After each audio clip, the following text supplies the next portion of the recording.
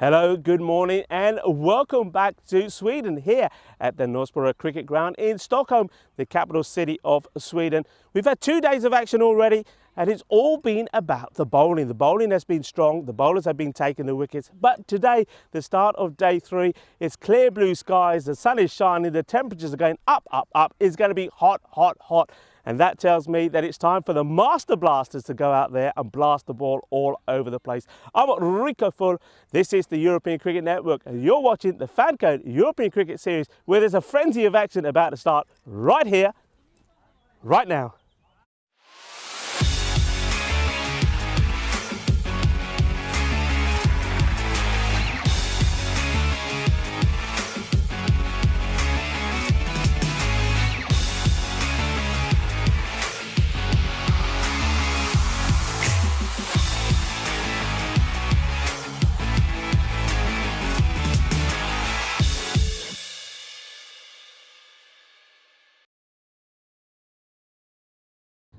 The first match of 4 on day 3 features a team that they became heroic earlier this year in the ECL back in Cardamom. It was Al Bazami. They were the neutrals' favourite side.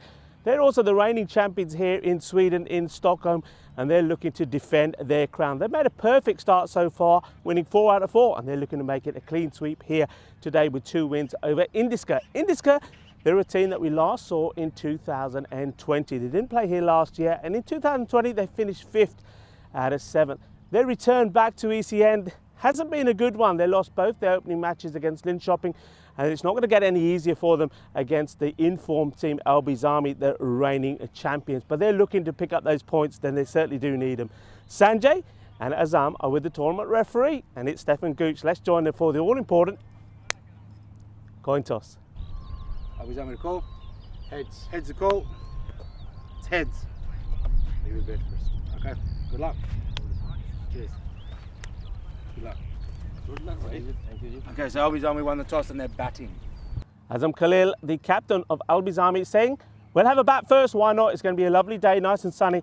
A good opportunity for him to go out there and put the runs on the board. But a lot, I do believe, is going to depend on the captain. He has to be at his best form.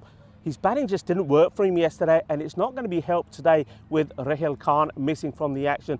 He's got to score lots of runs and hope that his middle order that didn't perform yesterday. Look, yesterday they lost 9 wickets for just 22 runs in that match against Linköping. So they've got to be better, and he knows they've got to be better.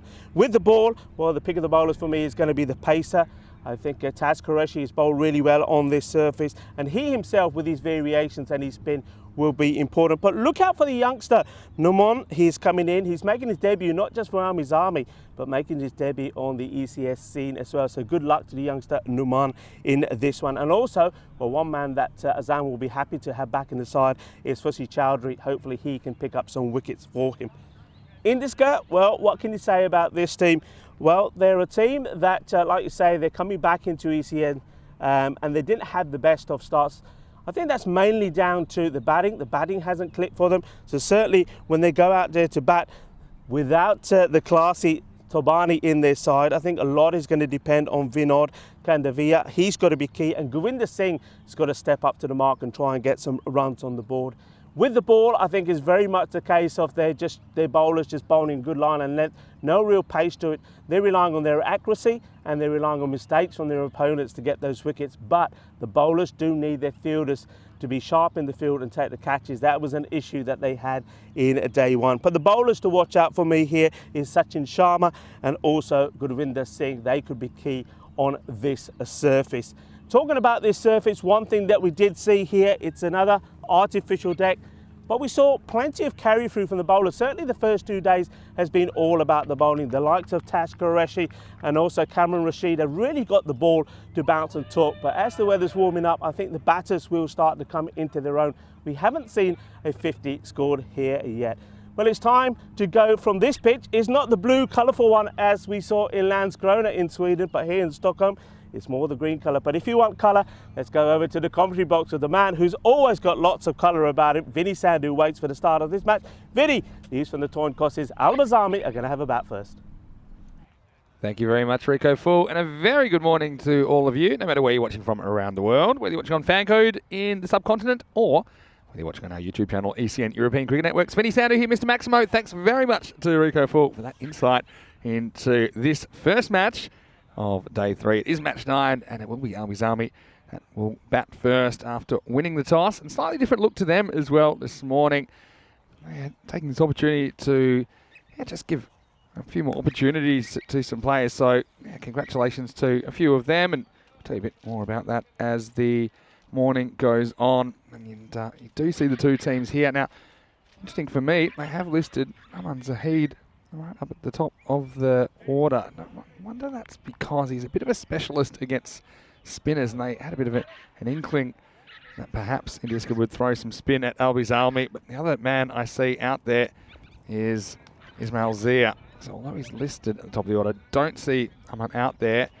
I see the openers as Ismail Zia and Zabiullah Niazi. So the two wicket keepers opening up for Albizami, and they will have to deal with some pace first. And this is Arshpreet Singh, who's come in to the lineup, and I'm looking forward to seeing how Indiska go after a disappointing couple of games to start their tournament. But I think it should be really interesting to see how this plays out. Don't think this will actually be bowled. I think this is a bit more of a practice ball. And look, I know that their captain Sanjay Sareen will be a little bit disappointed that they weren't really able to put too much together on their first day of action. But they've had the day off, and they are here, and they're wanting to climb this ladder. So strap yourselves in. 4 games of T10 action coming your way. And here's the first ball of the day from Arshpreet. It's unreachable. And I think this one will be called a wide. Ismail Zia. That was so wide, he wasn't too bothered. He was going after it. I've got to say, fantastic conditions for cricket. 9 o'clock local time. Currently 12 degrees and sunny. And not too much of a breeze at all at the moment. We're expecting a maximum temperature of something like 20 or 21 degrees. So significantly warmer in the first couple of days. And I can feel a little sparkle of summer in the air already. Another one that moves a lot. This one will be called wide as well. He's getting some good movement here, Arshpreet. So here, yeah, it's probably a wide. If it doesn't pass completely within the tram line at the point that it passes the popping crease, generally will be called wide by the umpires. If you are able to, drop us a message in the live chat. ECN European Cricket Network. I'd love to say hello to you. I've got a few people settling in already. Gets this on target, and it's into the gap, and it's going to run away, and that's going to show you how quick this outfield is. It's going to be 4 runs, the first boundary of the day to Ismail Zia. And they are pretty methodical about mowing this outfield, and have got another haircut, despite it only being the 3rd day of action, and that one absolutely raced away. And it went down the hill on that side as well. So, yeah, there's a slight slope to this ground. That one exploiting it. It's a nice shot by Ismail Zia. I like the way that he wasn't afraid to go offside. I think he was a bit too leg side conscious in some of his batting yesterday, although he did get away with it sometimes. Now they're just getting this field right. They've got a deep backward point, so they're kind of chasing that ball from last time. And the 3rd man also there, as this one will also be hit to the offside. Nice bit of fielding down there. And yeah, that is Sachin Sharma who gets down. And yeah, Indiska, I know that they would have been a bit disappointed, like I said, about their first day in the European Cricket Series for 2022.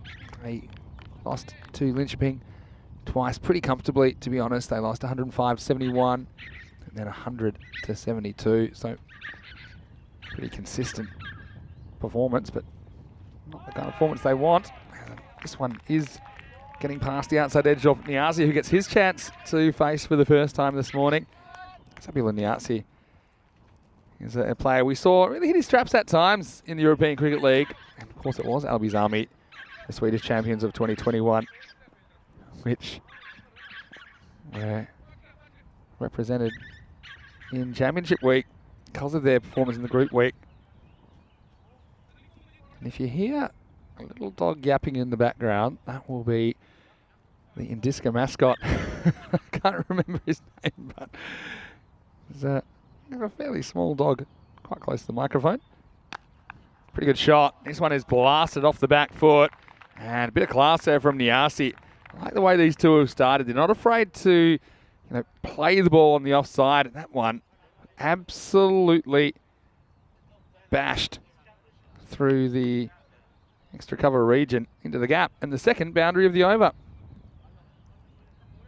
Yeah, so Albi Zalmi missing a few players, including Shahid Ali, who was kind of the hero yesterday, I guess, and Rahel Khan as well. He's not in the lineup, so they've got another spin option in Fuzzy Chowdhury that's come in. A couple of young players coming in as well. Played away to the offside, just for one. A pretty productive first over this one for Albi Zalmi so far. Also, probably see him out there maybe later in this innings or definitely in the second half. Big welcome to Noman Tarakel, who is making his debut for Albi Zalmi in this match. So I'm sure he'll be excited to represent the first team. Listed for me at number 9. I'm not sure we'll see him with the bat. Unless things go very wrong, which they can do sometimes, I suppose. Oh, a pretty good ball, but now the field's well set. They've got 2 outfielders in that quarter, top left quarter. And this one well backed up by Niazi. So that'll be the end of the over. Albi Zalmi finish it with a baker's dozen. 13 for no loss after the first over of day 3. Vinny Sander here, Mr. Maximo, and welcoming back into the commentary Ice Cube, although it's not too icy today. It's none other than Rico Full. Good morning, Rico. Good morning, everybody. It's great to be back as well on a lovely sunny day, not a cloud in the sky, and the temperature's soaring up to 20 degrees. Now that is what I'm talking about. Yeah, it's pretty nice, isn't it? Buenos dias to PK, who's in the chat. I also want to say hello to Sandori. He said good morning to us as well. And why don't you say good morning? It's a good time, even if it's not morning where you're watching from. It is morning here in the ECS world. Yeah, come on, we want loads of good mornings, whichever format you want to say. Buenos dias, namaste. It's lovely to be here. And, well, I'll tell you what, I've got some insight on Indiska as well. Yeah. This one, that's a good delivery. That's a nice start. Yeah, Indiska does mean Indian here in Sweden. Yep. I know that because when I was checking out some of the restaurants, I thought, Indiska, they're playing they're everywhere. They're playing at the ECS, yep, Indiska. They play, and they did have, and this was the man told me himself, it was Sachin Sharma, said, this morning, Rico, we had parontas, methi ale parontas. So I'm expecting some super things from them today. That one goes down to 3rd. Now, one thing they could improve on dramatically is their fielding. They let themselves down. And just as I talk about that, there's quite a comical bit of backing up from the wicketkeeper, Kiru Patel, in the good long barrier there. In comes a throw. I don't know what happened to Patel here. He just... I think he tripped over the bat. I think the batter tripped him up. We'll have to look at that one again. Maybe after this ball. Oh, dear. In the air, first opportunity. Are the Parontas going to work this morning? They are indeed. Methi ale Paronte khake aaye. Catch of Harlia. Shaba Shaba. And nicely taken by Nirmal Iya. Yeah, I mean, that's a really good catch. You saw how important fielding was yesterday. Makes or breaks you. And this one, Yassi wants to go straight, but he pretty much goes straight up. That's an excellent catch. And Iya, he was the man that had the job to do, and he takes it very well. So a dangerous hitter is removed from the equation. It's 14 for 1. Yeah, good bit of work. I just wonder if he can get the ball before him. Have a look at this. Yeah, I mean, definitely worth seeing again. See Albi Zalmi skipper coming to the crease. And yeah, so I mean, I'll try and talk you through this as a keeper. It comes back in, and yeah, one of the things you need to do is try and stay on your feet. I think he trips over the bat. I think he trips over the bat of the batter who's keeping his bat down on the line. Well, it doesn't matter because there may have been a bit of comedy. It's been followed by a wicket, and they certainly could do with getting these earlier batters out early because Albi Zalmi certainly don't have the depth that they would normally have today. Yeah, that's a good point. If you can get through the top order, might be an opportunity for Indiska. Got to say, a very good morning to Scouse Rat. I like that. Who's watching from Headingley? I love the Scouser accent. That's one of the things. We met a few people in Spain and in Gibraltar that are from that part of the world. Not everyone can understand them. I'm almost bilingual because I can also speak Scottish, which is even further north So for me, I can handle the Scousers. That's that blood you have. The Scottish Yeah, I blood. do have the You Scottish told me blood in about me. this before. I still want to see you in that kilt. I'm being a kilt eventually. I've got one. I've got one In this, I'll tell you back what. in storage. In Italy, we got that long summer. I want to see the kilt come out. Well, be careful. As long as it's not a windy day. Anyway, here's Arjun Singh. This one just moves in a little bit. Just missing leg stump will be one. Khalil, don't think he'll get off the mark here. Maybe he gets a little inside edge. So he's credited with the run, I think. Also, I wanted to note that Sandori is saying he's falling in love with the ground. It does look very pretty on TV. Yeah. I think it's something to do with the sunshine as well. I mean, the sun is just so bright. That's something that we notice every morning. It comes up at about 4 o'clock in the morning at the moment. So by the time we get up around, say, 7 o'clock and come to breakfast, it is already feels like lunchtime. Yeah. Goes after this on the offside. Should be cut off. That should not happen like this. He's wondering what happened here. He had 3 or 4 bounces and then he picked it up and just kind of spilled it. A bit like tripping over the curb when you're picking up your takeaway order. It ends up all over the road. Have a look at this. So fairly comfortable, and then the spin does him, but he seems to have it. And then he just finds a way to drop it over the line. Ashpreet Singh won't be too happy with that. The result's a boundary. So some good fielding and some less than good fielding. 2 overs down. It's 19 for 1. Hard to blame the sun, though, when it's completely on the ground. Yeah, Ashpreet Singh there got himself in a bit of a twist. You see the table, Albi's Army undefeated. You can see if it stays that way, they can really put some distance between them and the other teams if they can knock off Indiska in both games this morning. But Indiska, like I said, they'll sense an opportunity. They can get at the reigning champions, especially with a slightly different looking lineup for Albi's Army on the park today. So we're going to see Guravinder Singh coming in now. And he's going to bolt some of his left arm offerings. Here we go in over number 3. Fairly straight, turned away.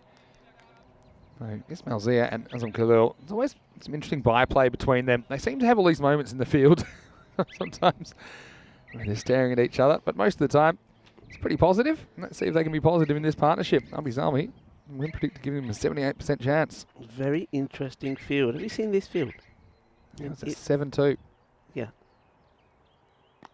So there's 7 fielders on the offside, which is the side to the left of screen, where you see that ball pushed. And then only 2 on the leg side. I've got to say, in this form of the game, I'd be pretty aggressive trying to step across. Yeah, of course. And I'm a bit surprised Zia hasn't taken the bait yet, because he loves hitting in that area. I know it's risky, but that just shows you how much Indiska want to buy a wicket here. They're willing to have this kind of a field.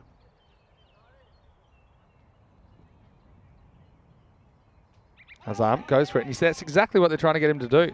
Yeah. And yeah, like, may cost you a boundary or 2, but if it can get you a wicket, well, it's probably worth it, especially this early in the innings. Yeah, if he gets the line right, Govinda, and Khalil still wants to go down that end, this is it's dangerous, especially with Sween, the power play as well, but it could work for them. This time he doesn't care, and he goes over cover just. 1 bounce 4. So that's the other thing. We are still in the power play, so only 2 outfielders, even though the kind of infield was packed in the offside. Azam Khalil goes over the top. And well, don't know if the ball retrievers are really up to the mark over there. And the result's going to be 4. Have a look here. The ball ends up just giving the little mascot a bit of a fright, but the result is a boundary to Albi's Army. More about that in a second.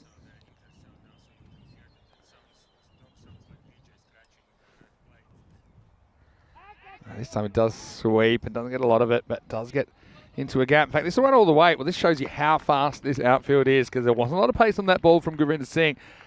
And Azam didn't really get it anywhere near the middle of the bat, but still, that's the risk you take. It drifts in, and with only 2 fielders on the leg side, just opens up the opportunity. And the result is another boundary for Zalmi. Yeah, I mean, don't forget, it had that fresh cut this morning, so it is going to be quick.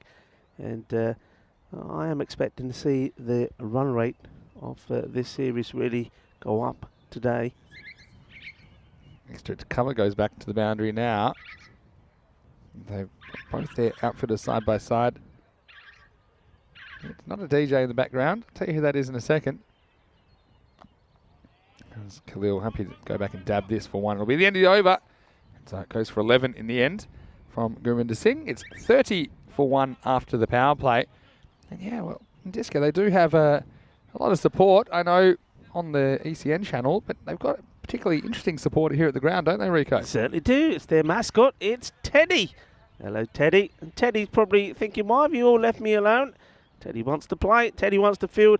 I've got to say that after some of the fielding there from Ashpreet Singh, Teddy probably thinks, I can do better than that. At least I can stop the ball. Well, Teddy's keeping up the chat, which I like. He's just noticing it's getting a little bit flat in the field. So Teddy, not afraid to kind of chip in with his 2 cents. He's certainly having a fair bit to say, is Teddy. As we go back to the action here, and it's going to be Arjun Singh to finish his spell. And so it starts with just a single. Well, there's a few people in the chat, including Suhas Shetty, who is he's talking about the Alupurantas that helped them, and I think maybe Indiska could benefit from them at the moment. And he wasn't the only one. A lot of chat about the Alupurantas. Yeah, the Alupurantas, well, they do make a difference. Forget your cereals in the morning. Go for the Prantas. There's Arjun Singh coming in. Only second ball. Also, the only thing I'd say about this field, I do like it, but I would be very, very frustrated if I've got this field set for me and a little push on the offside still goes for a single. So have it, but you see they all seem to be clustered together at one end. You need to have one of them in a lot closer, or even 2 of them. You've got plenty of support out there. Just stop these singles as well. This won't be a single. This is going to be elevated over the leg side. Maximo! 6-0, and he does like to go in that direction. And I know he misses a few outside leg stumps, so you say, well, come on, get it on the stumps. But he just doesn't miss as many on the stumps. That one angles in. He picks it up pretty comfortably for 6 over mid-wicket. Well, this one's been hit well. Well, don't put that in the bag, guys. Nice to see the ground staff after clipping the grass this morning, going around doing the old tidying up. It's a beautiful setup here, isn't it? It's all about teamwork. Coming here this morning, the guys working tirelessly around the ground. Its head is trimmed, tidying things up, making it look magnificent. Looks brilliant. Well, Himpreet Singh in the chat saying, Rico, do you like the methi Alupurantas? The What are the methi ones? What's that? Methi is it's like a spice similar to a herb like coriander, slightly different. And you know, you have sag.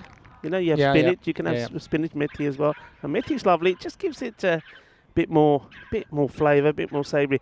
Yeah, I mean, I do like the aloo with a bit of methi, and of course, a bit of jeera mixed in there, a bit of chili, green chili. Oh yeah, you can't go wrong. I mean, you've got to stop talking about it. I'm feeling hungry. We just had a pretty good breakfast, to be fair.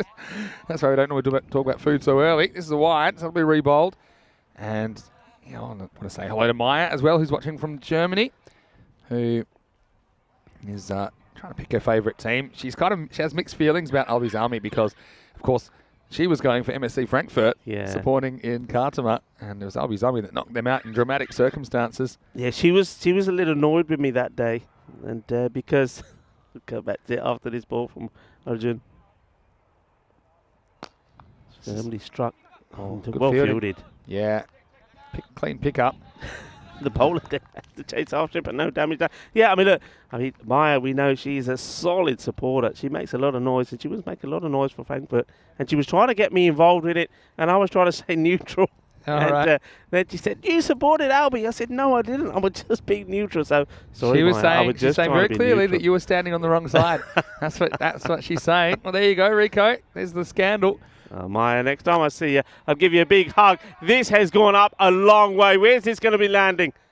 Oh, well, it would have been a sensational catch. I think he's done pretty well, actually, to keep this inside the field of play. Well, I don't know, because this could have bounced and just kind of lodged in the earth, because this was so high, and it is Nirmal Iyer who did take that really good catch, similar one, but this was harder, to be honest. This one, you can't really see how high this is. Doesn't do it justice. And he does get hands to it. He's kind of turned to the side, which makes it a bit more difficult. So that one goes down. It was so high, they got a comfortable 2, and it's the end of the over.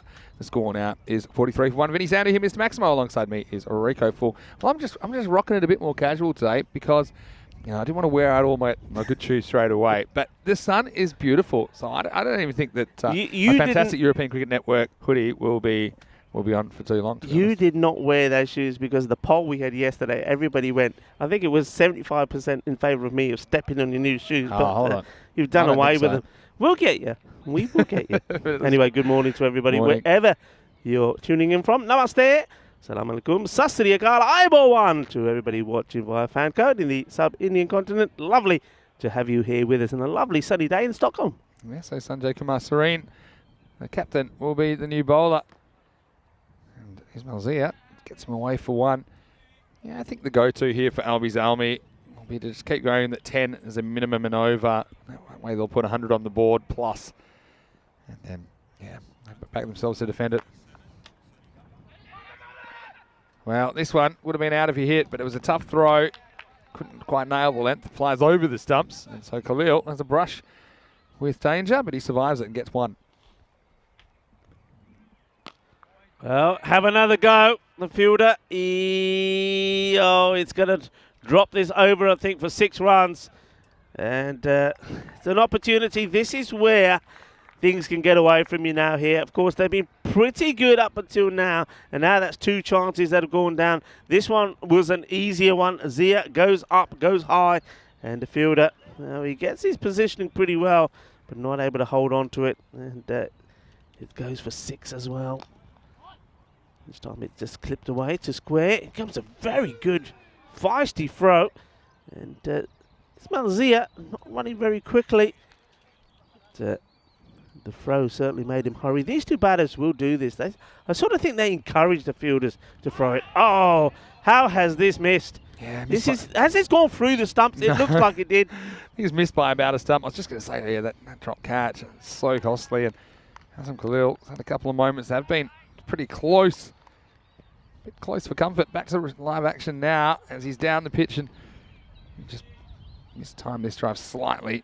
We'll go to Nirmal Iyer, who certainly has had plenty of work. It's halfway through his innings now. The 50's up for Albi Zalmi. In fact, they're 51 for 1 after 5. So yeah, it's exciting to watch these guys, isn't it? And look, I actually noticed a bit of a change in Ismail Zia's batting. I think that we didn't see him on day 1. But day 2, he was very leg side conscious, trying to swing things away over mid-wicket that really shouldn't have been going there. And I think he's smart. I think he's gone back and he's watched himself batting yesterday. Sometimes you're your own best coach, right? And I think today, you see, particularly early in the power play, he wasn't afraid to go through the offside to balls that were kind of delivered in that direction. Yeah. So and he's not afraid to go over the leg side when they're a bit straighter, but he's just being a bit more selective. We haven't seen him swinging and missing as much as we saw yesterday. Even though yesterday, look, he did have a bit of luck and he wasn't really punished for some loose shots. Anyway, here's Govinder Singh. This one, nice footwork, and he gets it over cover again. 1 bounce 4. It's a classy shot, isn't it? And think about Govinder. He's not afraid to toss it up, but Azam, he doesn't mind getting to the pitch of the ball. So he gets so close to where that ball bounces that it can't really do much off the pitch, and he just smashes it away over the offside for 4. Yeah, nice shot. It gets his feet involved. It's an area where he has been outed a few times, playing that shot caught inside the circle, but you can see he's really get the elevation in. Wants to go again. He's just one a bit flatter. Good fielding. That one got to fielder Gandavali pretty quickly. Handled it well, kept it to 1. So yeah, let's see what Zia's approach is to Govinder. He's into his last over. He wants to get a little bit funky, and he does. That's the kind of shot where you only get 1 for it, but you just want to be able to say, yeah, I can play the reverse. Have a look at this little one. Because he's never trying to hit it hard, so he's never really probably going to get it past that fielder.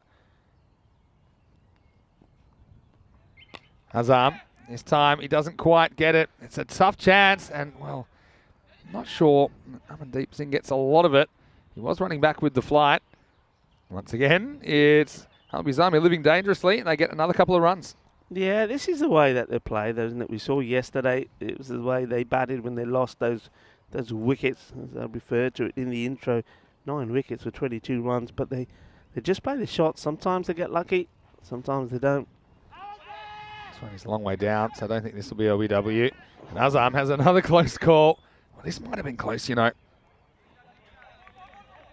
Well, that's the umpire. I was going to say he's in a funny position there. That's probably why you don't want to be there when the ball's coming in from long on. First, I don't think...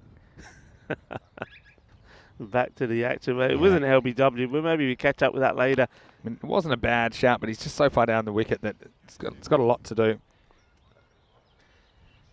And then there was almost a run-out opportunity. This one will be the end of the over. Have a look at all this action. That's climbing. Who knows where that one would have ended up. And then, pretty close. But look at the umpire. He just hasn't moved too far. And it's the bowler that has to tell him. He says, hey, watch out. But I tell you what, he just turned down his LBW appeal. I don't know if I would have told him to get out of the way. I would have. Maybe if you're not going to give it out, maybe you want the umpire knocked out. He took him into the firing line there. Kuma Serene is going to come back on here. 61 for 1 after 6 overs. So still tracking at that 10 and over, aren't they? Sanjay Kumar Serene is going to bowl over number 7. See Albizami favoured even slightly more than they were at the start of this game. Now Azam, he's going to go, in fact, Azmal Zia is going to go over the leg side, and he goes high, he goes long, he goes strong. Maximo, as Zia moves into the 30s, and this is one that he feels comfortable going after. And so it's a big shot off Sanjay Kumar Serene to start the 7th. He plays his shot really well, doesn't he? I mean, he's miss-hit a couple, but now he's starting to find his range. And this one, got a bit lucky with this. They come back for 2. Nobody at fine legs, so a lot of work to be done. This next ball, we're still watching the replay. That's why this is what happened in the very next ball. He just kind of gets a little bit of bat. A bit fortunate, doesn't go onto the stumps, but he does get 2 runs. And now he's gone. So Sanjay Kumar Serene gets the last laugh as he just challenges Zia, who I said doesn't miss too many that's straight. Well, he misses this one, and he goes for a lightning 37 off 19 balls. He's the 2nd wicket of the day. It's 69 for 2. Yeah, he's played his part well, being asked to open up with the absence of Rahul Khan in the side. And also they're missing 1 or 2 others, and he's done a good job. I think he's batted well. He's not hung around, he's played his shots. Okay, you've had a bit of luck. Hay poquito de suerte también, pero vale, sometimes as they say, luck, fortune sort of follows the brave. And that's exactly what he's done there. He's batted well, he's put his team in a good position. And also, don't forget, you've got Azam Khalil, who's set out there as well. Got Taz Qureshi, who's listed at 4, wearing number 4 as well. So a bit of a promotion, considering a slight change in personnel for Albizami in this match this morning. Got to say hello to Biker in Taiwan, who's watching from Taiwan. He said ECN should come to Taiwan sometime. Oh, yeah. I've seen a lot about Taiwan. It's a beautiful place. Good morning. Good morning to everybody who's tuned in from Taiwan. We really do have viewers everywhere, don't we? Now here's Qureshi facing Sanjay. Just leans on him, picks out the cover, so he won't get a run there. Yeah, so we've talked a little bit about, maybe the time will come where ECN might go to places outside Europe, just a bit of an ECN abroad. I think it's a good thing to bring European cricket to the world. I mean, we already do every day, but especially in those months where it's very hard to play in Europe, like December and January, anything's possible. Uh-oh, he's got this wrong, and he's going to get away with it. Taz Qureshi now, he might get a couple, as he's taken a long time to get going, so it will just be 1. And that one, such a leading edge and looped up. I thought for a minute maybe the keeper had a chance. Almost went all the way to the man at the short 3rd man. Yeah, this goes further than you'd expect it to, and then 3rd man, you knew that was going to happen, but Khalil, of course, he just wants to strike, and this is why. Balle, kinna sona, shaka, lagya, spagiza. Yeah, man. This one is whacked. Once again, it's good footwork, so he gets pretty close to the pitch of that ball. So 7 overs down, 76 for 2. So after 7 overs, still on track for something over 100. You see, yesterday was quite a low-scoring day.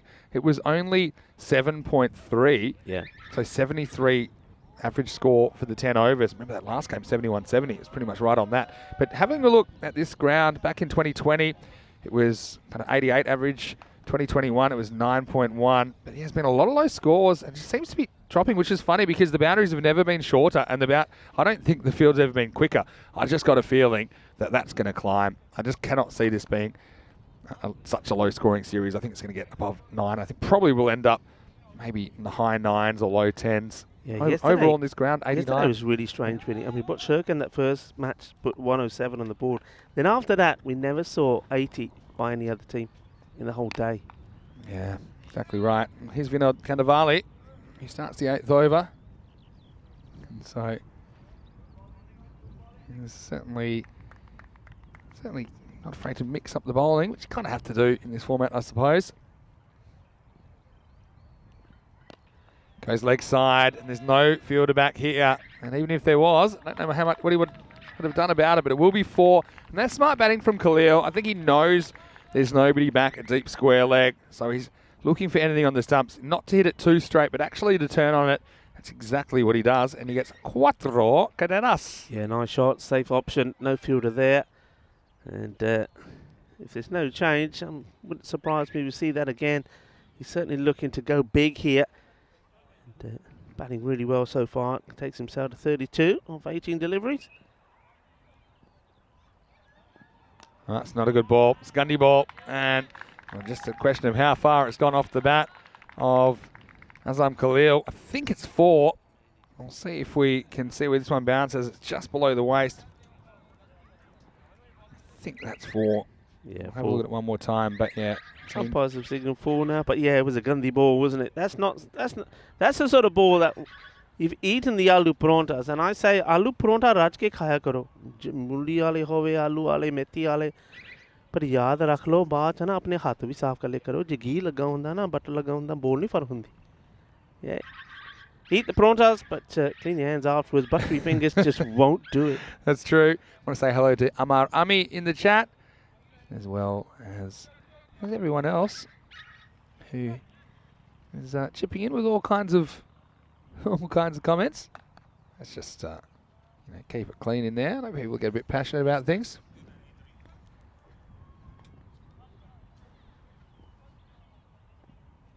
This time he's on the walk. This is where he sometimes gets it wrong. And they're not going to go for a bye. Don't think they want to lose Khalil at this stage to a needless run out. Yeah, Khalil just says no. He says, I'm staying here. He said, all right, I've missed out on that one. He just went for power as opposed to timing. And see Khalil say, nah. Leave me here. And it's another bad delivery. It's wide down the leg side. And this over 10 already from it. Still a couple of balls to bowl. And Khalil is eyeing him up. He's targeting him.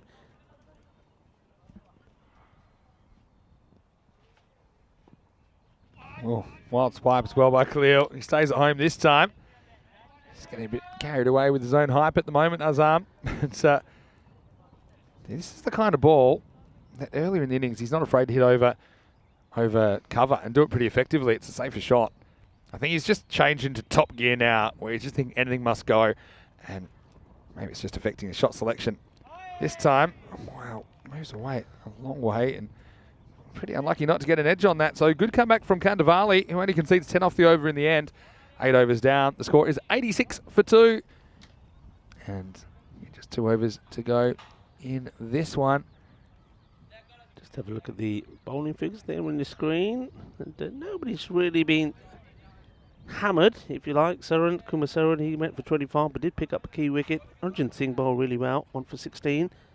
Ashpreet Singh, maybe they're holding him back to bowl the last. We're going to a man who was telling me about the methi paranthas he had in the morning, Sachin Sharma. Well, let's see. I mean, that dog's a model now. Teddy, he's already got a contract. He's signed up. So look at that. Some glamour shots for Teddy. It's a good job, Teddy. It'd be easy to get around if you had to go on like a world tour.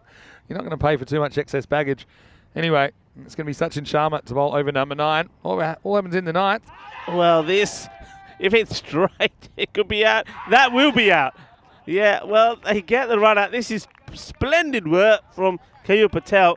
Rather than focus on the appeal for LBW, he gets the ball, whips it in, and it's run out. Taz Qureshi goes. It's going down leg side, and who knows how high it would have bounced. But it's really alert stuff from Kayur Patel. And he picks it up one hand, gets rid of the glove pretty quickly on the way to the ball. Makes no mistake. So Qureshi, unfortunately for him, his promotion doesn't bring too much fruit. He's run out for 2. Score is 86 for 3. I don't mind that. He knew what his role was. Yeah. He knew his role. His role was there. If he had to sacrifice his wicket to get Khalil on strike that he has to do it. You see Khalil there say, look, we're going to go. You just got to go. The umpire just gets the program. He's having a good think about it. Then he sees the ball coming his way. And now Azam is going to run a tight one. And this one's going to hit the edge of the pitch. And it's going to curve away. I liking this. I don't think this hits anything.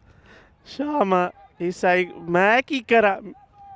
So what can I do about this? Look at this. I'm not even sure it's touched or not. Anyway. No, it doesn't touch anybody. It's Aman just the pitch. Zahid. Well, he's only faced one ball in this series, Aman Zahid.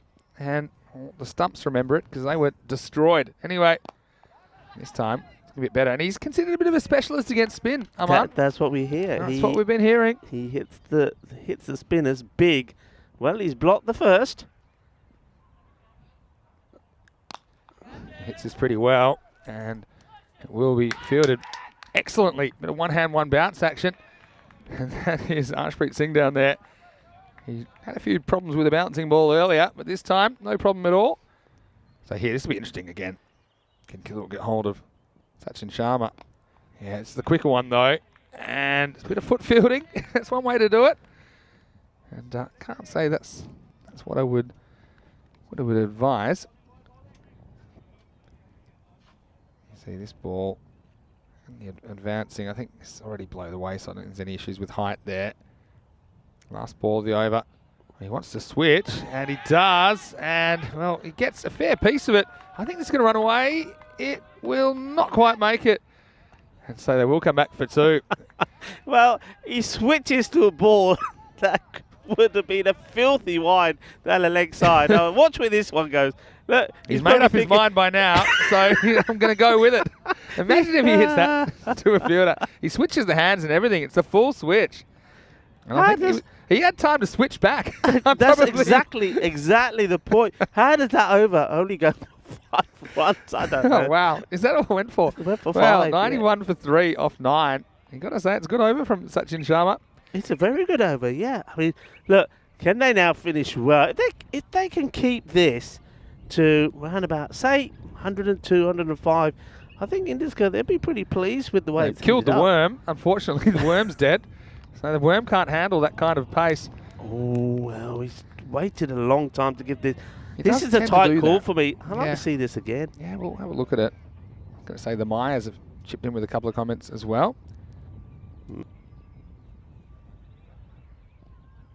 Sorry, we'll come back to that if we get a chance. Next one. This will just be one. We'll take him up to 9-2. Here's that tight call. Yeah, that's not quite wide enough. But Azam does a good job. See, he uses good eye contact with the umpire. And he just looks him stone cold in the eyes. And he says, come on. Yeah, I think that was... Well, here's trouble. This one should be taken, and it is. So, unfortunately, Aman Zahid, he'll only make the 3. It was a pretty entertaining 3, though, to be fair. But it does give him the 4th wicket to fall. Nice catch back there by Vishal Shanmugam, who holds on to the opportunity. And so it will be 4 wickets down now. It's 93 for 4. Yeah, good bowling here from Kandivila. It's probably more, has to play a bigger part with the bat. Aman, I think he's going to disappoint his captain because Azam, 39 or 25, would have wanted to be on strike. Him getting out here means the new batter will have to be that man. And it looks like it's Fasir Chowdhury that's coming out. Yeah, it is Fasir Chowdhury. He was actually the man. We didn't see bowling too much, but he took the first 5 of the year at the ECL, if you remember that. Yeah, he did. And then we didn't see him. And also, they packed him away. He had an over that had 5 6s and a wicket in it as well. So he had a bit of a mixed bag, to be fair. But hopefully we see him bowling a bit in the second half of this game. Right now, Kandivali trying to close things out. Azam Khalil will be back on strike. I've been trying to say it's about 3 overs, but there's too much happening. But some chats from the Myers. The first one was from Maya Zakini, or Cricket Mania, who was talking about, she's kind of, because she found it hard to not like Albizami because she met Azam in the food line in Khartoum. Here is Azam, who gets this one through the fielder, who gets a piece of it, just slows it down enough. Now going to come for 2. Yeah, smart running, because they do want to get Khalil back on strike. So yeah, no, Khalil, we've talked about him a lot. He's one of the real nice guys of Swedish cricket, one of the nice guys of European cricket. So it's great to see him whenever he has success. The other Maya Patel, is talking about, she saw the scorecard of the last game last night, where Albizami won by a run. Go back and watch it. That's what I'm going to say. So I can't do much with this. Just get one. I think he's so unselfish that he wants to give Chowdhury another ball here rather than try and smash it for a boundary. Yeah, so go back, maybe in the break, the innings break, go back to yesterday's stream and watch the last over of yesterday. That's all I'm going to say. There was 16 off it that were required by Linköping. Anyway, last ball of this first innings of day 3. They're going to come for 2, and why not? Azam Khalil will hustle back. Well, they might get more, but they might not because he's not going to turn around. And so they will get 2 off the last ball. Takes them to 99. So an even 100 required by Indiska if they're going to get on the board. Well, Rico, you got to say it was a pretty good effort by Indiska to hold Albizami to double digits, but still they're going to have to bat a lot better than they did yesterday, or 2 days ago, I should say, Indiska, if they're going to chase down this 100 runs, especially against an Albizami attack who still have a couple of guns in their arsenal. Absolutely, they did really well. I mean, I was thinking that it would probably be 100, but they could keep it to about 102, 105. And their biggest issue is going to be there's no Thabani in the side. He was the class batter, so somebody's got to take his role. But it's another day. They've had the Alu Pronta, so let's see what's going to happen here. It's started pretty well with the bat, didn't it, with those 2 openers, with Ismail Zia and Niazi, but you know, the aggressive play, something had to give, and what it was all down to that catch from Nirmal Iyer. Lovely catch. The ball went up in the air a long way. He had an opportunity to take another. It was a lot harder, but it wasn't to be. But in general, the performance from Indiska in the field was much better. The fielder there didn't really know what happened with that one. It's a bit of a mixed bag is what I would call it, because certainly think there were some good ones that were taken. There were a couple that missed, a few hard chances as well, I suppose. That ultimately, I think you'd be pretty happy if you're in Indiska anytime you keep Albizami under 100. But like I said, they will have to bat well. That's one that went to the moon and back, and unfortunately didn't fall into the hands of Ia, who gave it a good shake. But to keep it inside the field of play, Ismail Zia and Albizami was a bit of a key partnership for Albizami, and this one did make it all the way as well. Good footwork. He's just a good player all round. It'll be pretty tough to handle with the ball. And so I've just put in the chat the link for the last over yesterday, so check that out in the break if you like. Zia, eventually he missed a straight one, and he had to go, but not before. Pretty useful contribution of 37. And then Azam really opened his shoulders on that one. That was 6 by a long way. And then he just manipulated this one leg side where there was no fielder. So I would say that some really interesting bowling was pretty effective. Qureshi, he couldn't get any bat on that. Unfortunately, his legs weren't quick enough to get him to the other end in time, and that was a nice bit of fielding by K. Patel, the keeper.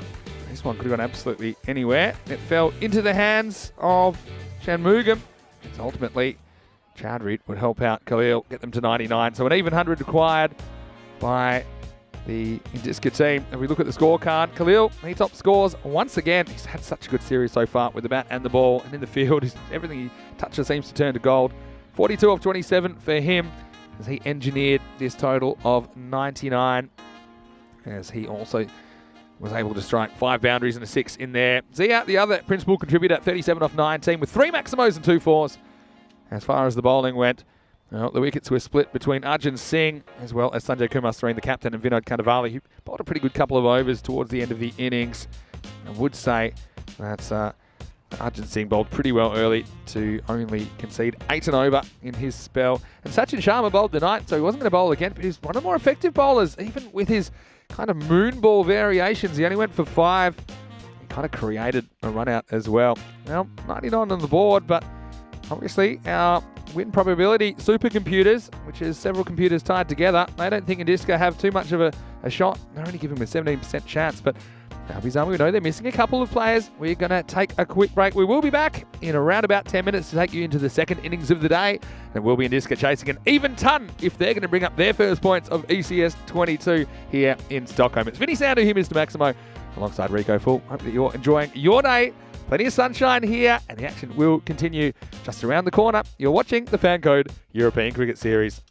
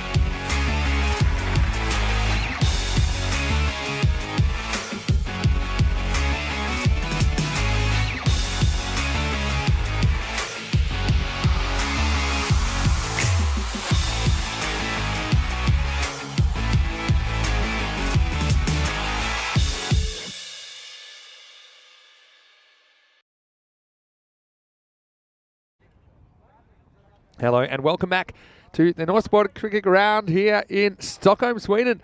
Beautiful sunny day. The mercury is hit 14 degrees, so get out the sunscreen. Summer's on the way, and on the way is the chase in match number 9, the first match of the third day of play. Group A action, and it's Albizami, the table toppers at the moment, against the winless Indiska. But what I would say is it's a slightly different Albizami team on the park today. They are missing a couple of their guns, and Indiska, pretty good effort for them to keep Albizami to 99. Just looking at that innings, it was pretty consistent. I think they were 51 at the halfway point. Scored 51 in the first half, 48 in the second half. What I would say, though, only 13 runs came off the last 2 overs, and there were no boundaries in the last 2.5 overs. So that just shows you that Albizami didn't quite get away. They do have some pretty good weapons, and this is one of them, Taz Qureshi with the ball. He'll be opening up, and I think we'll see Govinder Singh. He's out there for Indiska. He's opening up with Sachin Sharma. So I think it's a real opportunity here for Indiska, but they need to make a good start. I think they need to make 30 plus in the power play. They don't want to back themselves into a hole because they're going to have to deal with Azam Khalil for a couple of overs, I'm sure, in the middle or maybe towards the end. So I think they need to be brave, and I think their top order needs to fire. Vinny Sandhu here, Mr. Maximo for the European Cricket Network. Always a pleasure to have you with us, and always a pleasure to have this man next to me, Rico Full. And Rico, it should be a very interesting chase in this match. Yeah, well, I want to see the effect of the Alu Prontas when it comes to the batting. We saw an improvement with the bowling. Can they do it with the batting as well? I think if they can, this man Govinder Singh has to fire for them. This first one gets through with a bit of pace. You can see Qureshi is a pretty consistent performer for them with the ball. And so, first one flying through to Zia, no score.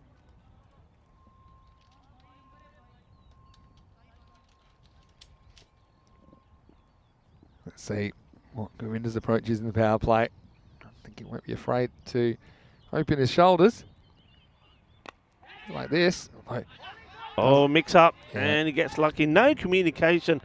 That was an issue Govinder Singh has. Well, both these batters have had issues and been run out in horrible circumstances. You've got to communicate, and as you say, Vinny, you've got to look at each other in the eye. Look at this there. From where Jabba is having all sorts of trouble staying on his feet. I think he was doing a bit of break dancing. Break dance. We have a break dance party. Well, I'm liking that. Andres, we'll have that again, please. That's well bowled. Well, Jabba had a few funs, but he was doing a bit of break dancing. I love your break dance music, though. Yeah, you like it? Quite a wide variety of music, you know. We can do a bit of DJing as well while we do the commentary. There. Get a few Teddy's decks. a lot quieter now. Teddy was creating some barking beats over in the Indiska dugout. He's got company now. He's not alone anymore. Teddy, the mascot for Indiska. Run on the board. So they're up and running. Sharma now to face his first. Hits it very well. Straight to the fielder. It's more poor running and miscommunication between these two big units. Well, I tell you what, they just need to talk to each other there for a minute. Is that Jabba again? I don't think it's Jabba this time. He's having all sorts. I think it is. I think Usman Jabba's having all sorts of problems there, staying on his feet. It's like dance fighting. Have you ever heard of that? Anyway, just 2 on the board so far. Full toss, driven straight to the fielder. It's frustrating. I mean, you only get 18 balls in the power play. Get a juicy full toss from Qureshi. Look at Jabba still struggling, isn't he? I think he looks like he's winded himself. Yeah. He's looking to hide at the moment. He's going to be all right. He's a tough unit. He had about 8 or 9 teammates on top of him at the end of the Group D final. Maybe he's still sore from that. A bit of extra bounce. And so it's the end of a pretty tight over. So that makes the rate climb to more like 11 and over after just 1 over. Indiska are 2 for no loss. And Taz Qureshi does it again with the new ball. So he doesn't take a wicket, keeps things really tight in the first. Yeah, he's a good bowler, and I think with the likes of Momand missing from the side, I think a lot of responsibility falls on his shoulders to bowl well and bowl tidily. He's really the only genuine sort of pace bowler So Kudratullah Mirafsal, he's kind of stepped into the second overall, which normally you see Lamam Oman bowling. He's a pretty handy cricketer, Kudratullah. Didn't see him with the bat during the first half of this game, but he can whack the ball around a bit as well. He will be bowling to Sachin Sharma. And angles in and grabs some of the pad, I think. Ismail Zia thinks about throwing and doesn't. Will be a leg by. The third run of the innings. Yeah, I mean, you don't want to see Indiska kind of just drift through this power play without firing a shot. Then suddenly they'll need two a ball through the rest of the game. They're going to have to deal with a few tricky bowling options, particularly Azam Khalil for a couple of overs in there. So, yeah, they need to be proactive in this chase. 6-3 field. That's exactly what Govinda tries to do. He just drags it down too long on for one. Yeah, we have seen a lot of this offside dominant field tactics. So yeah, 6-3, meaning 6 of the 9 available fielders on the left of screen, 3 on the right. And you're just trusting that your bowler won't drift too far into the legs of the batter. And this one's a genuine bouncer. Hooked and missed out on by Sharma. It's pretty well directed, to be honest. It's about eyebrow high. Yeah, that's good delivery from Afzal. Just highlighting what I was talking about this pitch, Vinny, that if you put something into it, it does give you some return, especially for the quick bowlers. Cut away into the gap, and this will be 4. It's good batting, and Mir Afzal wasn't afraid to bang it in. And this time he gets banged, and there's no protection in that area. It was just a matter of whether it found the gap, and it did perfectly. And that's a boundary that might bring a little bit of momentum to this Indiska innings. Yeah, that's a classy shot. It really is. It wasn't very wide, but Sachin Sharma, he stands upright, stands tall, and loving the wrist work there to guide that into the right area.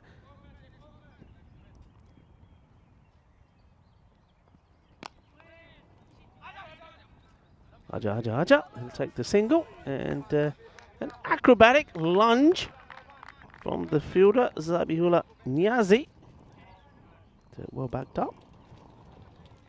Yeah, they certainly like throwing themselves around. Well, it looks like Usman Jabba there at point seems to have recovered.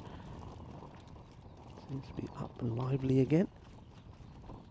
Short, good shot.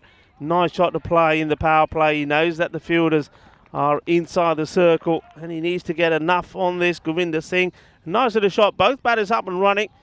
He waits for it as well. That ball sort of held up. He waited, didn't thrush at it, then times it over the inner fielders. 4 more runs. Cuatro carreras más. So it's a nice start at the end of the second over. They have moved on to 13 without loss. 11 coming off that one. Yeah, so at least it gets something going for them, doesn't it? Looking at the table, and you see Indiska, they would love a win. Just to put some space between them and the Titans. And the Titans, we will see them later on today. Yeah, taking on Linköping. And, yeah, I mean, of course, the 5th team after match 20 on Friday night, they'll be eliminated from proceedings.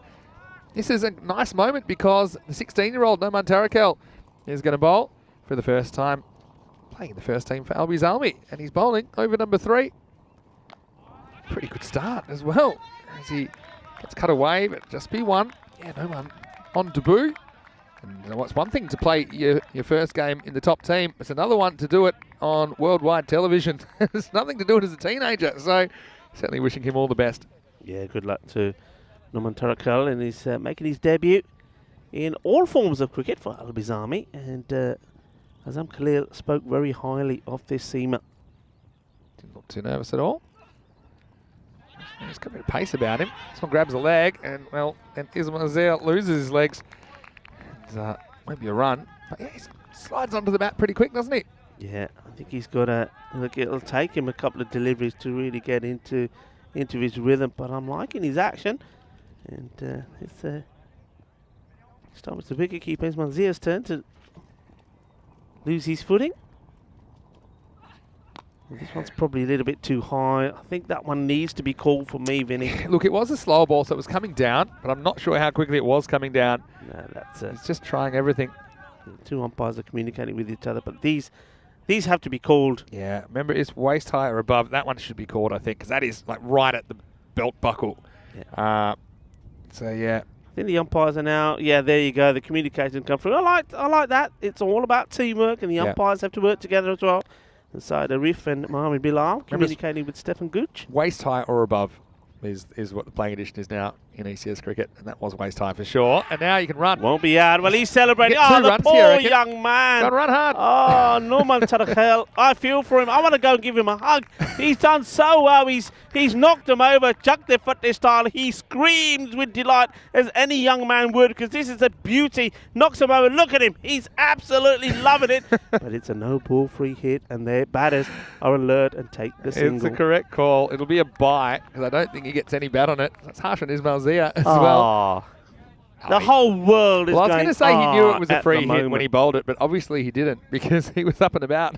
So anyway, at least he knows he can do it now. Well, he'll be going there again. I know it's a different batter, but I'm sure he's going to get this one right up there. We're behind you, Tarakhel. We're behind you. And, well, this one goes behind. And it will be fielded. And he gets a good round of applause, Sabidul Niazi. It's good. Al-Bazami, that's what they do. I think that is why. I mean, a lot of people say, why are some clubs more successful, more popular, more dominant in some of the European countries we go to? I think a lot of it is down to their investment in youth and cricket in general, women's cricket as well. This one's not a good one. Fielder's got work to do out there and is not able to stop it. That's going to be 5 wide. That's Zabullah Niazi. My money was on him stopping this. I know it had a fair bit of pace on it. I think it's Zia today for them. Yes, Ismail Zia. Behind the Niazi stumps. Oh, yeah. there, so yeah. the fielder. They both had to go at it. There's 2 balls there. Which one's he going to bring back? Oh, that wasn't a good ball. So, yeah, Azam's just having a little word. He's so good with the youngsters, Azam. I think he's just disappointed with that no-ball wicket. It's going to play on his mind for a bit. And I think Azam's just going to be saying to him, hey, don't worry. It will come. You'll get another chance. Get your line right. Well, he hasn't this time, but it's a good stop this time from Ismail Zia. Yeah, that's an excellent stop. Yeah, he just needs to settle. Easier said than done. I mean, this is one of the bits of advice I think I had in my first week of playing at a reasonably high level. The coach said, and I had a pretty good start, and he said to me, look, everyone can perform when they're playing well, but you got to be able to get through the tough spots. And so he's looked very good early on, but now he needs to try and regain his confidence. Well, this one almost knocks his head off. This is nice and spicy. I'm liking this. He bangs it in. It's been called wide. Did that go over the head? I don't think. Oh, well. I mean, I'm going to see this again. I don't think it does. Normally when it goes over your head, you don't have to get out of the way as much. Let's have a look at this. For me, no, we can't tell when it goes past him. That's the thing. There's about here. Yeah, it probably was a wide, actually. Nah, he's ducking for me. Nah, he was weaving more than ducking. I think that is a good one. I think that is a good call. Okay. Agree to disagree. Truce. Another one down leg side. I think this will be another wide. So he's just struggling with his control here. Tarakhel for a promising start. Anyway, just needs to. Come on, Norman. Back on it. Outside the off. Come on, buddy. Rico's meant to be neutral, Rico. I am neutral. You know me. Yeah. When his juniors out there, you got to support the juniors. Yeah, I know. I'm much the same. That's a good ball. Muy bien, chico. That's better. Yeah, I like it. And this was risky. Well, it was not being picked up cleanly by the man backing up. I don't think this throw was on. It's a good job he's a young bowler. I think if that was a senior bowler, you'd be having a few words with the fielder here. Well, I think he sensed an opportunity for a run out. Whether it was or not, he certainly gives it everything, Kudratullah. But then the backup field, if he picked up cleanly, he had a chance. I think he's probably going to be home. But then the backup fielder fumbles. So, yeah, it's probably worth going for an extra run. Yeah, a lot of things happening in this over. It's 14 runs have come off it. There was a number of wides there. Don't forget there was also that the no ball wide as well. The no ball by, I should say, not a wide. And I think there's a ball to come. They're just checking. And it's one of the things when you have so much action. Hey, gives us a chance because Maya Patel in the chat has asked, will there be a women's ECN or kind of ECL competition or ECS potentially in the pipeline? At the moment, she's not sure if there's enough participants, but it would be great to see. Yeah, look, it's something that we're looking at in the longer term. It's probably something that's going to take a bit more time. At the moment, we're pretty focused on continuing what we're doing.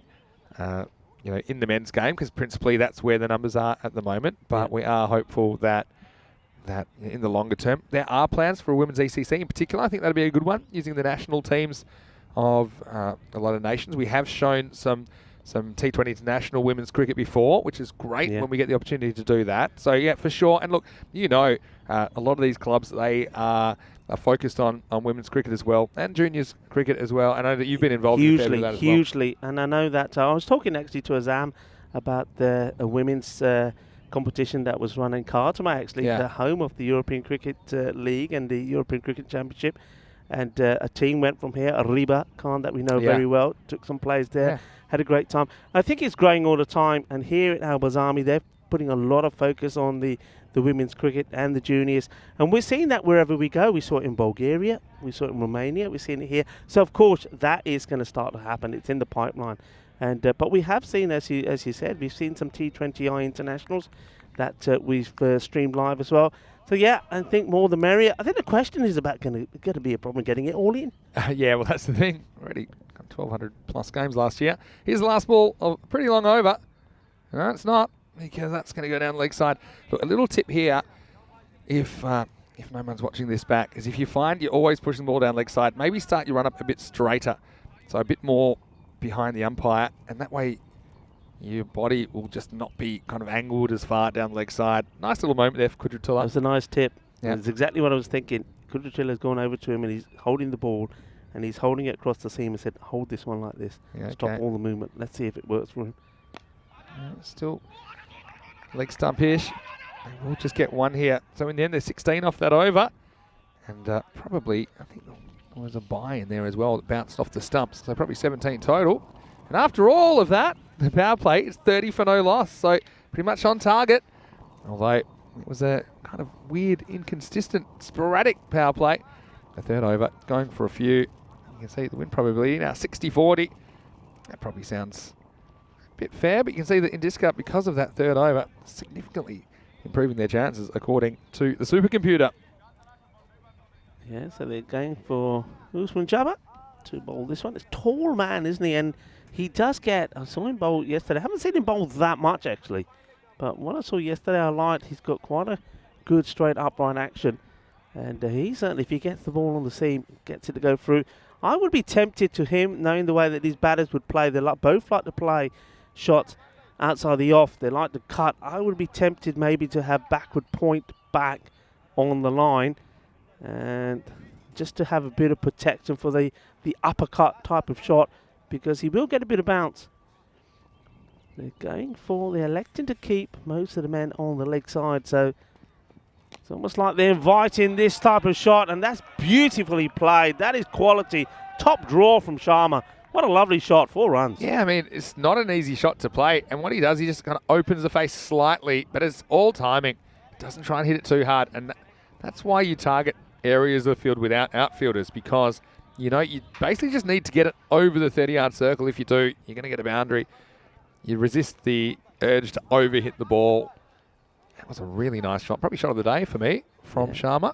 Bringing up the change now. This is what I like. It's better. I still think with these two batters, you're better off having the 2 players out there, backward point as well. This one's cut away, and it's going to get through the fielder. Luckily, he gets a little bit of it. That's Sabawin Nazari, another new face in the Al Bizami lineup this morning. And I think he's pretty relieved that it doesn't give away any extra runs. I think they were going to get one either way, and this way they only get one. Yeah, and that sort of underlines my field positioning, why I'd have that man back. There's Manjabar with the ball. Slightly slower ball, I think. Beats him outside the off stump. Yeah, interesting that we haven't seen either one of these openers hit straight down the ground. So one thing that I, as the captain here, would be saying to my bowlers, say, come on, pitch it up. Let's see if they can drive the ball. Pitch it up. Get the ball straight on the money. This one will just be down to Tazkareshi for a single. Yeah, it's a matter of just staying at the rate as well. They've got the 1 boundary in the over. That helps. If you have a boundaryless over, it's going to be real tough to stay at the 10 and over required. And the other thing is, we've got Azam Khalil still with 2 overs to bowl, and you know he's normally pretty economical, so maybe need to attack some of these other options Jabbar gets outside the off stump. Long chase for Qureshi. We'll keep it to 1. And now they're going to get an extra one. Not a good throw. And this might have bounced off Jabbar. Well, you know, he already had a bit of an issue, didn't he? Or he winded himself earlier. This one may have just cracked him in the lower leg.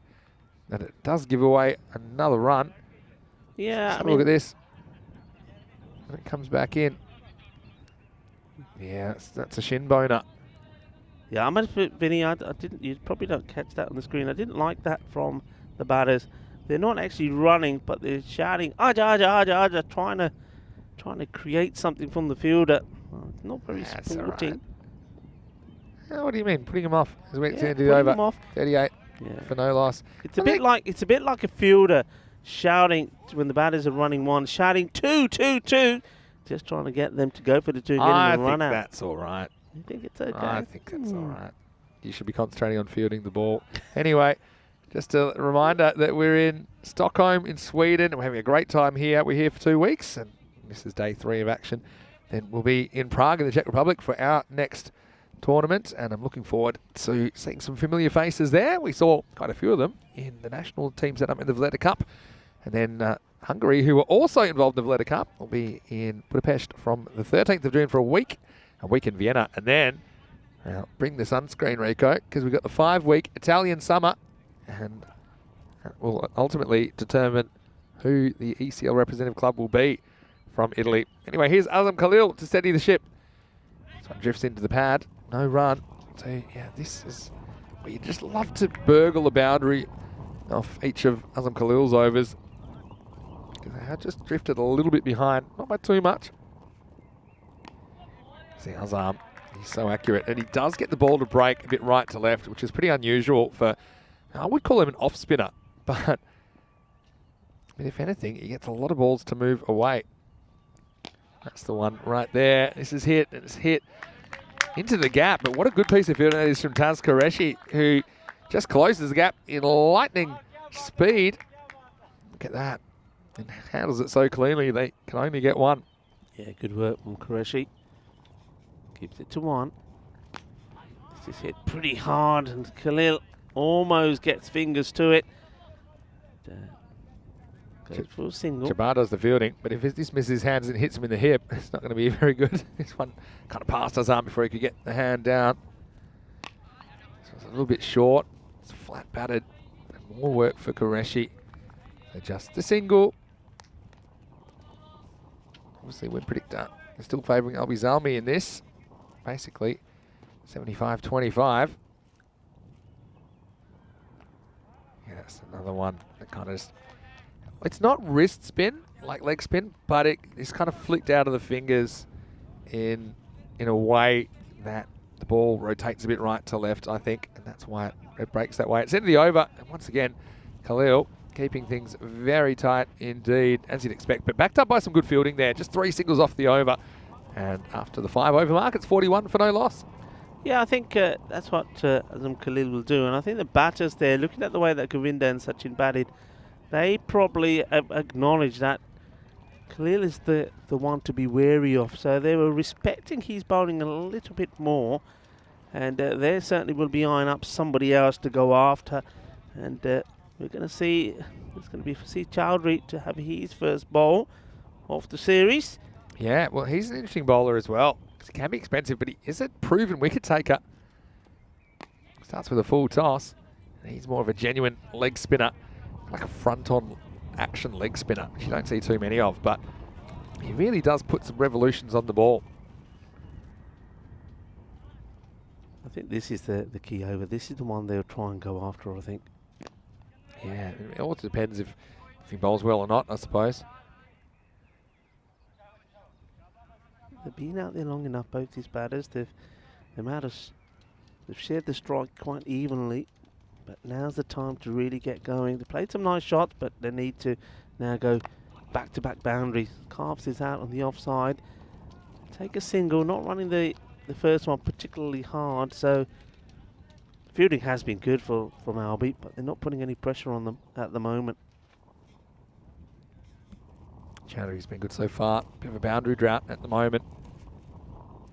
14 balls without a boundary now. It's going to make things really tough. I talked about He'd love to burgle the boundary off Azam Khalil. They couldn't do that. So far, they haven't been able to get too much going against Chowdhury either.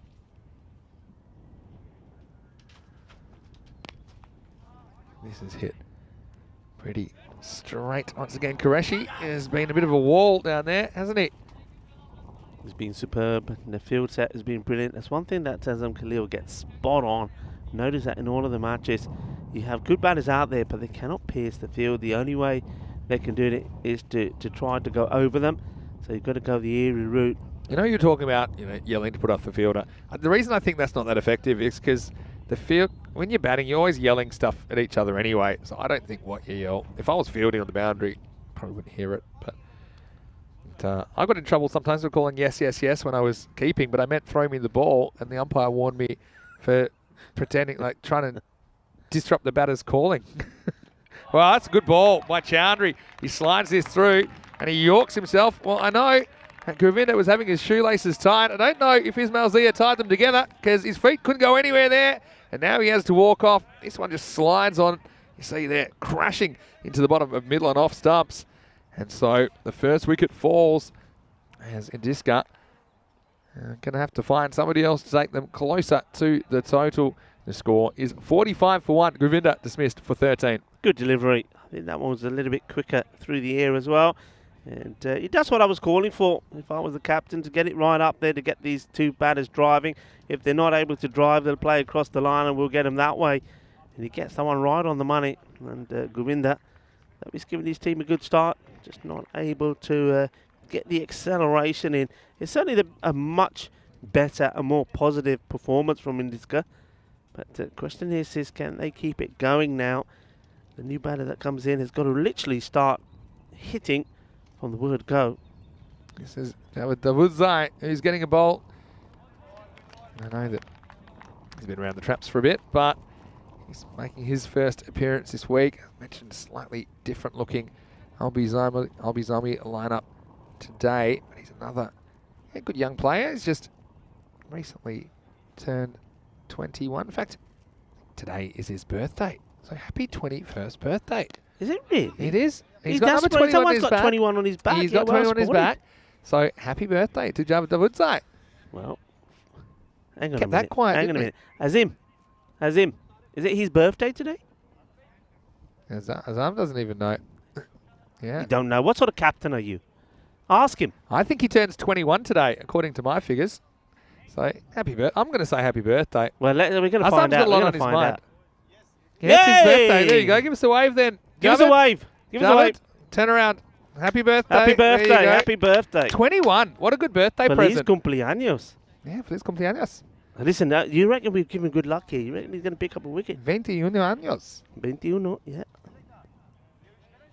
All right. Now, if he really wants to make the captain happy,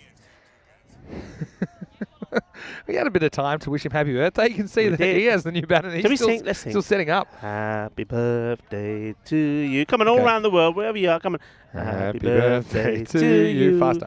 Happy birthday to Javed. Happy birthday to you. Hip hip. Hooray. Hip hip. Hooray. Hip hip. Hooray. All right. Wicket time. Now, don't get smoked from Maximo after that. As he gets this in. Yeah. Pretty good bowling.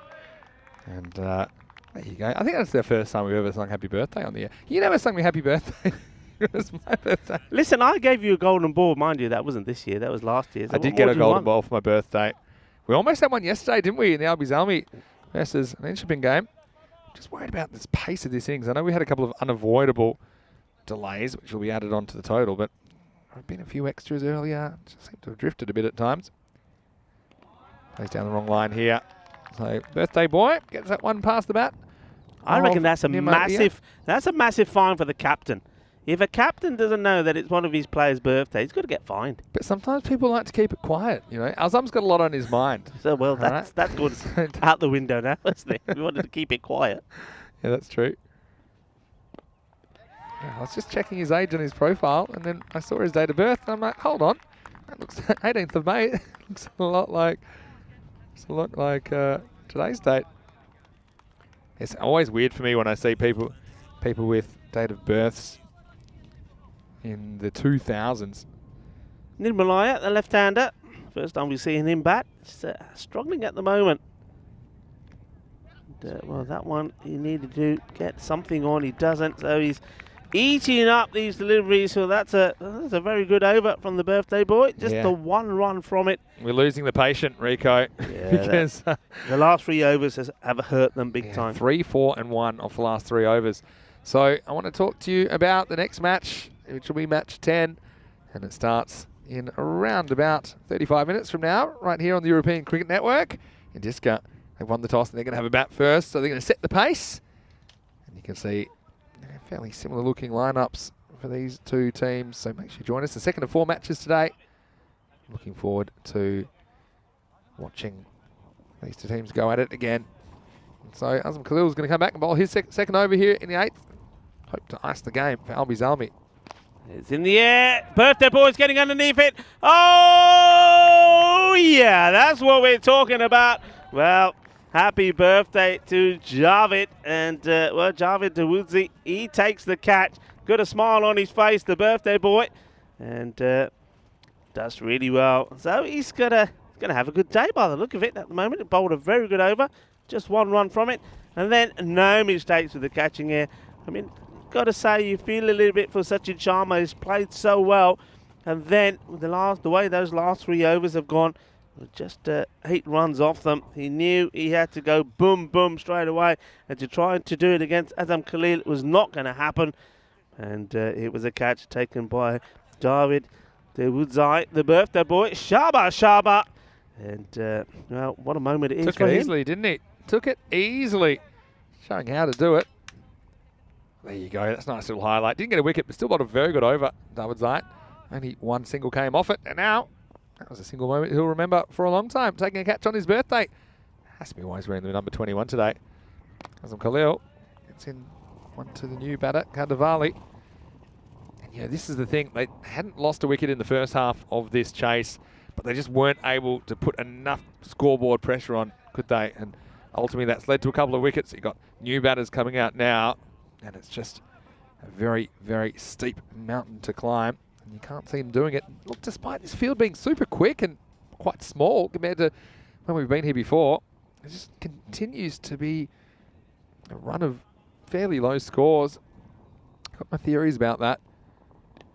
This one is a simple catch and it's dropped, so it's unfortunate for Samuel Niasi, who doesn't have the gloves on today, but maybe he needs them back because that one was spilt and that was a fairly simple chance for a player of his quality. Yeah, it was just looped up to him, really, wasn't it? Look, it was just catch this, and Niazi saying, can't do it.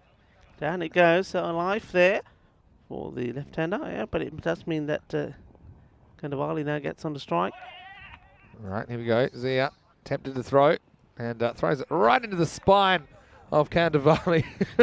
So he says, no problem. I bet that Niazi would have taken the catch if we'd sung him a song first. You know, that would have helped. Right on the back. Ouch. Azam knows that saved an overthrow because for sure there's no one backing that throw up. This one's driven. He is classical kind of player. Jabbar tries to stop the 2. Oh, he's going to be run out of this. Oh, he's what gone. A throw. He's gone. What a throw this is. Oh, it's a fantastic throw from nowhere. Longest boundary on the ground.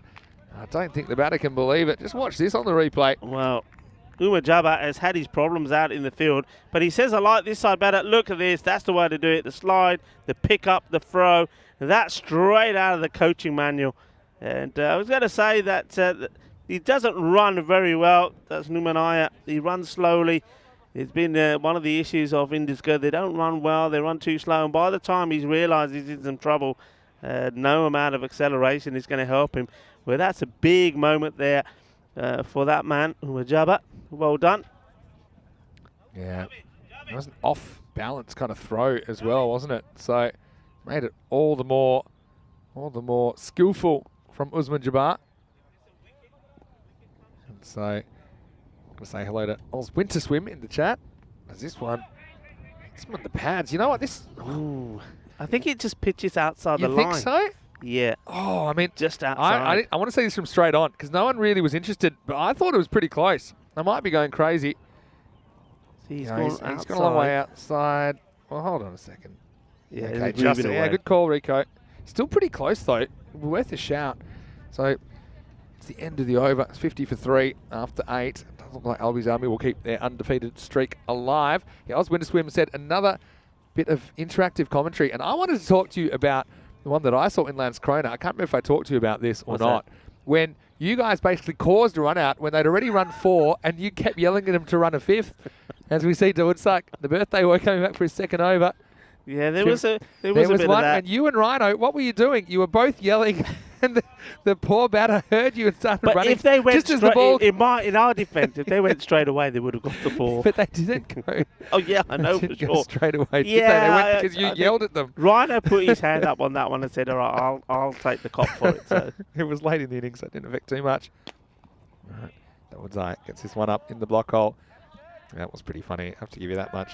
You saw some crazy cricket in Landskrona.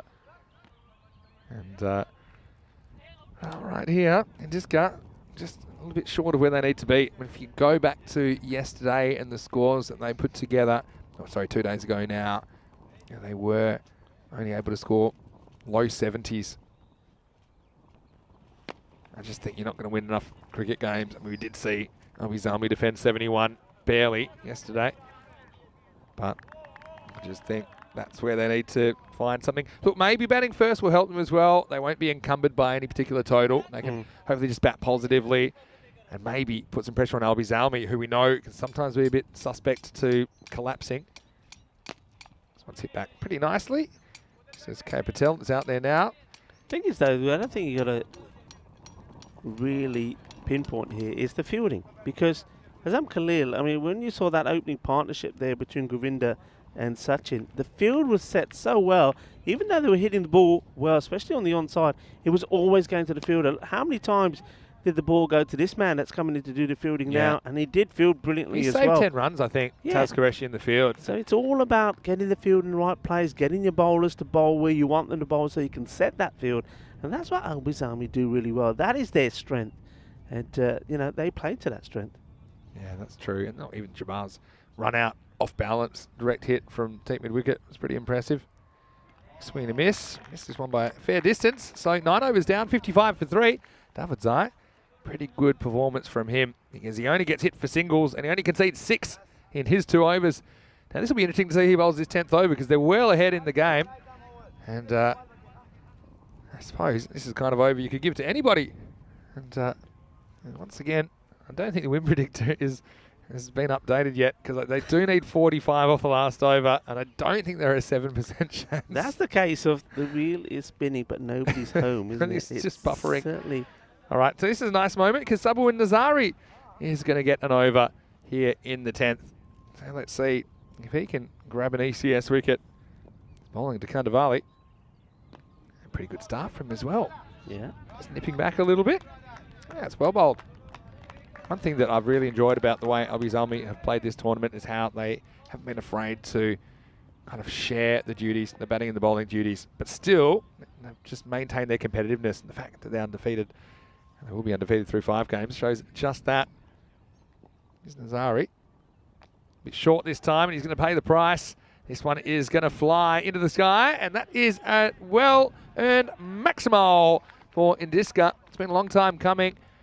And in fact, that is their first 6 of this innings. They've only hit 3 boundaries through 9 overs.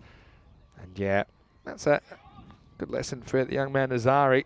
Just needs to avoid dropping short. It's a nice shot from Patel. That's only the 5th ball that he's faced, and he dispatches it beautifully. So, seen some talent coming in a bit late on. Well, this is close. This is really good work. I think you're going to go upstairs. It'd be worth looking at this, Yeah, he's given the L signal, so he's going to the limited review system. And you don't get a great look at the line, but you can see here, I've just got a feeling, well, it's going to be really close. They're going to race each other to stumps, and I think he's just gone. Just in. Well, how's the foot though? I think he gets the toe part of the foot down behind the line. Just barely see the line. We'll try and freeze frame the exact moment it hits the stump. I think it just gets down. See, the foot's down, not the bat. Yeah. So I think it'll be not out. But yeah, still good keeping by Ismail Zia, who probably sees that he beats the bat down, but he doesn't beat the foot down Yeah, so Nazari himself, he's only 17 years of age, Rico. So another teenager being given an opportunity. Looks like they'll be playing in a winning team right here in match number 9. This one's in the air, and this one could be a wicket. Should be a wicket. Qureshi is going to drop it. He's fielded so well. Oh, well, at the moment, that Nazari could have had an ECS wicket. Taz Qureshi, I don't know if he's the jealous kind, but he's allowed to let other people take wickets too. And he spills it. Can you believe it, Rico? I cannot. He has been, if there's anybody that I thought is going to take this catch out there, there's only 2 men, either Khalil or Qureshi. Qureshi puts it down. Again, though, interesting how he tries to take it side on. Could be a chance for a run out here. He's going to go for the direct hit. Probably could have got to the keeper there. Wow. Well, that's when the ball goes to the fielder that just dropped to catch the ball before. The crowd gives them a big woo when you play in front of a big crowd. But all right, last ball of the game. Let's see if Nazari can get a wicket. He deserves one, doesn't he? Gandavali's on strike. And this one hits the leg and it'll end up in a run out. So Ismail Zia will essentially finish the innings with another wicket. It won't go to Nazari, but he did bowl it pretty good over there, only conceding 10. And so Indiska, once again, they failed to achieve too much with the bat. They're going to go down in this one, 99 to 65. And, well, Gandavali decided to just keep walking. But, look, Albies Army, slightly different looking team, but still the same result. They're 5-0, and they are flying in this European Cricket Series, Rico. Yeah, and you have to say, you know, even with that match yesterday, which went down to the wire, it was a low-scoring one where their batting let themselves down. But with the field, they were spot on again. When they're in the field, they really look in trouble. They always seem to have the match in control, and this one was in control, you know, right from the beginning. And you saw that even Azam Khalil, he didn't come on in that 4th over. He let Umar Jabbar come on. And I like the way that he introduced the youngsters in there as well. So it was a good start from Indiska. Gurinder Singh and Sachin Sharma played some nice shots. And that was the moment where the youngster thought he had his first wicket, but it was a free hit. That's true. As he smashes the stump. That was and the then danger he time. lost his line a little bit. Yeah, it was that danger time, wasn't it, where they did get back up with the rate. They were 30 off 3, but then Chowdhury, I mean, liked his work as well. Yeah. You know, they used 8 different bowlers in this innings, which I think is fantastic. They only bowled out Azam Khalil as one of them, which makes sense, and also Dawood Sai, the youngster. So they certainly did throw the ball around, and they all kind of showed a keenness to get involved. And there was no real bad overs. No, there was that one over where the youngster Tarakil just lost it for a bit, but he also bowled some good deliveries. Yeah. And here, well, this kind of sums it up. Usman Jabbar picks it up, throws off balance, the longest throw in the game. And well, lucky that did hit, because Ismail Zia was nowhere. Neither was the batter. So that was a run out. But by now, it was pretty much all over bar the shouting. There's a consolation Maximo in the last over as they let Subwin Nazari have a bowl, and this could have been his chance to get a wicket. Taz Qureshi found a way to spill it, and now it was pretty quick to turn around and didn't want to look back to the centre. And this was the last one. It's just a run that was never there. Gandavali was the man that had to walk off, and he takes everyone with him. And ultimately, it is the 5th win for Albies Army. They do it by 34 runs. We'll see these 2 teams again in match number 10 coming up in about 20 minutes. The news from the toss, Indiska winning the toss and batting first. And let's hope they can put a competitive score on the board. We know that if they can get even that 80+, Albies Army, they are susceptible to losing wickets in clumps, and so anything can happen. Yeah, I mean, I think the 2 openers that won't be unchanged. I think Gurinder Singh and Sachin Sharma will be there, but they know that they've got to take maybe, or one of them has to take a bit more risks while the other sort of plays the anchor role. I liked Patel there, played some nice shots. We know that Vinod Gandavalia, he is a good player. So they have got the players there. They just seem to be out of touch just a little bit. And maybe we're going to see the captain, Sanjay Saran, also come out there and perhaps play a role. But Albies Army, they are looking strong. They're looking the part. And they're a team with a lot of depth. They're a team with a big squad. And at the moment, no matter how he rotates them, they seem to be flying high. So it's just 4 wickets, including that one off the last ball. A couple of run-outs, but just not able to get the production. They were kind of 41 through the first half. Only put together 24 in the second half. And that's with 10 wickets in hand at the 5 over mark. So they just couldn't get anything going. It was Albies Army putting on the strangle. 21 though for Sharma, and Gurinder Singh with 13 early on. with the players to reach double figures. With the bowling, I said they threw it around to a few different players. Shout outs to De Woodzar. I thought he was very good. Just the 6 singles on his birthday as well. I'm sure we'll see plenty of him in the next match as well. Khalil 1 for 6, reliable as always. Chowdhury rolled a good over 1 for 4. Plenty of good performance really. Qureshi only 2 off his over. And Nazari, could have had a wicket at the end, couldn't he? And look, shout out as well to Tarakel, who did get the bowled off the free hit. Let's see if he gets another opportunity in the next match. 99-65, your final in match 9. That's just one match. Still 3 matches to go on day 3. So join us in 20 minutes for more cricket action. Vinny Sandhu here, Mr. Maximo. Alongside me is Rico Full. Hope you're having a great time watching the European Cricket Network.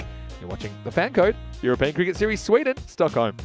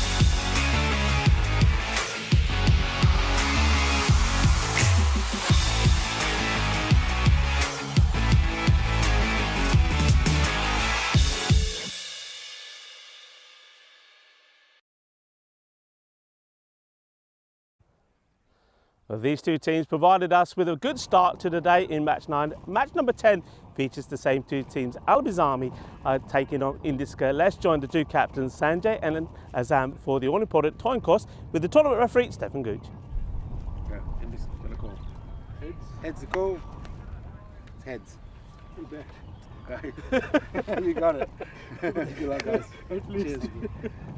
Sanjay Saran of Indiska, he's a happy man because he's finally won a toss. And as the sun is shining, he says, we're going to have a bat. I think this is an opportunity for Govinder Singh to go big, to show just how much strength and power he has with his batting. And maybe someone like Sachin Sharma as well. But I think they're going to have to work around Kandavia. I think he is their key batter. If they're going to get big runs on the board, he's going to be the man that has to perform. When it comes to the bowling for them, I think I like the introduction of Ashpreet Singh. Only bowled that one over. I think he was a little bit wayward. If he can get his line right, I think he has the pace to cause some problems. But Kandavia and Kumar Saran, they'll be the ones to watch again. They were nice and tidy in that first match.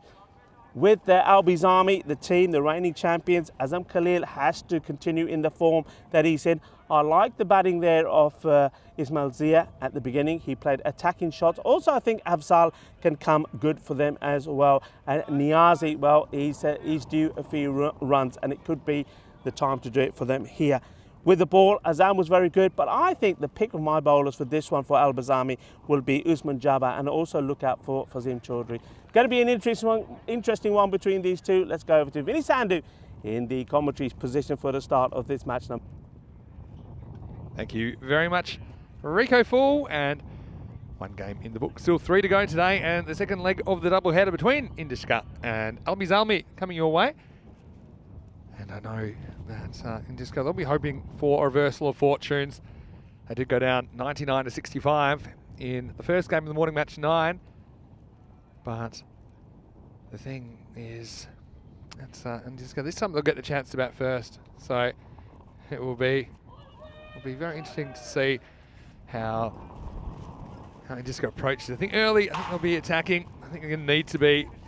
Talked about how difficult it is in the second half of the innings, or towards the end of the innings, with Azam Khalil in particular. A bit hard to deal with, he's coming at you. So I hope they're brave here in Indiska. And what I would say is Albizami, sometimes their batting, because it is so attacking, can be a bit suspect. And we know they're missing a couple of guns with the bat today.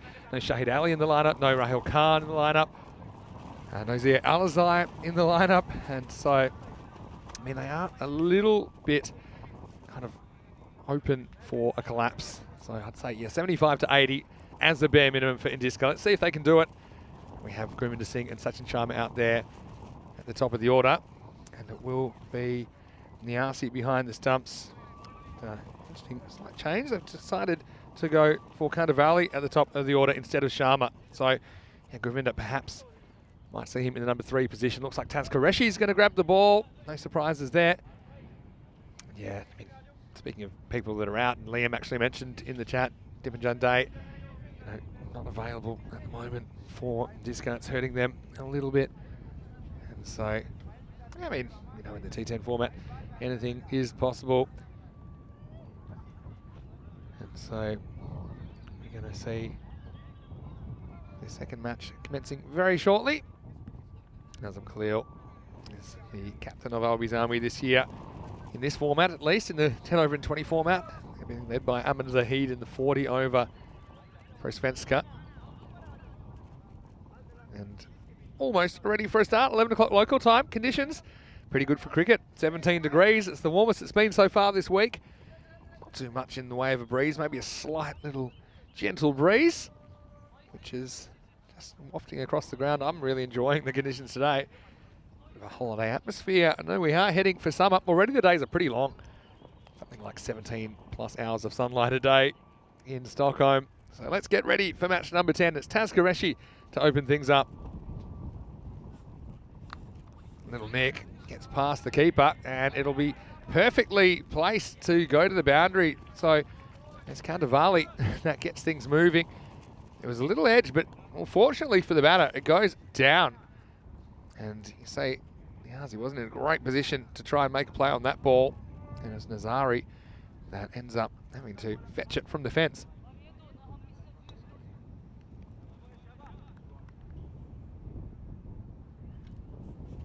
Back ball for Qureshi. Pitched up. This one gets past Niazi, but I don't think the batter spotted it because they don't take the bite. So I appreciate the chat from everyone. He's in European Cricket Network. And I know that a lot of people just tuning in over for the first time today. Say hello to Luke Belgium, who's in there, as well as Adarsh.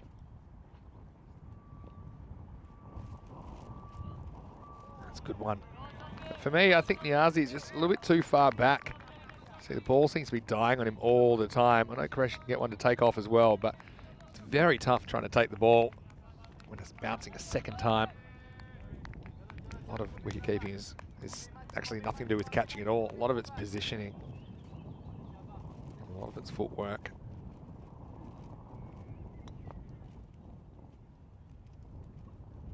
Pitches up and beats them out this time. Tried to get the one boundary in the over. They had nothing else so far. The 3-dot balls to follow up. Yeah, that's the front foot down the pitch. I do think Kandavali's been sent out there for a reason. I think the reason is that they want the rate to be a bit quicker earlier. They didn't lose a wicket through the first 5 overs last time this morning, but they only put 41 on the board in the first 5 overs, and they kind of really ground to a halt after that. Once again, swing and a miss though, but this one will be called a wide. So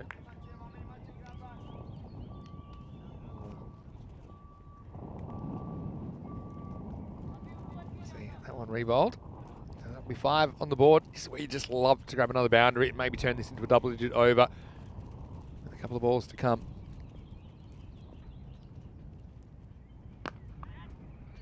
Down the ground. This will just be 1.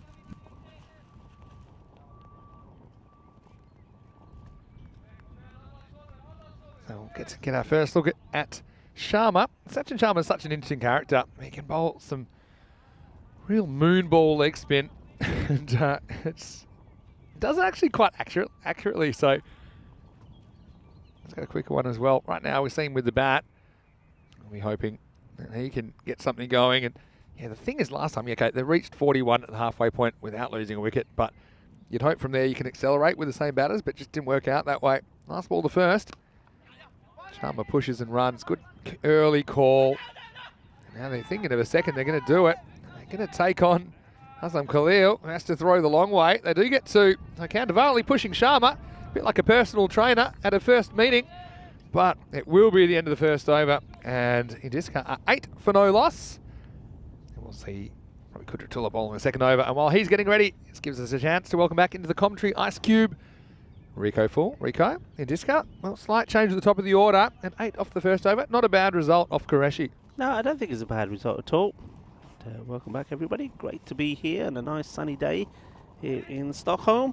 Yeah, I think Vinod Kandavali, he's probably a batter that I think if he can get himself in here, he can certainly be the backbone of the batting innings. He can maybe bat all the way through and have the likes of Sharma, and then Govinda Singh will probably be coming in at number 3, work around him. I think they're just trying to find a way to get the order right so they're able to get to that score, sort of around about 80 and 90 that you're talking about there, Vinny. That would be competitive against this Al-Bazami side, which, well, they're going to be heavily led by really 2 batters. And that's going to be the captain, Nazim Khalil.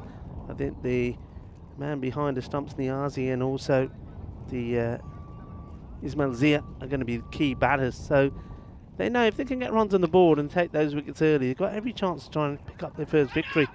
And, well, misfield here, which will allow 2 runs, and maybe that's why they give the gloves normally to Ismail Zia.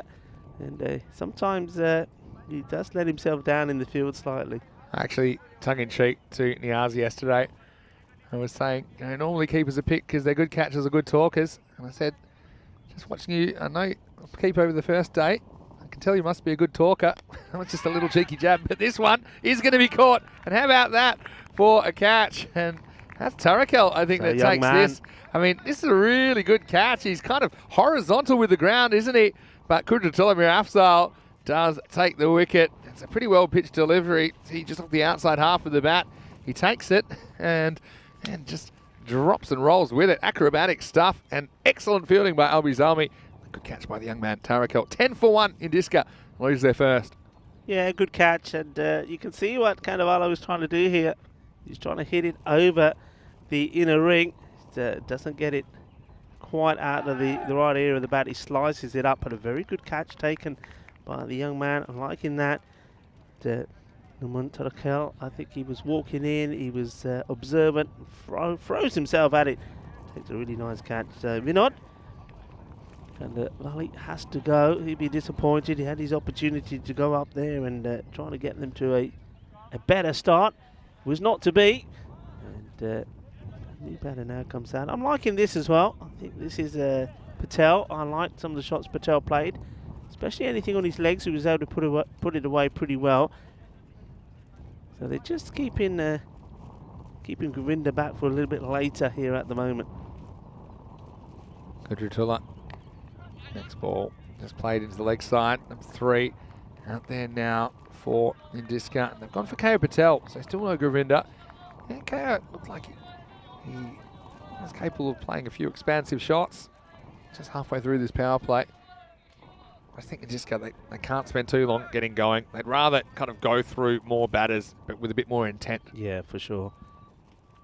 Afzal bangs this one in short edge, and the fielder backing away at third. Gets lucky. I don't think this was in a catchable position, and that Sabaun Nazari does pretty well in the end. Just make sure that he gets plenty of body behind this. He could have spun either way. Unfortunately for him, ends up striking him. But aerial route. That's the Sharma going by.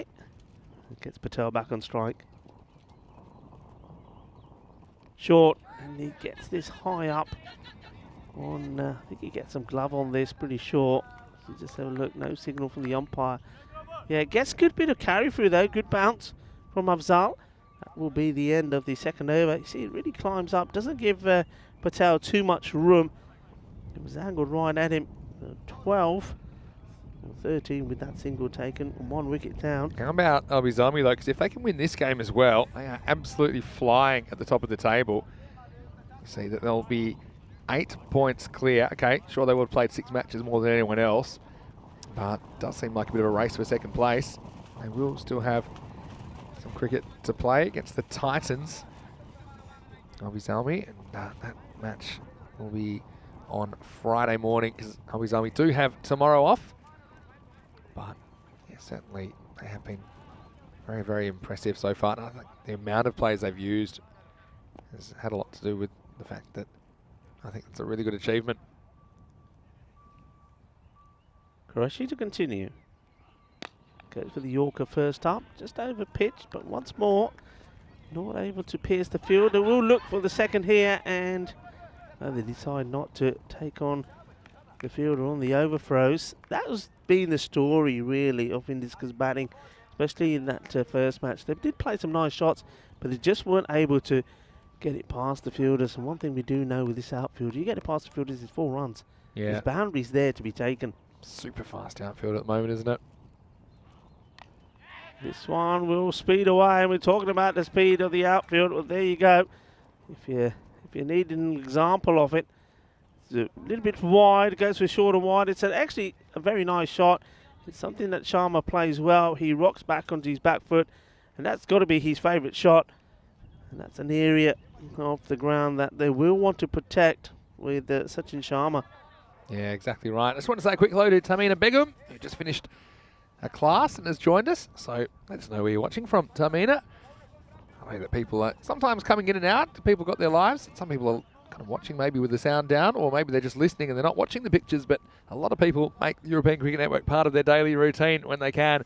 We certainly are really thankful to each and every one of you for the way that you guys take part in the ECN day. It's Qureshi.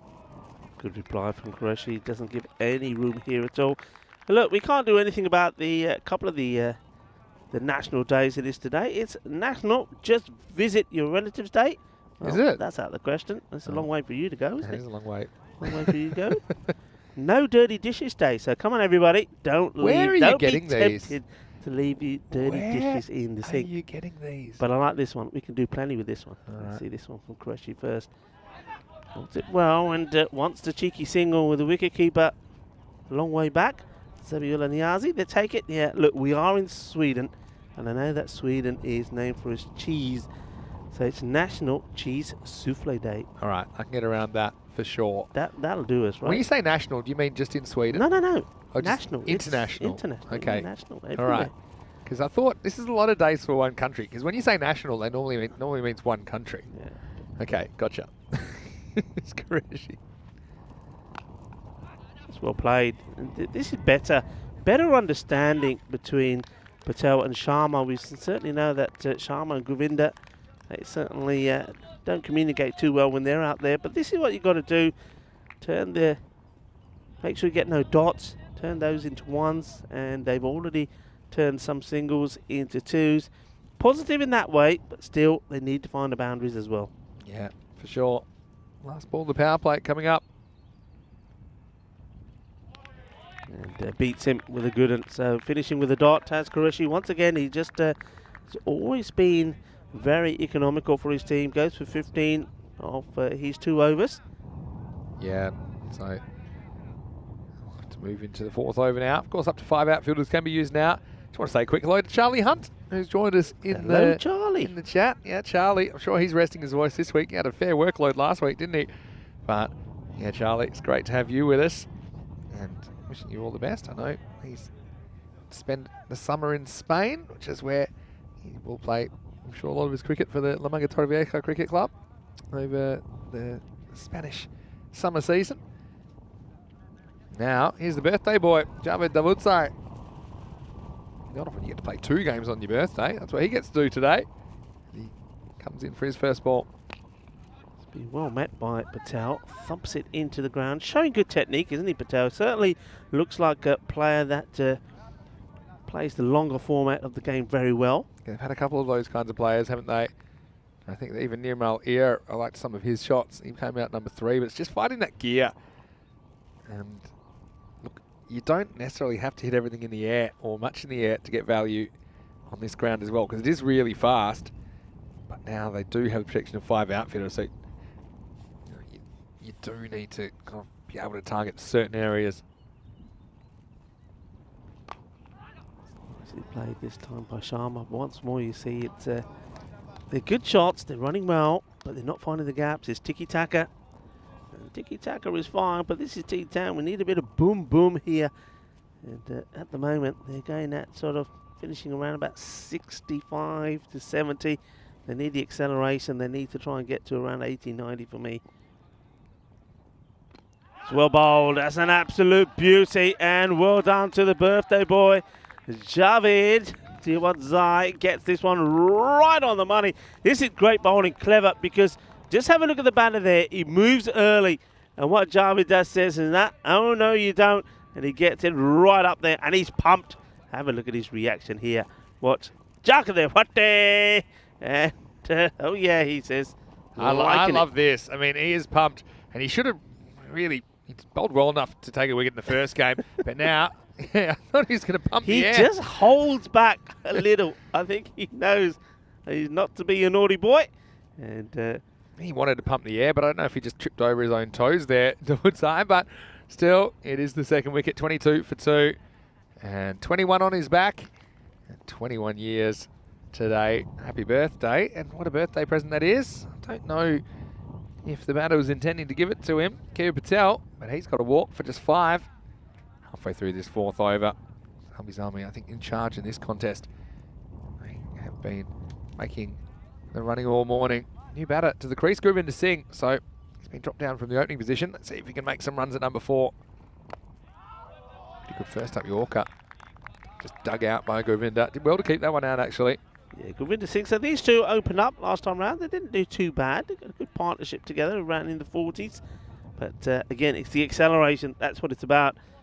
And Govinda Singh, whether it was a plan for him to come lower down so he could target some of the other bowlers and not have to face Qureshi, we'll have to wait and see. This is well bowled. It's good bowling from Davudsai. I wonder what he's doing for his birthday. You reckon he's going to have a bit of cheese souffle? He might want to lie down after putting in a big shift this morning. No, he's a young man. He's not going to lie down. 21. But he's going to be watching whatever he's going to be doing and whatever he's going to be eating. He's going to be watching this again, these two matches, because he's had a good day, and it looks like his team, Al-Bizami, is going to have a good day as well. The Zalmi Army, they just keep pouncing and marching right up top of the standings there. That's the end of the fourth over, and it's not a great start. Well, this is what they're expecting here, and you can't really argue with that. In Discurt, they have struggled to find runs on the board, so 94 to 59. And down the bottom tells the story for me. The 5 losses, the red and the green dots. 5 wins. Abu's Army, even though they have chopped and changed their team a bit, and even within their team, their roles and sharing the batting and the bowling around, they just keep winning. 23 for 2 after 4 overs. Usman Jabbar will be the bowler in over number 5.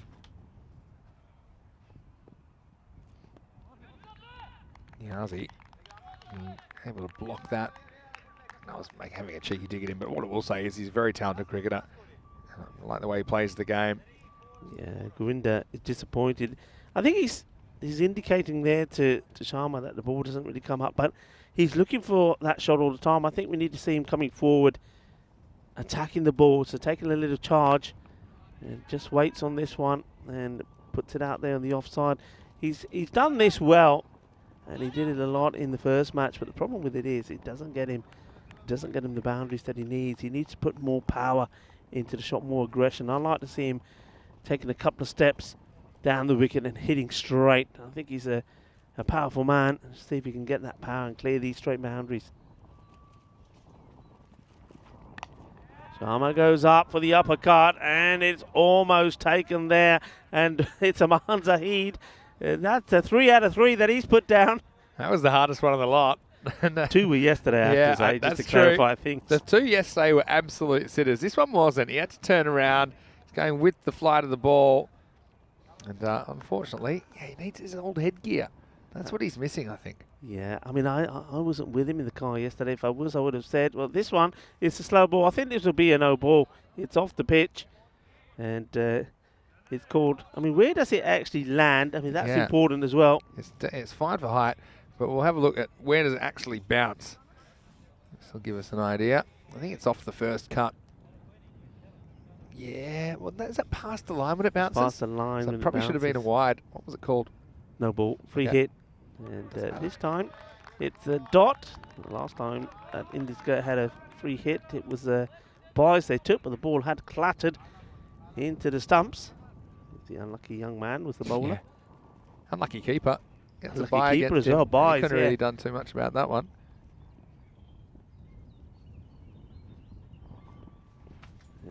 Well, he does come down the pitch. This is Sharma, but still tries to play the same shot. Clever slower ball though. Yeah, Govinda having a chat with him. Defeated him in the kind of speed delivered there. Govinda was through that shot very early. So, I mean, certainly the intent's there from Govinda, but he's now staring down the barrel of 2 runs off 8 balls faced. Yeah. Listen, you mentioned buys. When you used to play cricket, did you have to pay a fine for every buy you let I'm buy? going to tell you. As a wicket keeper? I'll wait for this one, because this one could be a wicket, and it's going to be spilled out there on the boundary. Well, that's no Montana. Kel took a very good catch earlier. This one was straight down his throat, Rico. The young man couldn't quite hold on to it. Yeah, I mean, look, it's good effort. They need to pump him up here. Don't let him get down. It wasn't, I mean, he didn't get too much power in the shot. He sort of played it from his waist area, and that one just spills out of his hands, but does well to recover and get the throw in. Needs encouragement, the young man. He's out there on his own now. He's got things on his mind. I'd like to see somebody just go up to him and just say, don't worry about that. It happens. Long way away to go up to him, though. He's miles away from everyone else, so I don't know if I'd bother. But anyway, it is the end of the 5th over, and the score is 27 for 2. So it's a pretty quiet first half. Let's see if they can put something together in the second, but it's not going to be easy because Azam Khalil's going to come into the attack, and he's got 2 overs up his sleeve. Yeah, me and Byers, I mean, I hated Byers. I mean, obviously, internally, it was quite competitive, but I used to always have a contest between myself and the other wicket keeper. like my own private contest. Okay. I wouldn't tell the other keeper about it, but I just would want to make sure I let through less buys than he did. Okay. So it got to the point that if I was, say, I don't know, in the shower or something, or in the dressing room and I wasn't really watching, if there was like a 4 buys, my teammates knew. They'd run in and tell me, Vinny, 4 buys. And I'd be, yes. So it seems about nasty to the other keeper. This one's almost nasty to the non-striker because it always takes him out, always takes out the umpire, and it ends up going into the batter. That's 4 runs, and it's a pretty good shot. And just like that, Govinda Singh's found his mojo. He survived a brush with dismissal as he was put down by Tarakal last over, but he absolutely smashes his first ball from Khalil down the ground for 4. It's better, isn't it? He's hitting straight. Goes again, and it's a great effort there from Jabba. Usman Jabba gets a hand to it, but the catch goes down, and also, unfortunately for him, the ball does go to the boundary, but he does save the 6. He keeps it to 4. Yeah, I mean, yeah, he saves 2 runs, I suppose.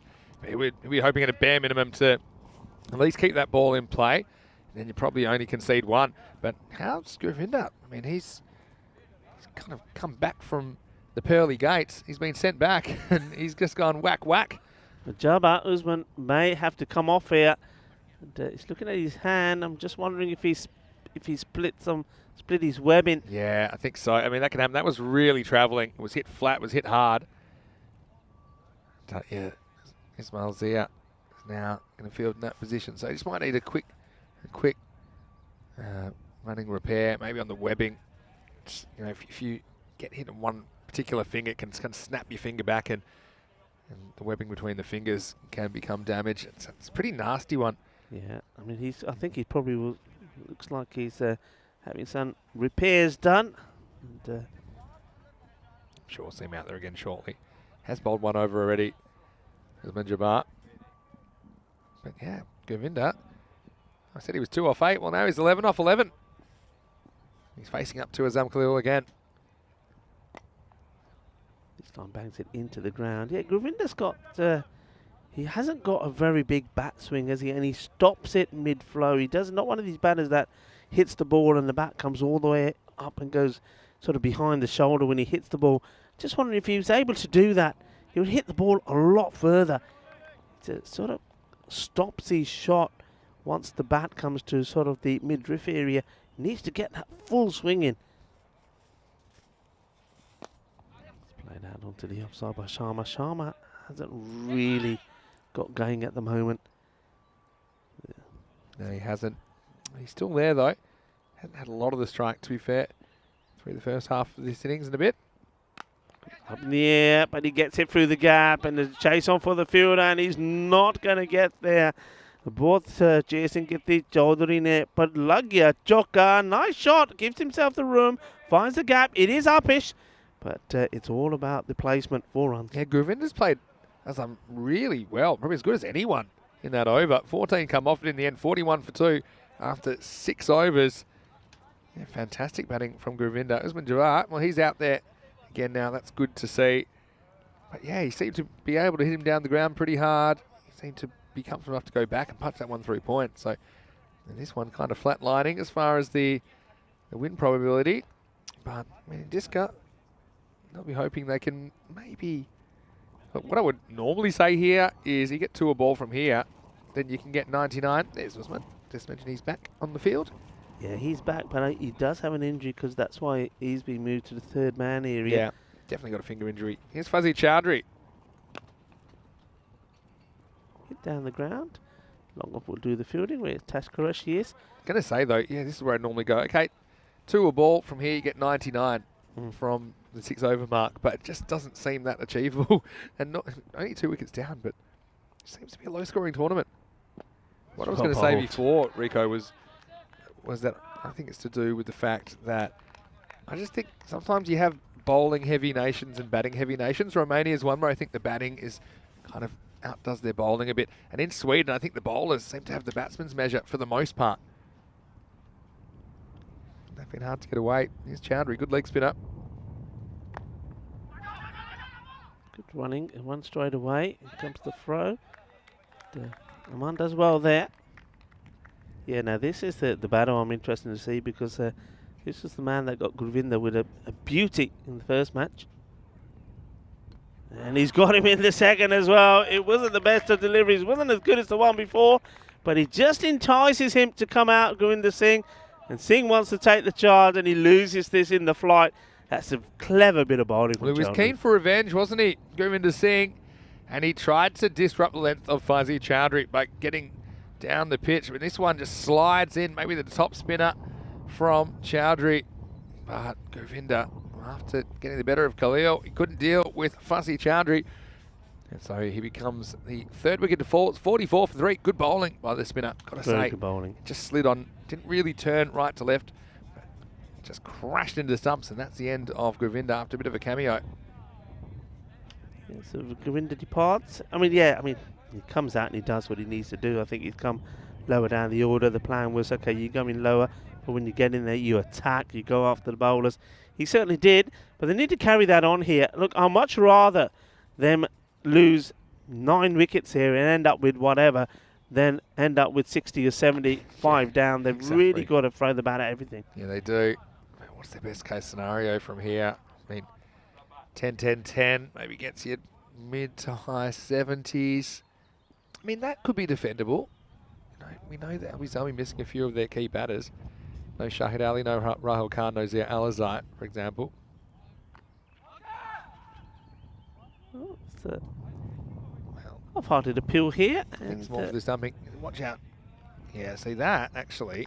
Is that a no ball from where the should be a no ball, because look, I don't know whether they'll look at this, because look, if you see there, he's definitely in front of the stumps, but because it wasn't really a stumping appeal, or maybe it is an appeal.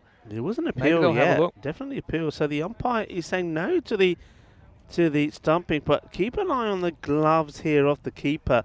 I think the gloves just go over the stumps.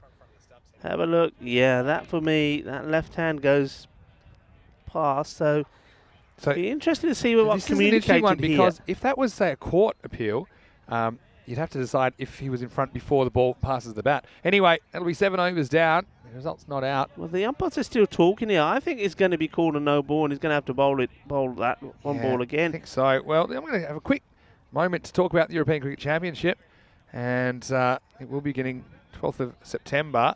Might come back to that in a second, because we're going to come back to the end of the 7th over. So, yeah, obviously that was spotted by the off-field officials, and that is going to be called a no ball, and it will have to be bowled again. So, yeah, umpire's just getting together, and they get that run right. So this is actually going to be a free hit, and he's going to make the most of it, I think. It's going to go to the boundary, or is it? Well, how about that? It's ejected. It's ejected the wrong way. And so, oh, well, try and do this again. You'll be struggling. Great effort. It's I just get a feeling that he may have just plucked it slightly over the rope as well. But he certainly does really well. I actually think he's okay. Oh, yeah, probably was over the rope. But then it's definitely further over the rope after he tries to throw it away. I like the way he says, get the gate. Well, there it is, but it's always going to fall. Good shot, that. I'm liking that. Free hit, and the batter gives himself plenty of room and plays a nice shot from Ashpreet Singh. So 49 for 3 after 7. Now, I want to talk about the group that Sweden's in, because they've got a bit of a northern rivalry going on. They've got Sweden and they've got Finland in that same group. So that'll be a really interesting one. There's Davudzai coming back for his second over. But yeah, how that's going to work, Rico, there are 5 countries playing every week, T10 internationals. There's Group A, Group B, Group C, Group D. They play 1 week each, and then a championship week. In England, they're already in the championship week because they won last time around. So who knows, we might see big names like Harrison Ward playing for England in championship week. Walks here. Yeah, so a little edge, and Niazi does the trick. Nice catching from him. I was giving a bit of ribbing about it before, but he does have a good pair of hands. You'll see it here on the replay. Just grabs a little bit of the outside edge of the bat, and Ashpreet Singh, who just tries to hit this to the leg side. Niazi does the rest. He was just in a funny position. This will be another wicket, and the 4th wicket, in fact, for Indiska. Yeah, laying out 50 for 4. Yeah, they got the 50 on the board. It's another one for our birthday boy. So, Javed Davudzai, his day is getting better. And, certainly looking forward to getting the job done here for his side, making it 6 out of 6. And get a bit of a celebration going on later. Why not? Yeah, he's got plenty to celebrate. He's bowled well this morning. Yes, bowled well. Just This one keep took a unearthing good them, catch as don't they? well off his captain. I mean, a lot of European clubs struggle with depth, not just in Sweden, but across the board. And I think that Albi's Army are bucking the trend as far as that's concerned. Let's not do their junior program as well. Arjun Singh is the new batter. He starts pretty well. Nice flowing shot out in the covers. Gets him one. Well, How about this? if he gets there, it's very clever. Well, the Albazami guys were playing past the ball and having a little game between themselves, the fielders, and the batters thought, well, look, we'll just go again. Have a look at this. After the first run, and then they think, well, hold on a second, and they're both watching it. Oh, one of them was. And, he says, all right, I'm down with it. But that would have been hilarious if he got run out going for the second. Oh, well, this is nicely placed. I think he plays for this, Vinny. It's a good little shot. There's 4 runs, and no, not going to catch it there. Look at that. Just uses his wrist beautifully. Classy shot. Nice, elegant 4 runs. Well, he must have been moisturising, Rico, because he's got soft hands, and he just kind of waits for that one, caresses it just wide of the keeper, but also fine enough so the fielder in the circle couldn't get there. And that was the overthrow. Turns into a boundary. So 106, 6 off 2. Goes for the same area, but this time it does go to the fielder. And, well, there's going to be more overthrows. Usman Jabba has got a bad hand, but he can't blame that for this. And will it take 3? Oh, they think about it. They go backwards Probably could have and got forwards. there, you know. They probably could have got there. That was funny because they decided they were going to run the overthrow, but he is only actually about halfway through the first run when they decided to go the overthrow. See here? So he still has to finish the first one, and then he's looking a long way back. It's not one of those fitness tests, those beat tests, where you just have to keep running. I think they could have got 3 there, you know. Yeah, the good thing was that Javid does well, the bowler. He was right over the stumps. And he doesn't do well with this delivery. He's down the leg side. And this he's on fire now. I mean, he's catching everything. Whatever he's doing now, it's working for him. That one was taking off from the wood side. Trying to get the push in here in this cut. So they've gone past the... I think they've gone past the score that the bat versus wall was predicting they would get to. So yeah, 59 is what they thought. Last ball, the over. No, it's not. That'll be another one. I think 80 is a realistic target as a minimum from here. Okay, 4 wickets. These guys are hustling. I like the way they're hustling between the wickets. If you're not getting a lot of boundaries, that's the way to do it, especially with 6 wickets in hand. And so, yeah, I mean, they're 60 now. 10 and 10, get some 80. And then maybe hope for some early wickets. Bowled, that's a beauty. And as soon as this leaves the hand from Dawood's eye, you know it's a good ball. And when you see the batter's not moving, he's just stuck in his crease. It's like somebody's just basically said, right, you're staying rooted there. You're not going anywhere. He was never going to get himself out of trouble here. That's well bowled. And unfortunate that from Arjun Singh, because he came out there looking quite attacking. And then he decides, I'm not sure what he decided he wanted to do there with that one, but totally misjudges it. And well bowled to the birthday boy. 21 on his back, 21 years old. Yeah. And he's picked up his 3rd wicket. Fantastic bowling from him. It finishes with 3 for 14, his figures. But I think what Arjun Singh was thinking there was he wants to try and deflect it to 3rd man. It's a shot that he'd been using a lot, but it's a difficult one because it's easy to miss because you've got to get it just right. So when the ball's on the stumps, that can be the result. So Chowdhury's going to bowl over number 9. And once again, I like how they've shared the bowling around. Azam Khalil's only bowled the 1 over at this stage, and he hasn't gone back to himself. Instead, he's gone for Chowdhury. So another good opportunity for him to get in the wickets column. I thought he would have gone for the youngster. Yeah, for an over, Azam. Now, whether that's that the young man himself has decided that he doesn't want it because that over he struggled with his line a little bit and saying, well, you know what, I'd rather not. I think that's probably more the case. Maybe he'll bowl the 10th. Who knows? Yeah. I mean, it could be a good shout to do that. That's just more knowing how Azam Khalil likes to captain and the Albizami philosophy in general. Big swing. Interesting there whether he's... I mean, it's very hard to tell, isn't Doesn't it? gather it. I think there's a little bit of a chance there if he had gloved it, Niazi. This one gets a bit of the bottom part of the bat, gets a single. I mean, hey, listen, do you think we've got a good chat and maybe ask them to put those... If they can paint those lines blue. The thing is, it's the sun. right? Yeah. The sun, later in the day, you'll be able to see those lines pretty well. But yeah, at the moment, it's just very, very bright. Good bit of movement there from Chaudhry, but the batter keeps his eye on it. It was just short enough for him to play that shot. Yeah, that was a good shot. Brings him one. They want to be at 70 after this over. They're not getting too many off Chaudhry at the moment. Sharma, it's a full toss. It goes in the air a long way. The bowler, it'd be an amazing catch if he takes it. And he does throw himself at it, that's Chaudhry.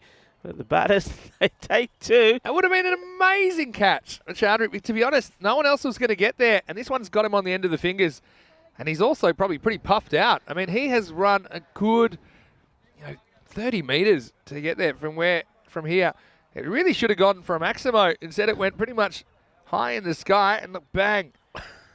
Yeah, feels the impact of the landing. He does get fingers on it. This ground is hard, so but they don't get a boundary in the over. That. They get 6. They get 4 singles and a deuce off the last. So 66 for 5 with a ball with an over to go, and they are going to go back to Azam Khalil. So I think he just thinks he wants to shut the gate here, and he thinks he's the best man to do it. Hard to disagree. He's having a good series. It's a nice looking shot. He's going to get 4 runs for this, I think. He does really well here. This is nicely played. He gets himself into the position quite early to play it. And it was right on this. Well, it's getting that movement away. But that's a good shot. And Shanmugam comes out and plays a classy little shot. 4 runs. That gets him to 70. Such clever batting. Manipulating the field. And, this one's slightly quicker and directs this one sort of wider outside the off. Yeah, smarter batting because Azam Khalil's a hard guy to hit back straight, especially if you're fairly new to the crease. Shanmugam decides to deflect that first one. He's trying to be a bit clever. I think there's a fairly big gap, square leg, like dead square. That's probably an area he might be looking at. Slices away, chase on. They've got to run hard here. I think they've got to make 2 out of this. Got to try. It's a good throw from Jabba, and it will be out. But look, you've got to do that at this stage. You take your chance. They've got lucky a few times where they've converted 1s into 2s. And well done to Usman Jabba as well. He's been in the wars out there. He chases this hard, and Aman gets the foot on it. No, he doesn't. Aman did the heavy work of looking at it for a while, but then, yeah, a good early throw, bounce throw. He's not even in the screen. Niazi does the rest, but I've got to say, it was a nice little mini contribution from Shanmugam. He tried to get inventive, and he'll go for 7. The score is 71 for 6. 3 balls remaining in this innings. Yeah, but they've done what I was asking them to, not valuing the wicket so much, throwing the bat at it, trying to take the runs. Like again here, same thing here, just turn and go. Well, they decide not to this time. That's probably more to do with that Sachin is saying, look, it's probably better that I stay on strike. Yeah, I can understand that, but he better do something with it. Yeah. Well, he does something with it. He goes big, and that must go all the way. Well, the umpire says no. I was ready to get the balles in here. I thought we were going to see. I think that would have been the first Maximo. And it's hit. But where does this land? The umpire says 4. Keep an eye on it. And, yeah, it is just inside. Nothing wrong with these umpires' eyes. They've umpired really well. 4 carreras. So, 4 runs, yeah. 4 carreras. Good shot, though. And Jiska. Thumps this hard, and it last will be ball, fielded. Might as well go. Well, he does your trick, the trick that you like to. He holds one hand up. Yeah. But they it's forced good. him to make an extra throw. The funny thing was, Azam could have just taken the bails at his end because I don't think the other guy had come in yet. Yeah, he tries to hold the crease for the batter coming his way, but in the end he decides, I think I better go. So he does leave him stranded a bit. See here, he could have just hit the stumps, but he says, well, I know that you're out. And so, again, makes him make the extra throw. I think that's clever from a disc, at least to try it. So they're going to finish on walking stick, 77 for 7, the slot machine. And that means Albi Zamir, they'll need 78 to win. Look, still these runs aren't going to get themselves, and it's the kind of score that sometimes they've fallen in a heap chasing it. So in Disca, at least they have got a bit more of a competitive score on the board. It's more than they scored in the first game. They scored 65, in match 9. So here in match number 10, they have 77, and that's what they'll have to defend. Well, early on, Qureshi opening the bowling as usual. A slight change in the order. Candavali went out there early. This was a good catch, really good catch by Noman Tarakel, the youngster. Qureshi, sometimes the pace working against him. That one had to be picked off the fence. Got to say, the star for me was Javid Davudsai with the ball in this innings. And the birthday boy, 21 today, he was rattling the furniture. Apart from that, Jabbar, he had this one dropped by Aman Zahid. Unfortunately, that's the third one he's put down in this series.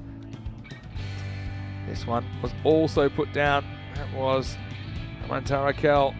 He couldn't grasp that one, unlike the one before. Then this was the counter-attack, wasn't it? It was Gurvinder Singh who survived that drop chance and then went bang-bang off Azam Khalil. You don't see that very often. It's also a pretty nice shot through the offside. And just needed Gurvinder to stay there a bit longer and they would have got that kind of 85-plus score. But Chowdhury gets him for the second time this morning as he just tries to whack that ball. That was headed for the stumps. Then we had a bit of a bonus ball because there was a no ball for Ismail Zia being in front of the stumps. Meanwhile, the ball was catapulted over the line. So they were 5 bonus runs for them at that stage. And Davudsai came back and that was a bit unlucky, but there's nothing unlucky about this for the bowler. As you saw Arjun Singh trying to deflect that away. Instead, he loses his stumps. Chowdhury, well, he had to run half a marathon to get to this one. Ended up just getting it off the fingertips. It was 2. Khalil came back to bowl the 10th, but some clever batting, just manufacturing a few more runs. Shanmugam would end up running himself out, going for a second that just wasn't there, but it was unselfish. And giving his wicket up just to try and get any extra runs for Indiska, who were desperate for a win. Good decision from the umpire as well. This was another good one from Sharma, who ends up batting through the innings, but doesn't face too many balls. He ends up facing 23 in the innings. 23 off 19, I should say. It's only facing 19 out of 60 balls. He's the man run out off the very last ball, just trying for an impossible run. 77 for 7. And so Albi Zalmi chasing 78 for victory. Remember, they only scored 71 yesterday against Linköping. And it was Sharma 23 at the top of the order. But like I say, didn't have a lot of the strike. Just 2 boundaries in there, including that one in the last over. Gurvinder Singh contributed 3 boundaries in his 17 of 15 balls, and particularly got the better of Azam Khalil. That hasn't happened too many times in this series. Apart from that, a few mini contributions. 7 from Kandavali, who was promoted to open. And I also got to mention that Shanmugam was pretty good at the end, getting 7 before he was run out. Arjun Singh with a handy little 8. So a few people chipping in. Well, let's see if they can defend it. They do have the runs on the board. 3 for 14. Davudsai, the star for me on his 21st birthday. There were also wickets for Qudratil Amir Afzal and Fuzzy Chowdhury. Once again, they threw the ball to 6 bowlers. They have been trying out a few different options, haven't they? This one, Jabbar came in with a pretty quiet over as well. Only 4 runs came off that one. So Albi Zalmi, they are favoured to chase this down, but I don't think it's maybe as one-sided as that would have you suggest. But you can find out when you rejoin us. We'll be back in 10 minutes with the second half of match 10. It will be Albi Zalmi, the defending champions. They need 78 for victory. Until then, it's Vinny Sandu, Mr. Maximo, alongside Rico Full. Hope you're having a great day wherever you're watching around the world. We'll see you shortly for more FanCode European Cricket Series.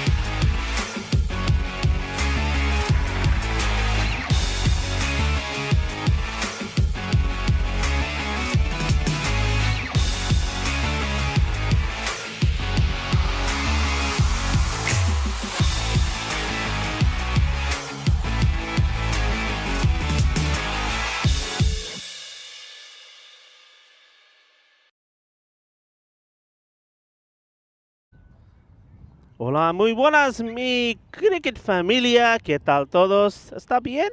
Sí, como no está bien. Hay sol y hay cricket. Of course, we're well. We have sunshine and we have cricket. We are in Stockholm, which is the capital of Sweden. It sits on 14 islands that are connected by 57 bridges. Water is so clean, you can swim in it, fish in it, and even drink it. Well, there you go. Certainly looking forward to how Indiska go about themselves in the field. They certainly will feel that with the score in the 70s, that if they can pick up those early wickets without the likes of Azim Khalil and maybe Ismail Zia scoring big runs, that they've got a chance. I mean, just remember, we saw that almost a blip that cost Al-Bazami that match number 8 yesterday, and if you haven't seen it, go back and watch that match or watch that innings where they lost 9 wickets for 22 runs, and it was only just did they hold on for a victory with by 1 run. 16 were required off that last over by Linköping, and they almost got them. The first ball was a no ball that went for 6, so they got 7 straight away, but it wasn't to be. And that's the sort of team that Al-Bazami are. They don't do it the easy way, and anyone that's followed them will know that.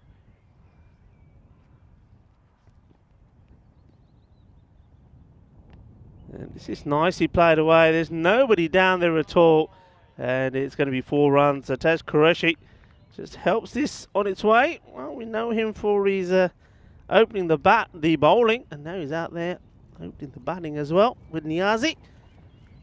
It's not the, well, when you've got a field like this, and one thing we do know about Indiska, they do have a very heavy offside field. In fact, at one point in the first match, early on, we saw them having only 2 men on the onside. Here they have got the 3, but well, you can't be bowling anywhere on the legs. In the air, well struck. It's going to be 4 more, is it? It just slowed down, but has enough to go past the boundary. It was chased hard by Gurvinder Singh, but not able to get to it, so tries to adjust from going away from the leg side, but goes short and wide outside off. And Taz Qureshi says, thank you very much. I'll put that one away to the boundary as well.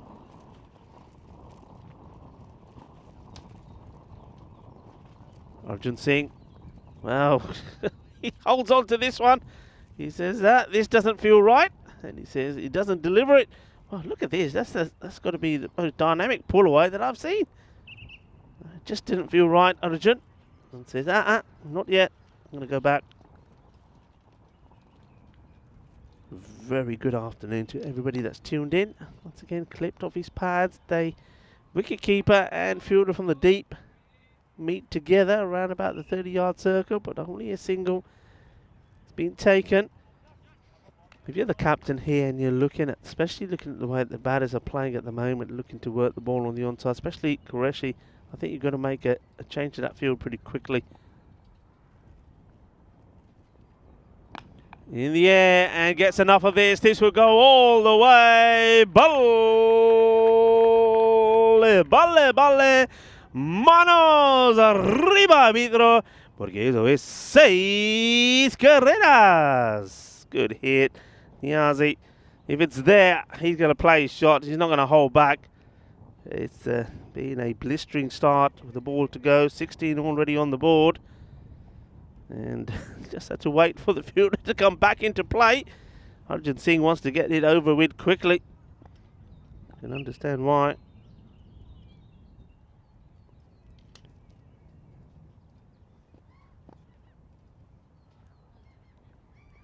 Short, gets this one through. He's fortunate there. Niazi just sees it a little late. Stays at 16, so it's a good start, a positive start for Al-Bazami. And both batters contributed there, both in the boundaries. Niazi hitting the big 6. Taz Qureshi 2 boundaries to his name already. And what do they do here? Do they go to pace off straight away? Looks like they will. Looks like they're going with Govinda. He's just adjusting his field here as we get ready to start.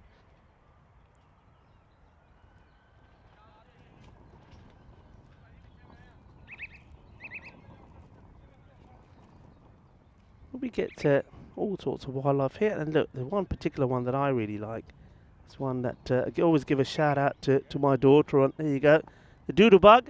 Well, hello doodlebug Sonia, if you're watching, missing you lots. And every time, wherever I am, you seem to follow me around, and we've seen a few doodlebugs or ladybirds around here, and yeah, thinking of you all the time, you know that. Back to the cricket here. Govinda Singh. Short, outside the off. Nicely played shot. And, it should be taken 2. It is a comfortable 2 taken.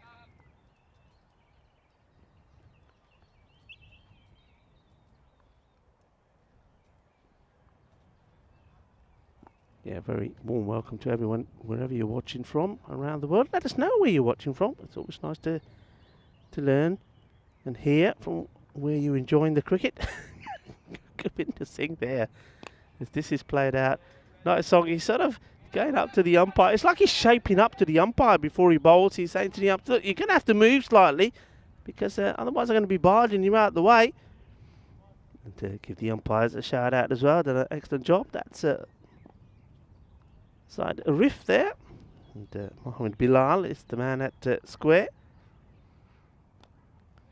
If this was wide outside the off, it's certainly not a ball that you should be looking to sweep. You should be trying to hit this over the covers. Interesting choice of shots. Govinda. Very close, isn't he, to the sideline there with his back foot. Got to be careful. Just has a little hop, and this one goes all the way. It might be a little hop from Govinda Singh, but that's hit pretty well, and it's manos arriba from the umpire, and giving that a 6 runs. Well,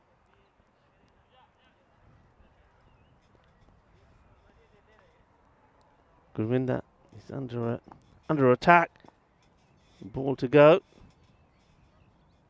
Oh, he goes much closer this time, and it's a better delivery. It's been respected, so he'll go for 11 of his overs, and racing along nicely. Al-Bazami, 27 on the board, and no wicket down, and these two making the most of the opportunities. That's one thing you know you'll get with Azim Khalil as the captain. You'll get your opportunities. They are the team on fire at the moment, and they're looking to make it 6 out of 6 and go on to 12 points, and though they would have played more games than the other teams, they certainly will. One thing for sure is we will certainly be seeing them in the quarterfinals next week, starting next Friday. The question is, where will they finish? Because that determines who they play, of course. They'll be wanting to finish at the top, which technically should give them the easier fixture in the quarterfinals. And Rico Full here, and back in the commentary position, here's Vinny Sandhu. Welcome back. Yeah, thanks, Rico. Here's Sanjay Kumar Serene, the captain of Indiska, who is pulled for a single first up. Yeah, and look, don't forget that the winners of this series, they'll join Malmöhus from Landskrona and 2 other teams in basically the championship day. Well, this is miles in the air, and it should be taken. It's Kandavali who will hold on to it. Yeah, nice bit of fielding has Nianzi. Yeah, just tries to smash this one out of the ground. In fact, you see it's gone pretty high. Just got good early position there. He was set. I mean, so often we see fielders at the end trying to make some sort of adjustment, but he catches that right in front of his eyes, and that was a good technique. I got taught. They said, if it's right in front of your eyes, you'll make sure you get your hands in the way. That's what Kandavali does. And that's the first wicket down, 28 for 1, as Azam Khalil comes to the crease at number 3. Yeah, I think he's a player that we will see more of. I'm pretty confident of Kandavali. I think he's shown already, I mean, just there, that he's played good cricket. I think he's got all the techniques with the bat. When he comes on the bowl as well, he's dangerous. And seeing there that he's got pretty safe hands in the field as well, but just hasn't clicked yet. And maybe That's the story with one or two of the other players here from Indiska. I think we've seen good signs from Sachin Sharma, Govinder Singh as well, even Arjun Singh, but they're just not at the best of their game at the moment. Well, this could be 2-2, but well, it's very fine. There's nobody there, and it will bounce a couple of times and go over the boundary. 4 runs. It was a risky shot to play first up, but he backs himself, wants to get the sweep in. It comes high up at the top of the bat, and fortunately for Azim Khalil, there's no fielder. Fine. I think he looks to play it because he knows there's no fine leg. So that's the kind of ball he could hit pretty much anywhere. He could cover drive it, but he just thinks, okay, even if I don't get it out of the middle of the bat, if it's the top edge, it should be okay as long as it doesn't fly to the keeper or something like that. So he does start his innings with the boundary. Certainly a very bright start this for Albi Zalmi. Now he does go offside, but he's miscued this, and it's not seen at all. It is not seen. The invisible ball. He's looking straight into the sun there, to be fair. But I mean, Azam Khalil offers up what you'd have to say is a chance, except for the fact that the sun was right in the fielder's eyes. Yeah, the captain, Sanjay, will not be pleased.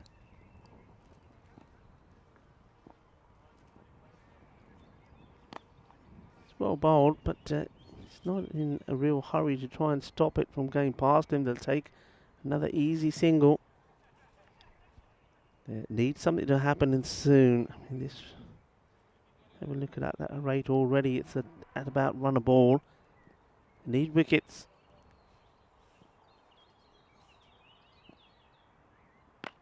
And this could be one. It's straight at the fielder and no mistakes. And they take another wicket, and it's an important one. It's Kazam Khalil. He goes early. A good catch as well. Again, you mentioned it's all about the positioning. And Nirmal, we've seen him take one earlier today. It was a high one. He's got good technique, and he gets himself in a good position and comforts the blow, if you like. Takes it clean in his hands. Well, a bit like when you drop a jar from the kitchen counter. This was a toe buster because Azam Khalil tries to flat bat this, but very low on the bat. Nice catch by Air. Yeah, he has to kind of get down because he has to get low on him, but he gets his whole body down, gets his eyes down, makes it a bit easier for himself. So big moment in the match as Azam has to go for just 5, and now it's 34 for 2. A wicket off the last ball of the power play.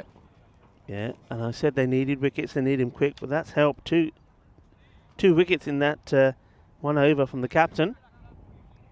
And, well, as they spin on, they decide to send a spin destroyer. And that is our man up there. Aman is a lovely character. Aman is also the founder, and he's also the secretary of Al Bazami Cricket Club. He's also the man that's had a hat-trick of drop catches in the I gave him a challenge. You didn't know this in the halftime break. We had an extended break. Oh, no, you did. Well, I said, come on, tell my us. challenge to you is to score more runs this week than dropped catches. At the moment, drop catches is winning. Now, let's see if he can put something together here. He's facing Govinder Singh in the one fourth boundary over. and he'd be up. Well, still need to see it, don't For we? now. For now. All right. He's trying to hit this. He did say, well, how many 4s do I need to hit? And I said, that depends on how many catches you drop. Let's see. He's a good character, isn't he? He's a lovely guy. Look, I mentioned that he's the founder here and the secretary, but he also is the one that's taken us backwards and forwards before and after the game. So, look, give him a big shout out. He's really worked hard here. This one's hit out of here. He goes a long way. He's one of the bigger ones today. We haven't seen too many straight hits, and not just in the series, but today. I'm surprised we don't, but this one is as clean as a whistle. That's a lovely shot from Taz Qureshi. Just slightly overpitched, wasn't it? At that kind of length where he felt pretty comfortable. Didn't try to overhit it either. It was just right there in the slot to go up and over, and he does. Big hit for 6. Time played out on the offside, and it's going to be 4 runs. So 4 more. So, yeah, this time, just slight adjustment. You knew it wasn't going to be as full, and so he's sweating on the short one. I just think that's good decision-making from Qureshi, who, you know, had an opportunity to bat a bit higher in the order earlier and couldn't do much with it, but he's making the most of this innings in match 10. Yeah, that's clever. No need to attack and be aggressive to every ball. Plays it out for a single. So just one ball left in this over from Gurvinder Singh, who's now gone for 24. He's moving his fielders around. He's saying to Nirmal here, I want you to move a bit wider for this one. Yeah, this one will be a one hopper down to here again. This will be the end of the fourth over. Score is 48 for 4. Just something to watch here, and you've noticed a couple of times. Yeah, I think that's okay because his back foot lands inside the return crease, and then he can drag it. Anyway, it's 48 for 2, and they're going at 2 a ball pace. Haven't seen too many big scores. Vinny Sandu here, Mr. Maximo alongside me is Rico. Full. And yeah, this is the warmest day we've had for sure. That's why I'm kind of rocking it out a little bit today. And yeah, let's hope the weather stays this way. I know we've got a bit of threat of rain over the weekend, maybe early next week, but hopefully we can get as many matches in as possible, Rico. Yeah, I think so. I mean, we had the same sort of forecast on certain days at Landskrona. We got really lucky. Didn't have any interruptions to the matches at all. And let's just hope that that forecast, that's I don't know what that call is. It's called a line. It grabs a bit of the line. That's a good call, I think. Most of the ball's inside the line, but a little bit's on the line. But you can't call it you can't call it a wide and a bye. The first one was the signal. The second one he was just waving. Oh, okay. Hello. We were back. Maybe because we were waving. Yeah, look, I mean, it's only a forecast. Let's just hope that we don't have any interruptions on. I think it's on Friday. They say that the rain may come in. But, captain, to continue. The captain certainly got. I mean, it must be the Swedish look. That's good fielding. Well, I was going. You know what I was going to say. And now, when those of you that were watching Landskrona will understand this. I'll say he needed a camel to get to the ball because he reminds me of Imran Kiani. Hello, Imran Kiani in Landskrona. There we go. Well, there we go. He tries the reverse Malachi here. He gets it wrong, and he's saying, "Vinny's watching." Yes, he is. Come on, Vinny is watching. And at the moment, you're behind. It's a full switch. Switches his hands around and everything. It's pretty well. And is he going to get a boundary? Oh, that's a marvellous stop. That is fantastic. And it gets a decent throw in as well. Well done to Nirmal. Oh, yeah, he certainly has been an inspiration for Indiska in the field. Yeah, that's first-rate fielding. Really is. He hasn't really put a foot wrong at all today, Nirmal. It was just that one super high one that he couldn't hold on to earlier. But apart from that, he's been flawless. See, this for me is painful. And he is the captain, so he should be setting this field. They don't need too many runs, and they can do it in singles. You can't be letting them get an easy single there on either side of the pitch. Now, speaking of fielding, we're going to see the Stockholm Titans this afternoon taking on Linköping. The Titans, they were pretty sloppy yesterday. They were better in their second game than their first, but the first one was an unmitigated disaster. But let's see how they come back this afternoon. Just plods the bat out of this. He wants a run. How's he doing at the moment then? He's on 5, so is he ahead? He's going all right now. But, okay, I shouldn't count runs where they're kind of 90% or better to win because there's no real pressure on him at the moment. But anyway, it is the end of the over, 56 for 2 after 5. And Abizami do look like they're going to go 6-0. Qureshi, this has been a really good knock from him. 35 off 16. And he has struck 2 6s and 3 4s in there, going better than 2 a ball. Talk about making the most of your opportunities. And certainly if you're playing for this Army team, you know you're going to get opportunities. If you want a bowl, you're going to get a bowl. If you want to bat high, you're going to get a chance at some point. It's just a matter of making the most of it. And certainly Qureshi's doing pretty well at the moment. This one will just be a single again. They go early and it does allow them to come through for 1. This is Sachin Sharma. This is normally pretty interesting when you see Sachin Sharma bowling because he really does toss it up into the sky. That's the quicker one though. He bowls these really slow balls. I think it should be a new category. Just right arm very slow. This one almost a return catch for Sharma, but does get past him for a single. How would you deal with this kind of bowling if it's really tossed up quite slowly? I think when you look at the scores out on the board, I think you just got to go for it. use your foot to go to it if it's straight, and if it's on the leg side, you just do exactly that. You wait for it and you pounce on it. I think you just got to assess. If you've got to come out to it, hit straight, you do. This one, you know, right, that's in the zone. Just wait for it and put it away. That's over-pitched is what it was. And that's what I said. If he's going to bowl that pace, that's fine and actually can be quite effective.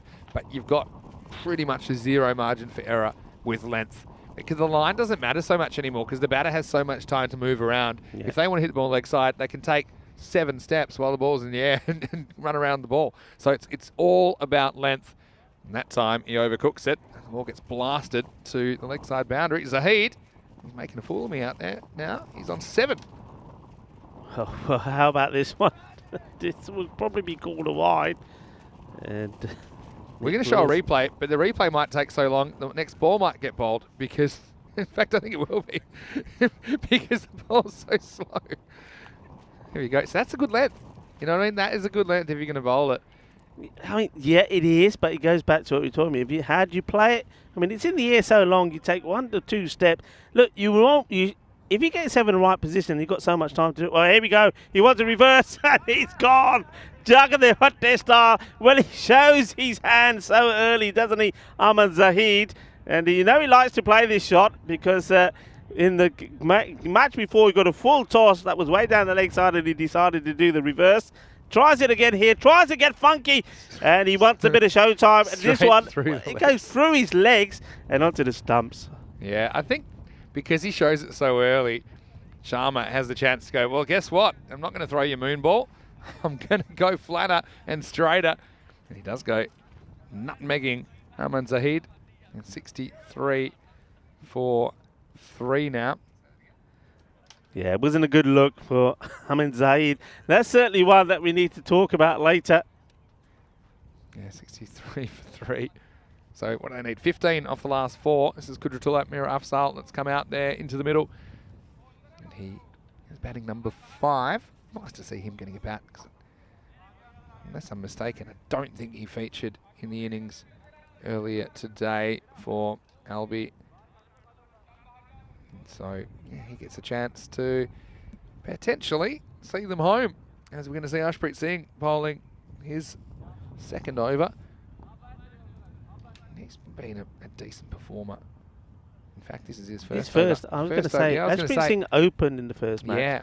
And though he struggled a little just getting his line, he looked good. Oh, well. This is going to come hittable. down. Is it okay? Here we go. Oh, no, well, now it's not. Now it'll be a no ball because it's bounced twice. He's missed a trick there. Yeah, the batter is giving a signal to the umpires, and I think the batter is right, umpires. This is bounced twice before he's got to. Thing. Ha, look at this. This should have been the biggest moon ball ever. It might be a no. It is a no ball. They might want to call it a dead ball because they think it maybe he's let go of it before. No. I think it's fine. This is a no ball for me.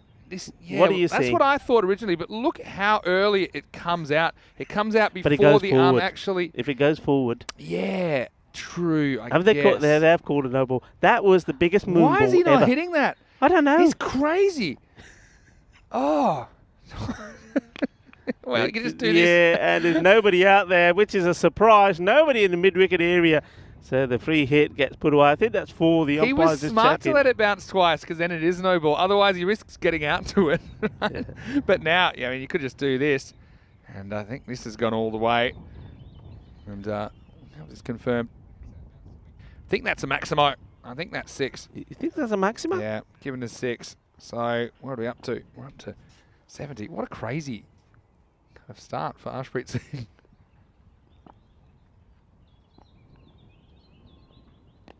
And that's your fault because you said he's been bowling pretty well. I didn't say that. I didn't say that. What I said was... It wasn't as high as Sachin Sharma's bowling, but it was close. No, what I said was he was only given the one over, which went for... I think it went for 13. Yeah, it went for 13. But he looked okay. And I think you should have opened with him again. You need to give the guy confidence. And I think you saw there already, I mean, the one that was hit, the free hit, wasn't a bad delivery. It was just a free hit. You back yourself to play it, and it you know, you got it out of the middle of the bat. But he looks the part. He certainly isn't a man that should be coming in to bowl the 7th over. He's got to be higher up, and it's the first time we've seen him as well.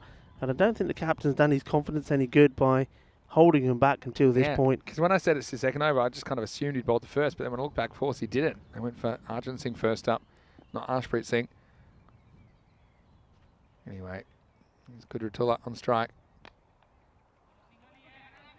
Dragged out onto the onside, picked up, and in comes the throw. Not before the batters have got themselves in. So this looks like it's going to be done pretty quickly, and I don't think it, well, it may be in this over. A couple of big shots. Yeah, could be. So yeah, and just go back to the drawing board for them. And they got to start thinking about survival, don't they? They're going to have a crucial pair of matches against the Stockholm Titans. Oh, this is nicely clipped away. This is a lovely shot. It really is. And Mir Afzal makes the most of a loose one that's drifting down the leg. And he whips this away beautifully. 4 more runs. And well, one big shot now would tie the scores.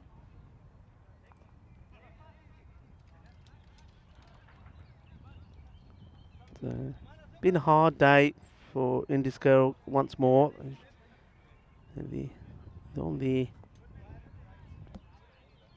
losing side once more, these guys, and they need to try and pick themselves up here. They need to find a way to click. I think there's some good individual performance there. This has gone a long way up, and I think it may be an opportunity. And oh, it would have been a really good catch. It goes down, and the fielder is pretty annoyed with himself, and it's Nirmal Iyer who, if anyone was going to catch this, he was the man. Oh, this goes a long way up. Yeah, that was miles in the air. Poor Iyer. He's had the 2 highest balls of the day he's had to deal with. These are coming out at a ferocious pace. It's in a pretty good position. And I don't know how many actually ran, because they were kind of just both watching it in the middle of the pitch. So it will be the end of the over, and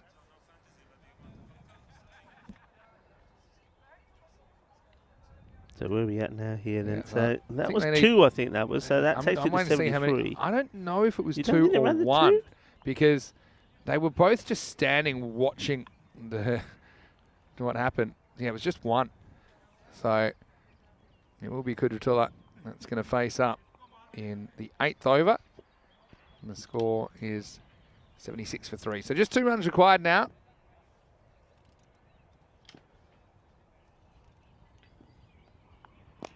It's well hit. Chance, and not able to get there quick enough. It was a good strike of the ball, and that will be it. So victory to Al-Bazami. Well, the Zalmi army keeps going. It keeps rocking and rolling, and now it sits pretty at the top. 6 from 6, and what a good innings that was there from Taz Qureshi. Just shaking hands with the umpires, and a nice strike from Afzal there. So even though they haven't got the strongest squad due to availability, Al-Bazami, they're shuffling the pack well, and well, nobody can stop them at the moment. It's another win from them, 6 out of 6, as we prepare to look forward to the highlights. And well, it just goes to show that even with the big guns don't perform. Sabidullah Niazi went early, and so did Azam Khalil.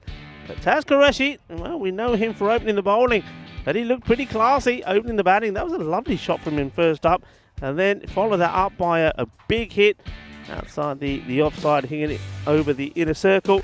Talk about big hits, there were plenty, and that's one that goes all the way. It went to Gurvinder Singh to take the pace off, but even he couldn't stop the boundaries. Then captain had to come into play, and Sanjay Sareen, was supported well by his fielders, who picked up the catches. This one could have gone anywhere. It was the first delivery from the first ball that Azim Khalil faced. And then he went for the big shot, and he puts it into the safe hands on this occasion of a man that's had a mixed day, Nirmal Iyer, but he's had some pretty difficult ones to take out there as well. But it's one of those, though, you take those difficult catches, anything can happen. That was a nice shot played out the off, just getting to the boundary before Gurvinder Singh could get to it. But these were lofted up from Sharma. But he wasn't able to get too much success with the right-handers. But one man that will always give us something to talk about, Aman Zahid, came in and decided to get funky, went for the reverse Malaki, and finds his stumps were shattered. Now, how And about this? this one. Thought Sharp was bowling high. I mean, I'm definitely whacking this on the second bounce, but the second one's become an awkward one because it hits this edge of the pitch, just dies on him. So Qureshi decides he'll wait for the free hit, which was coming next, and he certainly deposited that one pretty well. And ultimately, Albizalmi never really looked like missing out on this. This was another rainmaker, bringing rain on a sunny day. Unfortunately, I couldn't hold on to that. They just jogged one, touching the ground. And this was the one that finished it. Pretty nice shot. Got over, it off, and skated away to the boundary. So the target of 80 coming up in 7.1 overs. The top score was Taz Qureshi, and well done to him because he missed out with the bat when he was promoted to number 4 earlier today. But he got a chance to open. Once again, you see Azam Khalil giving another opportunity to someone, even if they didn't take it the first time. So, 46 at 2 a ball was a pretty good effort from him. 5 fours and 2 maximos in his knock. Kudratullah double figures at the end of only 4 balls. Nice little mini cameo from him. Niasi with 8. Azam Khalil, a rare failure for him. He was caught for 5 by Ia off the bowling of Sanjay Kumar Sareen. So, one captain getting another. And Aman Zahid, well, an entertaining 6. But maybe he needs to stick to right-handed if I had to give him some free coaching. But only 4 extras. Ultimately, they're just going to be disappointed, but they still do have an opportunity to qualify. They're going to have to do it the hard way, and I think they're going to have to try and seek some wins tomorrow and the next day. 1 or 2 might get them to safety.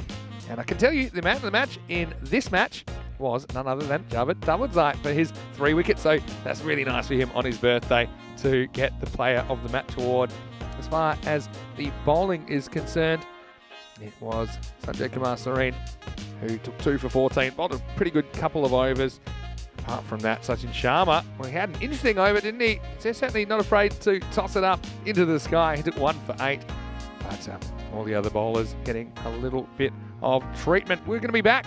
When we return, it will be the afternoon session. So a bit longer than usual. Got about half an hour before we will be back. It will be the Stockholm Titans taking on Linköping in the final 2 matches of the day. And that should be a very interesting one. Linköping just kind of losing away a little bit yesterday against Albizalmi. The Titans, well, they will be pretty keen to register their first win in ECS cricket. And let's see if they can field a little bit better. They get to field first because Linköping, they've won the toss. They've elected to bat in match 11, which is just around the corner. So have a little break, but join us in 30 minutes time as we take you into the next exciting doubleheader. This is Vinny Sander, Mr. Maximo, and alongside me is Rico Full, and you're watching the FanCode European Cricket Series, Sweden.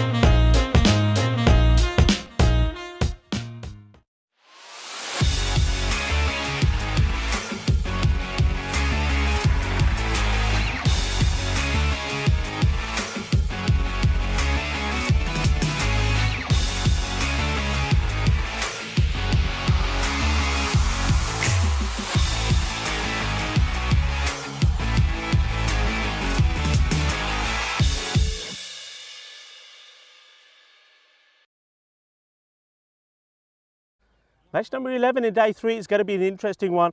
We saw Linköping, they're coming back. They've had a good start, haven't they? They're a team that didn't play last year, but we saw them the year before. They made a winning start against Indiska, but they came up stuck against Albizami yesterday. Albizami, it was a good close match. Match number 8, check it out. It went down to the wire, needing 16 off the last. They fell 1 run short, but they're looking to go back to winning ways against the Stockholm Titans. The Titans making their debut. It was a difficult start for them against Borshöka, but they need to tighten up, and they know where in the fielding and the catching. If they can get that right, this is going to be an interesting match. Where the tournament referee is with both the captains, Raja and Saad. Let's join them for the all important coin toss. Okay, Linköping to call. Heads. Heads to call. It's heads. We're gonna bat first. Okay. Good luck. Thank you. Have a good game. The captain of Linköping, Saad Khan, winning the toss and deciding he's going to have a bat. Of course he is. It's turning out to be a lovely afternoon, 20 degrees, a very gentle breeze. It's a good day to have a bat. He'll be hoping to put plenty of runs on the board. Raul Halim is going to be key for them, I think, but he needs good support. And we saw he scored 42 of 19 deliveries against Indiska. If he can find that sort of form and get support from somebody like Ankit Naik, I like to see Naik further up the order. He looks like a good stroke player off the ball. With the ball itself, I think it can be any one of 2 bowlers that bowled really well yesterday. Asad Javid and also Sabarali Saeed picked up 3 wickets apiece in that match against Albizami.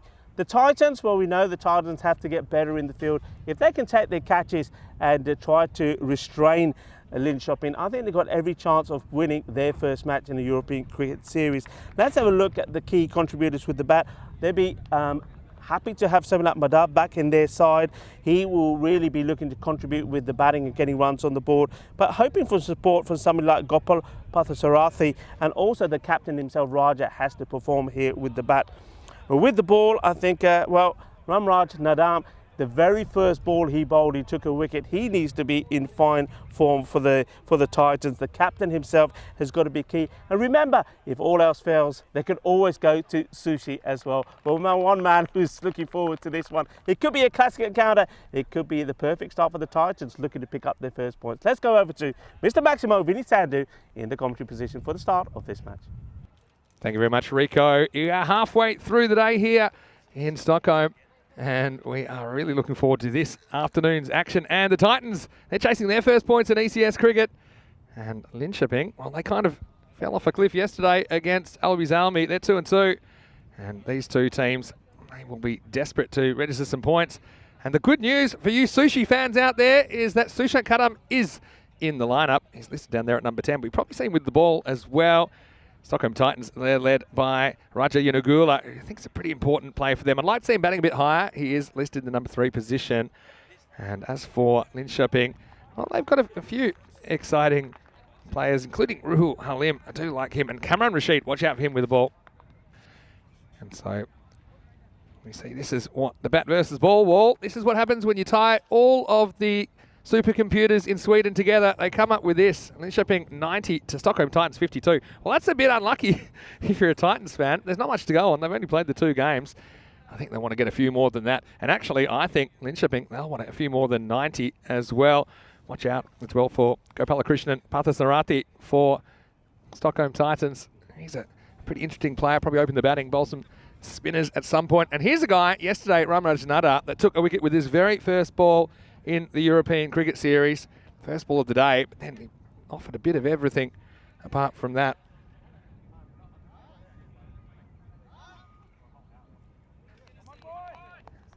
And so Ruhul Halim, who I just mentioned, he'll be facing up for Linköping. And look at that, Ramraj, he's ready to go. Well, the one thing I did like about the Titans on their first day with their uniforms, they look pretty smart in the navy and orange. Their fielding wasn't up to scratch though yesterday. That's one area I'm sure they want to improve today. So wherever you're watching around the world, welcome to match 11 of the ECS Sweden Stockholm edition. First one is just punched away to point, no run. And Ruhul Halim is out there with Saad Khan, the captain.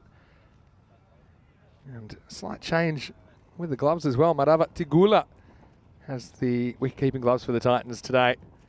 His first entry into the series.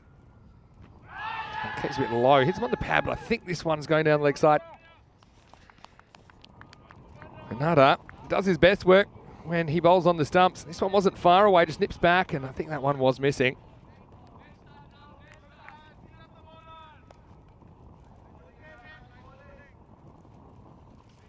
He doesn't talk in the first over because it's like he's coming back from doing the one camera. Next one's punched away. Will be a run. First run of the contest. And well, there's a guy. He's got a cult following already. That's Sushi. He's the reason that I went to Sushi for dinner last night. He absolutely had a very interesting day. Couldn't really field too many successfully, but that's a good start for him. He jumps all over that one. I think we'll see a slightly different Titans today defending. A little edge. Gets away from the keeper. Got third man in place. I like that field setting, to be honest, early on. That's Digraj Dodia down there.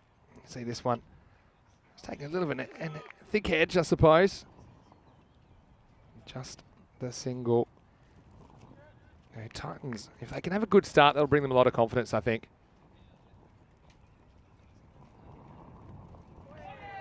As next ball is called wide. And Nadar does get some movement. Good movement, I should say. You see this one just grabbing a bit of the line. I think it's a good call. Halim, he is the kind of guy that will not hesitate to play his shots, particularly in the power play. In the air, and this is a catch for Sushi. And it's a different day. The same result as Sushi. That one straight through the chopsticks. Hits the grass, and well, if you've seen Groundhog Day with Bill Murray, you'll know what's going on here. This was a real chance to write a new chapter in Sushi's fielding career, and just bounces straight out of the mitts.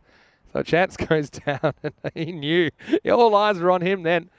I know my voice carries. A bit of extra pressure maybe. Last ball of the over. This one I think is just okay.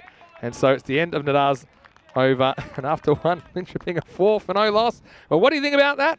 Here's a big Sushi fan on the field, but not in the restaurant. It's Rico full. And Rico, straight away, Sushant Kadam was into the action. Oh, I feel for him. You're giggling at him. Leave him alone. He's me buddy. And when I saw him today and I gave my good afternoons to him, I must admit he was quite sheepish. And Geeta, his wife, she was still there. She's still here. I thought that the whole team would have said, okay, you're not coming tomorrow. You were bad luck. But she's still around. Oh, well, that's unfortunate. It went straight in and straight out. If there was a fielder close by to him, he could have had the rebound, but it wasn't to be. Yeah, well, it wasn't long before the ball found him, was it? And now we're going to see Gopalakrishnan Parthasarathi, who's likely to open the batting and the bowling for the Titans in this game. And he's a nice little pace-off option they use in the second over normally. And just remember that. Chance going down early as these two try and build a partnership. But not too much damage on the scoreboard in the first over. Just the 4 runs on the board. It's a quicker one from Parthasarathi. And there we go. Back in form. This time he knocks it down. Does concede a single though. Yeah, well done to Sushi, my man. Yeah, it's a lovely day again, as you can see in the screens. Cannot see a cloud anywhere. The sun is shining. It's a great day for cricket. Parthasarathi, good delivery. Sort of asking a question here. And I'm not sure that this has taken anything. I think there's probably the sound of just the bat hitting the surface there. Yeah, you see. Yeah. It's the noise that the bat makes as it's the bottom corner has scraped across the surface. Yeah, I think there's no bat in that. But still, decent areas from Parthasarathi. It seems to be a little bit quicker today. It's nicely played. Chops down onto this, and the fielder uses his feet, but he does stop it. So we'll get a single. Yeah, no real aggressive shot played so far. It's all tiki-taka. So I want to say hello to Kitty Hundley, who's watching from the USA. Hope you're well. As well as Amar Ami, who saying it looks like a nice day, a sunny day. It certainly is. I'm rocking the short sleeves at the moment, actually. It's a beautiful day. It's absolutely lovely. The heat is on. And I tell you, who's feeling the heat at the moment is our team with, well, that lovely, I do like this combination of orange and blue. Well, they're certainly feeling the heat. They want to get points on the board for them. Nice delivery, goes wide of his crease and brings his back in. Yeah, that's bringing the heat. as you say. See, this one keeps low a bit. So there is a bit of up and down in this pitch, I would say that. I think it's a good surface. I think it's quite similar to an actual turf pitch, the way that occasionally it'll do something unexpected, but not too often. I think it's a good balance. Yeah, Linköping, remember, they had their issues with the batting. Batting first yesterday against Albizami, first match, 63 for 7. But this is hit in the air, and it's gone straight through the fingers of the fielder. And that's Pranshu Kumar. He needs to do better here. So one thing I said they need to improve on is their fielding. And early signs show that that hasn't happened. 4 runs. Well, 2 overs, 2 drop catches. That's the story so far. And it's a story we saw written yesterday for the Stockholm Titans. Linköping, after winning the toss and electing to bat, they are 10 for no loss after 2. So look, yeah, despite those couple of opportunities going down, they haven't really gotten away yet, Linköping. And they are going to go back to the opener, Ramraj Nadar, to bowl over number 3. Yeah, just going back to those matches, Linköping 63 for 7, Albazami 67 without loss. They won that quite comfortably. And then, well, there was that classic yesterday. This is well bowled, just played out for a single. That was a crazy game, wasn't it, yesterday in match 8? Match 8, what a match. And Albazami, they had their trouble, didn't they? 71, they were all out. Only Rahul Khan scoring. I mean, they lost, well, wickets like anything in that one. 9 wickets for 22 runs, but needing 72 for victory. Linköping finished on 70, a run. A run would have taken them to a golden ball, which they were trying to get. It wasn't to be. They went for the big shot, and talking about big shot, there's another one that goes past the fielder, and this time probably wasn't a catching chance, but Pranshu Kumar needed to try and stop this. It needed to be sort of sliding down the ground. It gets through. He does kind of get there. I think, maybe just past him when he gets across, but it will be another boundary. So at least some good intent from Linköping in the power play. They move up to 15. I think the win predictor there, thinking 76-24 to Linköping, despite this fairly pedestrian start, I suppose. Firmly struck over the infielder. That'll be 4 runs. That's a nice looking shot. बहुत अच्छा shot मारा. Fielder power play the अंदर ऊपर दी मारी ball. चौका लग गया. Yeah, nice shot. Not afraid to go over the offside. And so I think that's smart. I mean, even when they pack that offside, you can only have 2 outfielders in the power play. So good stuff. And Halim, he's off to the races now. He's on 15. And this next one, a little bit closer to him. Almost nicks it. Nadar, he's the kind of guy, I mean, the Titans, in their perfect game, he chips in with a couple of early wickets and at least gets the other team on the back foot, doesn't he? Yeah, he does. The thing is, though, Vinny, you're absolutely right. And both the openers could have done that. Question is, they've got to be backed up by the fielders, and they're just not getting it. Yeah, good point. So he's only got 2 more balls to try and remove one of these openers. This is played nicely off the back foot, but there is a deep point in place. Lee moves to 16. So the captain will be back on strike. He's only faced the 5 balls so far in the power play. Sad Khan. And Linköping, a team that we first saw in the ECS in 2020. We didn't see them last year because they didn't qualify. They are back here in 2022. Started with 2 strong wins. Went down in the next 2 games. So it's just a little dab away, but the third man is in place. He'll stop it. And so it is the end of 3 overs. 21 for no loss. Well, they did have a couple of opportunities, didn't they, the Titans? They didn't take any wickets, but what you would say, Linköping, they haven't gotten away from them yet with only 7 and over scored in the first 3 overs. Yeah, I mean, I suppose it comes down to if you're not going to take the wickets, which they haven't done, they haven't managed to hold on to the catches, it's all about containment. And at the moment, these batters haven't really hurt them. Halim, he is one that can. He has got 3 boundaries, 3 fours to his name. But other than that, he's played out a few dot balls as well.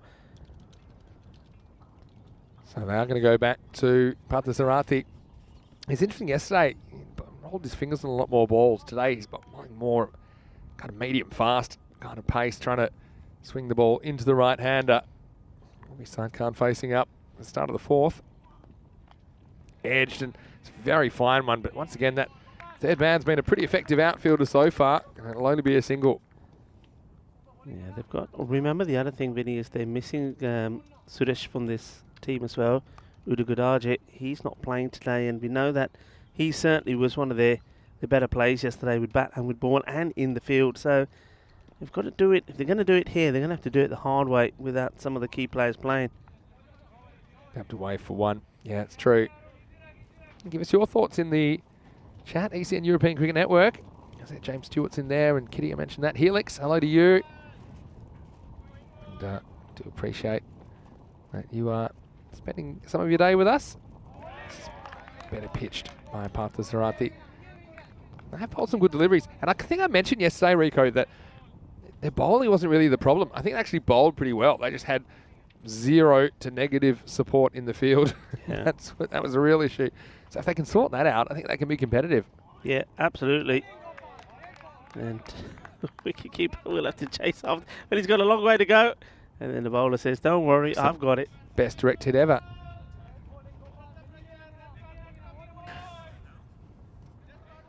Good afternoon to the umpires out there. So, Saeed Arif and Mohammed Bilal.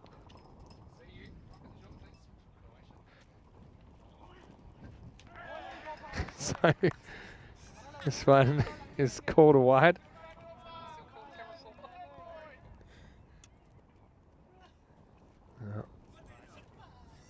Having a good time.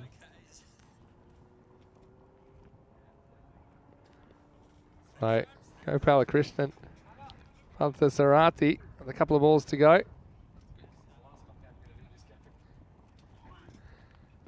This time to ledge on it, and there is. So it's the first wicket down, and Partha Sarati does finally break through. Saad Khan laboured for 10 deliveries, but he finally nicks the 10th, and the first wicket of match 11, and it's taken by the man they call GK. You see here, just comes back a little bit, grabs it. You can certainly see the deflection there. Nice catch behind the stumps for Madhava Tigula, his first of the series, and the score, Linköping are 24 for 1. Yeah, he does well, doesn't he? He just sticks to the areas, and you see there a good thick edge, and straight into the gloves of the keeper. So Tigula, no mistakes from him, and you see there the bowler, Prasathi, just turning around to the umpire and saying, "That is out." He's showing the umpire how to give the dismissal, and he does bowl well, and that's good reward for him, actually. I did have my European Cricket Network hoodie on before, Kitty. He's saying she loves the casual look. Well, it's not often I rock the short sleeves. I thought, well, Rico, he's doing the hard work today. He's doing all the presenting, so I thought I would risk a T-shirt, and so far it's paid off. Now this is in the air and doesn't quite carry to third. Man, this is the sort of one that they would let through yesterday. This time, well, he looks like a guy scrambling to get his keys on the floor at about 4 a.m. here, but it does he does carry. He just don't want to take the catch, and then he says, "Oh." It nearly gets past him. Then he lies on top of it. I don't know what he's doing to that ball. Rugby tackles the Kookaburra. Paul might need some trauma counselling after that. Anyway, it's the end of 4 overs. It's 25 for 1. So yeah, the first wicket coming in that over, as we just note the schedule over the next couple of months or so, all the way to the end of July. And look, we will be in here until the 28th of May in Stockholm, when we'll have the final of this ECS. Then we head to Prague in the Czech Republic for a 2-week series, a week in Hungary, a week in Austria, and then I'm really looking forward to the Italian summer 5-week European Cricket Series, which culminates in the Super Series in Rome. It'll determine the ECL club from Italy. That'll be a really exciting adventure through July. Change of bowling. It's Nagendra Sidhutam, who will be the bowler in over number 5. So they're going to a spin-off option. This one should be a no ball, and it's pulled away. It was so high. I think it will be. You see, yeah, it is called. If it's waist high or above, I think that is. Yeah. You see the way he plays it, so not a good delivery. Asa Java does get the single, but it'll be Halim that will get to face up to the free hit. It wasn't a good delivery and called by the umpire, so free hit now on the way to Sidhutam.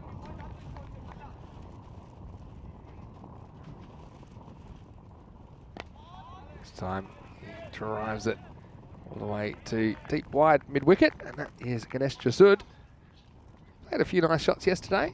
See there in the background some of our friends from Spring Media that are joining us today. This one's in the air, but doesn't have the carry. It's a chance for Jasud. And he takes it. Well, there we go. New day. They might have had a few sighters, but finally they take an outfield catch. And it's Jasud that does it. So he'll be happy with that. And so will Sudutam, who takes his first wicket of the day. And Linköping just on the skid a little bit here. They're 27 for 2. That's a good catch. Jasud making no mistakes. And, well, you take your catches and you will win matches. That is for sure. Jasud, he's absolutely delighted with that. And there are a couple that have gone down. But the thing is, up until now, it hasn't hurt them. Okay, I mean, Halim is still there. He certainly had a life as well. If he stays there and scores, I don't know, gets himself to about 15, 16, gets his score to 90, 100, then it will hurt them. But at the moment, it hasn't hurt them too much. To say, Dishant Kumar was asking in the chat, have the Titans fielders eaten too much butter, like you were saying? Well, let's just say Jasud didn't have any butter on his fingers there, and he held that one nicely. Halfway through the 5th over, 28 for 2. This will bring the left-hander to the crease, and yeah, it's a key moment for Linköping because the run rate hasn't really gotten away either. And, you can see there that Sudutam. This is Chitesh Ravichandran, who's come out in the number 4 position. So he's another guy I'm sure would like to get his tournament off to a decent start. So looks to me like just a slight technical delay here. Gives us a chance to say hello to everyone in the chat. And what I will say, all right, well, a few people asking, I've gone uber casual today, and I don't do this very often, but this is a little shout out because the Iceman gave me this. He was running Charlie's Backpackers in Split, Croatia last year. So I thought it's a nice chance. I thought I'd wear a golden shirt. I thought you were going to give a shout out to me, Mrs. Casual day. Oh yeah, to Charlie. Yeah, Mrs. Full. Nice to have you there. Charlie's always very supportive of you being out of the house. Maybe a bit too much so. What do you think about that? So, well, I think if it's, well, you know, I mean, she holds the fort at home when I'm away, and she's very supportive of me following cricket. And your daughter Sonia, are we going into handball season, or are you just coming to the end? No, it's very good handball. Yeah, they're in the playoffs for the finals. Yeah. So yeah, that's still happening there. So good luck to Sonia. And well, you heard me talking about Sonia earlier when we had the Ladybird fly into the commentary position, and you know that I always look. I mean, you know, I always thinking of her. She is the Ladybird because this is the Ladybird I take with me everywhere. That's my Sonia. And she gave me this when she was very young. So every time I see a Ladybird, I think of her. Well, this one has gone a long way. And it's a nice shot. It wasn't the best of deliveries. 4 runs there. So, right. Yeah, Ladybirds like to fly. Well, this ball's flying straight off the bat of Chitesh Ravichandran. Very first ball. And yeah, it flies. 1 bounce, 4 runs. A good start for him. The score goes past 30. Yeah, they need the acceleration here, don't they? And well, Ravichandran gets one. I mean, he takes it off the stumps, I would say. I mean, it was a risky shot. Yeah. Oh, nothing risky about this, or is it? Yeah, that's over. Sushi, who seems a bit relieved because he won't be a catching opportunity. What it is out of the ground. Maximo, 6 runs, and this was not a good delivery. It was a full toss. He could pick wherever he could hit it. He just could pick it out, and he picks, well, somewhere near Sushi might be good. So he hits it straight over his head, and 6 runs to Linköping. Yeah, it wasn't a good ball, Gundy ball. You see what he's trying to do. He thought, well, okay, if you're going to play at the stumps, play this or the stumps, but he gets it wrong. This one's better. And that's the line he needs to be at. The acceleration required, and Ravichandran has delivered. Well, Himpreet Singh said it looked like a young boy like that. Maybe I should wear the T-shirt more often. I don't do it very often. And it's the end of the over. 39 for 2 at the halfway point. A young boy opposed to what, though? Well, I mean, I guess we're all young compared to somebody, aren't we? So, I'm going to say hello to Maya Patel. He's just wondering about putting Sushi at cow corner. I think Sushi's got a spectacular catch in him. It's coming. Yeah. Well, I think that Sushi, I was saying this yesterday, I think when we're going to see Sushi with the ball at some point today, he'll be a revelation, because I really think that he's ready to go big here, Sushi. I can't wait till he's One or seen with two of the ball. players said I don't know. They said they loved the comment you made about the fridge. Couldn't catch a cold in a freezer. That was so. No, I think it was more to do with sushi about keeping him in the fridge. Oh yeah. They said, "Who said that?" I said, "It wasn't me." Yeah, sounds like something I'd say. I'd listen back, but yeah. Well, still, like I say, they haven't really batted them out of the game as yet. No. I mean, I think the Titans, maybe they could fancy themselves to chase something 80 odd. The halfway point. I think it's very much game into balance time. Here's Digaraj Dodia with the ball. This one's a wild swing from Halim. I think this is quite clever to Halim. I think he quite enjoys pace on the ball and using it. See, now he's forced to make his own pace. And that's going to be sound barrier breaking bat speed, but no contact. This time does get something on it, but it could be a chance. Comes around and, he gets so close to catching this, but he doesn't. That's Arun Kumar and Murugasan. And he's one of the more reliable fielders and does well to get there, Rico. And he seems to get most of the middle of the hand on the ball, but it just slips out. Another drop catch for the Titans. Yeah, he does all the hard work, in fairness. Makes the ground well. He gets there to take a catch at a comfortable height, but it spills out of the hands once more. Pretty well bowled by Dodia. I think he's spotted that Ravi Chandran. He likes to hit to the left of screen. He likes to hit to that leg side. So he's pretty conscious of keeping it away from that area. And he bowls a nice ball outside the off stump that sneaks through for a dot. Just making a change in the field. He's asking for somebody to come up a bit.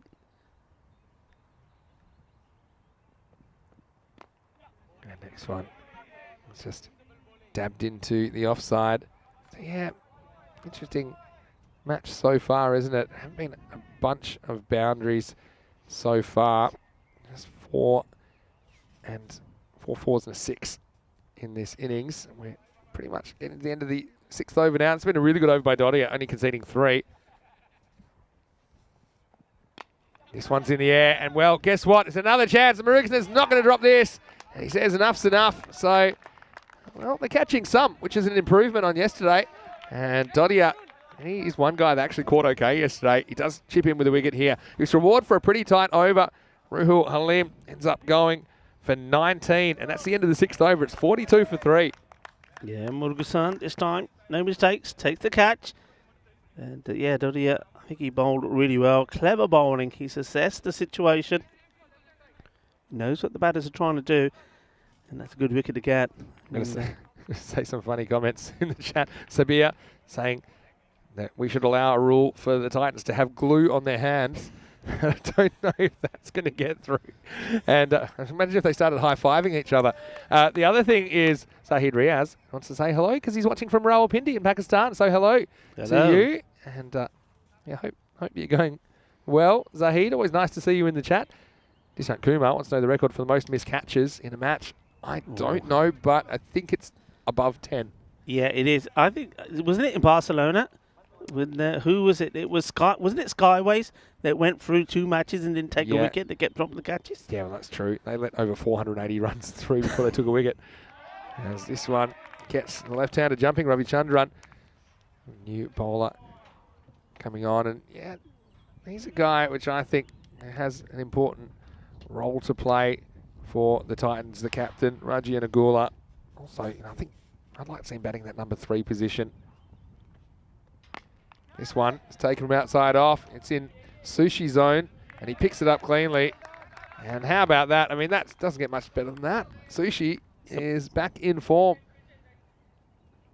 Let's see if he can do it when a chance comes his way, though. And Raji Anagula bowled really well yesterday. He's got a really deceptive slower ball. Watch out for it. That's why typically they will bowl him in the last 4 overs.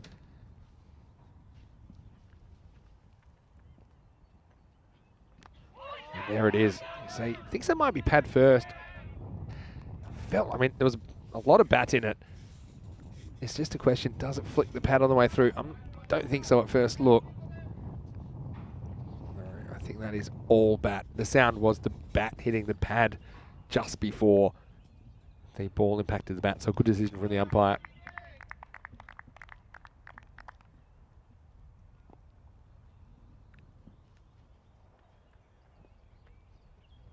gone. Really good bowling from Yanagula. Ravichandran had hit the ball well, but he always wanted that leg side, didn't he? So Yanagula challenges him, and Ravichandran wasn't up to it. He swings around a straight one. Good reward for the captain. It's been a good over so far. Linköping lose a 4th wicket, 44 for 4. Yeah, very good bowling, and they've certainly, the bowlers, we said this yesterday, the bowlers bowled a good line. They attacked the batters, they made them play, they attacked the stumps. That one again, that's just all about holding the pace back. Good bit of bowling from the captain, Yanagula. And that's the strong and big hitting left-hander. Ravichandran has to go. I did also want to say, trying to get around to this, but Zahid has said to me in the chat that it's his brother Waleed's birthday today. So if you're watching, Waleed, very happy birthday to you. I hope you have a wonderful day. I had a few birthdays today. We had Dawood Zahid getting player of the match on his birthday for Albi Zalmi. He turned 21. But, yeah, fantastic that you let us know if it's your birthday or maybe someone you know. Let us know and we'll give them a shout out here on the air. Back over the wicket now is Raji Yanagula. New batter out there is Adil Askar.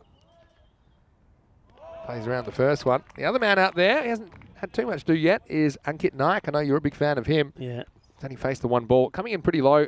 Coming in at number 5, but I mean, he's still got plenty of time to do some damage over 3 overs left in this innings. Plenty of time to bat. I don't think he's an out-and-out big hitter.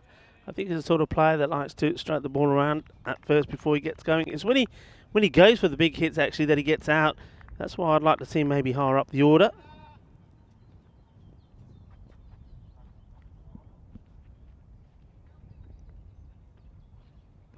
Oh, could be trouble.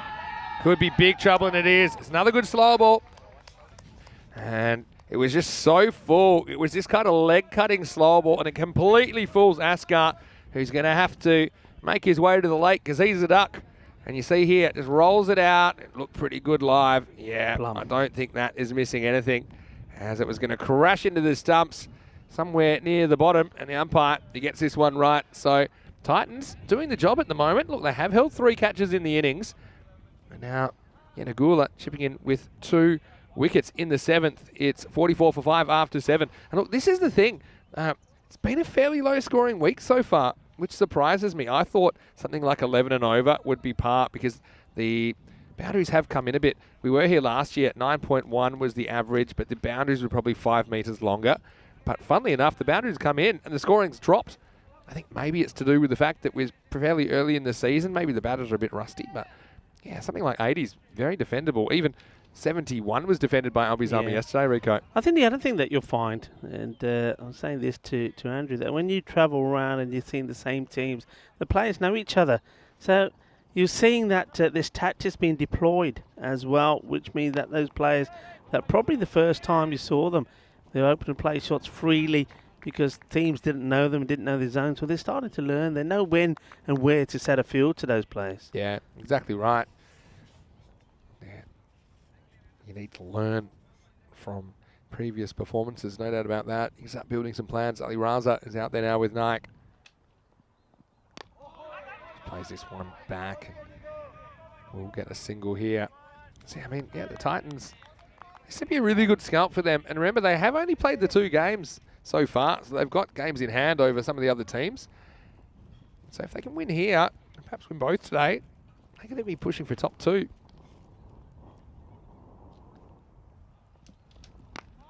Hit back hard and flat. Bit of work for the outfielder. And that is the captain, Raja. That does the work. Yeah, good defensive stuff at the moment. They're on 62 pace. So even with a good finish here, looks like maybe 70 or 75 on the cards. There's no run here. And with 5 wickets down, I mean, it's not easy for these new guys coming in at this stage, Rico. No, that's good bowling again, isn't it? I mean, you see there, it's areas. He's getting the ball in the right areas, and that's exactly here what the Titans have done. They've bowled, all the bowlers have bowled down the right line. I mean, 1 or 2 have gone astray, you're going to get that, but it's tidy. Dottie's been excellent, and he might have another wicket here. No, this one's dropped, and the sun was a factor here, and he blames the sun instead of chasing the ball. An interesting tactic as he leaves Murugeson to try and chase it, but no one's pulling that one back. That will be 4 runs, and it brings up the 50 for Linköping at Sanket Mahimkar.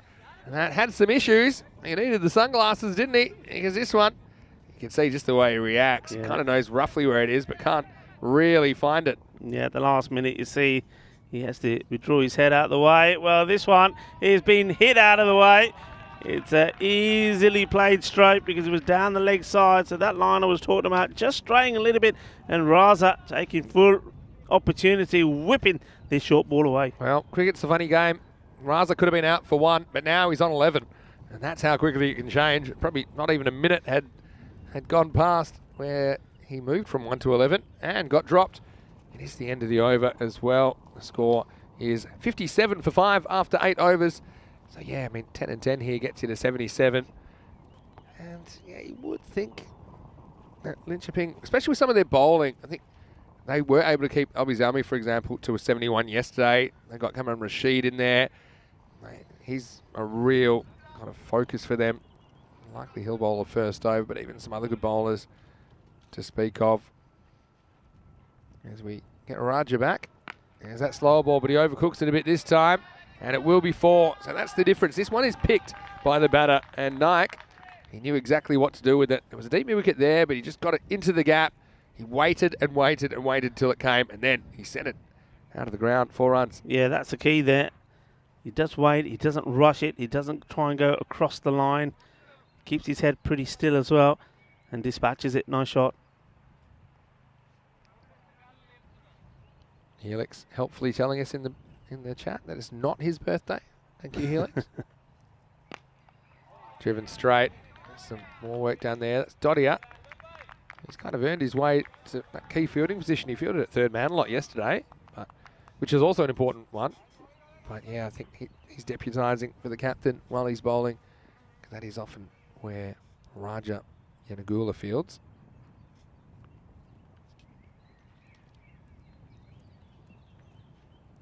Well, this one's in the air.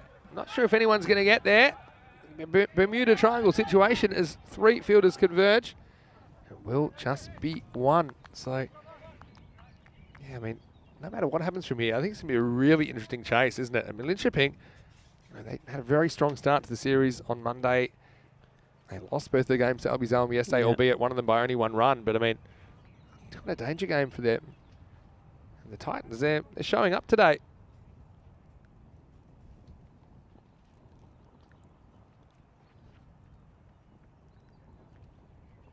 Was the quicker one. There's the variation. And, well, could be a run out, and it will be. Oh, no, actually. Well, you see here, the keeper doesn't take the ball, and he's very sporting, Tigula. Yeah. He's very quick to say. I mean, I thought it was going to be out, but then did see the ball got away. So let's have a good look at what happens to the ball. You see, yeah, the ball slips out, and he knocks over the stumps with his hands. So isn't that good from the wicketkeeper? I mean, okay, we would have seen it again, and probably it would have been overturned, the decision from the umpire, but very good. I'm liking that. And Tigula saying, no, I don't have the ball, it's not out. Good sportsmanship. Yeah, it is. That's the right thing to do as well. So well done to that man. Fortunately, he doesn't get the run out, but doesn't hurt him too much. He's done some good things, Tigula, behind the stumps as well in this innings. Ball again. Swing and a miss. So Yanagula has been excellent so far. 2 for 9 through his spell. The last ball of it. That all happens in the 9th.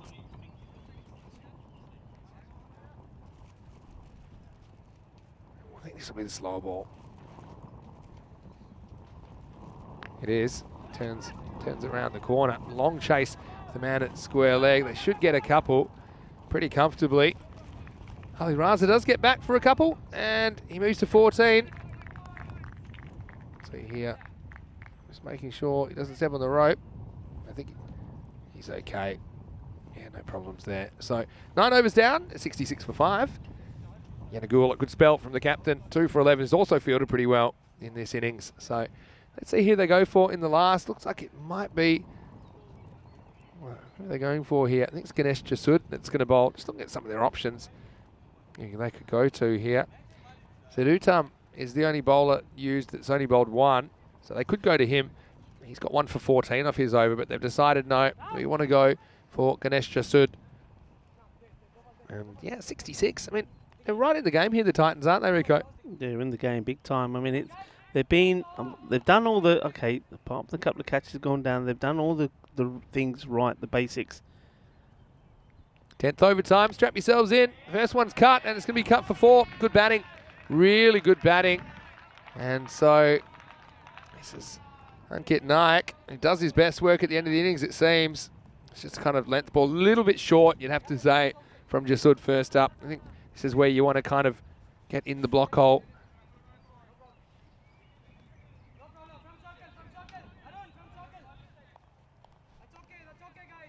So that will take them to 70.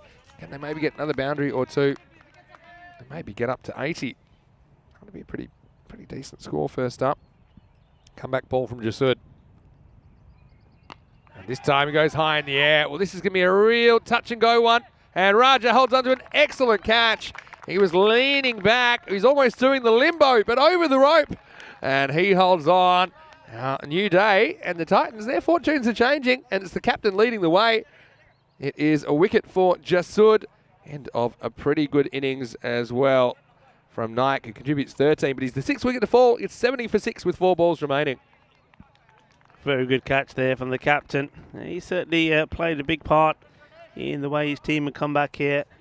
And taking that catch right on the boundary. It was never going to be an easy one. And needed to be wary of where his footing was. But Yanagula makes no mistake at all. And I think good bowling there from Jasud as well. Naik, as I said, I think he's a good classy bat. I don't think he's a big hitter. And a few times we've seen him coming in when he's had to play that role. It doesn't suit him. But he's made a valuable contribution, 13 of 8. But still, I mean, the score just on 70 here at the moment. All right, new batter in there, Mohammad Moees. He gets a thick edge. He'll get one at least. Hold the phone, because he might want a second. I don't think it's there in the end. In fact, it would have been run out. So I don't mind that, just taking the one there, because you do have Raza, who's pretty much established, even though he's only faced 7 balls. He's on 14 already. So let's see if he can do something with these last 3 balls from Jasud. This one turns on it nicely, and this will be a boundary. So that's good batting. So a bit of a kick at the end. They've just struggled with this 5th bowler in this innings, Stockholm Titans, and this one just a bit too straight, gives him the length, and I like he just waits for this. He doesn't rush forward towards it, and that's what allows him to just turn it and get a fair bit of bat on it. 4 more runs. Yeah, nicely played. Valuable runs at this stage of the innings, and you just think that if they can, well, get another boundary in here, get that score to around by the 80s, I think it will be competitive against a team that struggle with the bat. Got to get it fuller. Got to get it fuller here. He doesn't. In fact, he sprays it, and this will be a wide. So 76. Just let him off the hook a little bit. It's only that over from Sedutam that has really hurt them so far. I suppose Nadars went for double digits, and Dodia went for 13 in the 8th, but still. This one is also called a wide. Oh dear, just losing it here at the moment. Let's have a look at this. It's a tough call. Pretty tough call. But I guess if you're going to play those kind of tactics, and that's what you risk.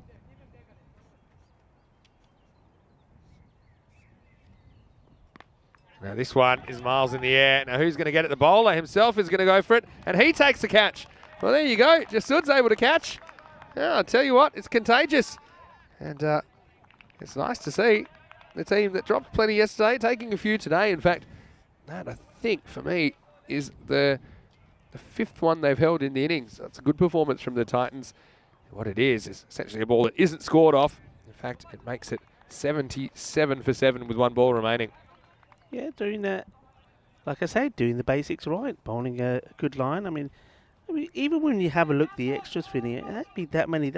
Even with those few that come in that last over, only 4 wides. Yeah. 5 extras in total. That one was a really harsh one as well. I don't think, probably if you looked at that one again, the umpire probably wouldn't have called it. Anyway, it does get 1 more ball. Well, maybe more than 1 more, because I think this will be... Could be a run out. No. Doesn't really matter, this will be a wide. So that one again, this is Atif Mohammed, who gets to face. I think Moyes was trying to find a way to get down there, but he had to scramble back. So 78 plus this. Just saw a disastrous last over, I suppose. Gone for 12, but it's not finished yet.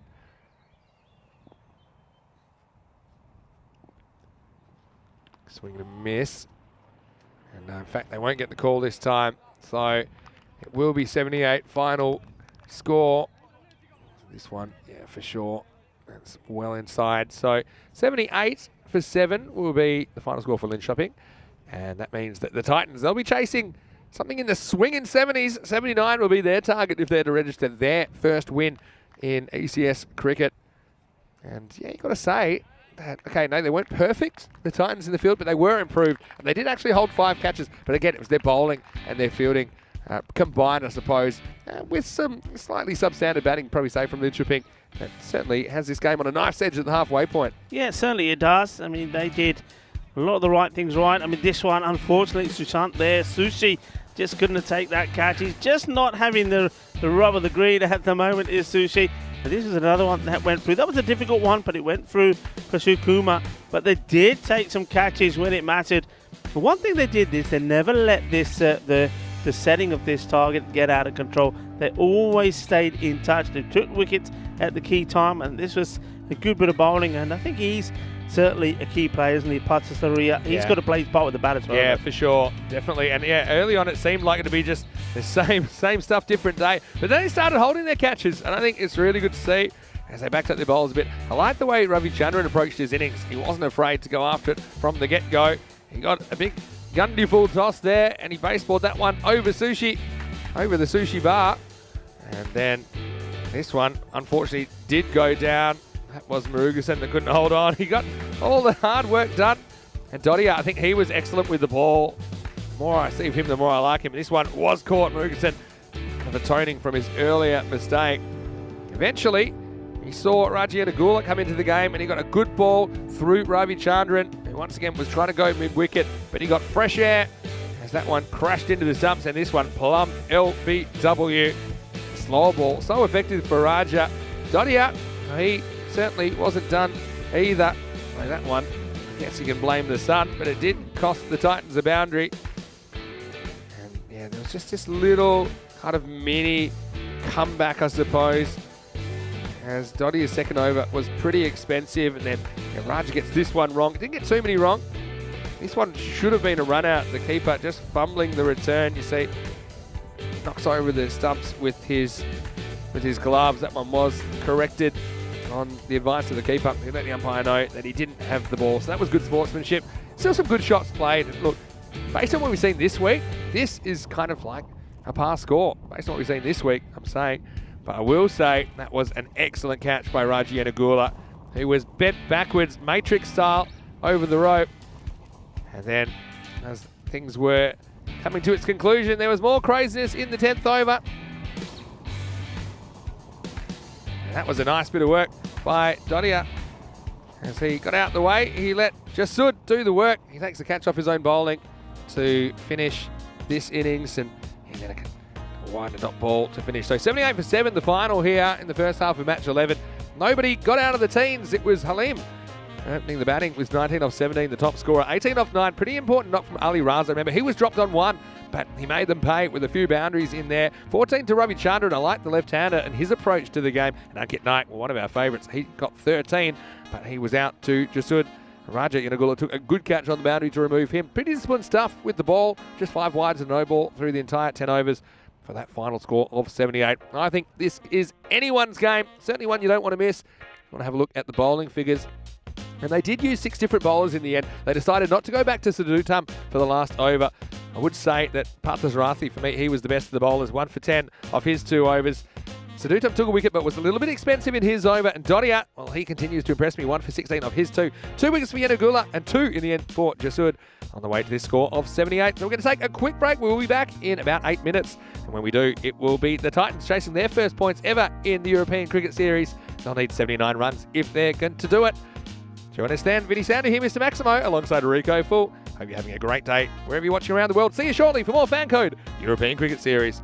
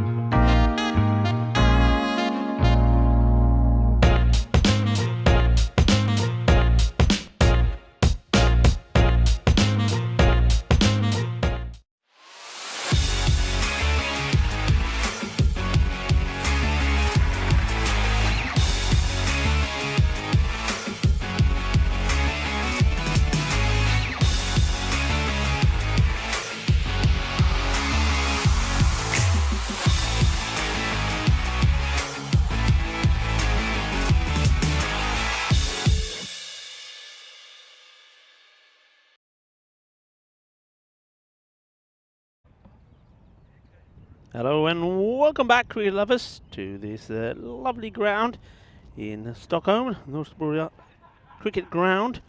It's beautifully located in Stockholm, a lovely setting.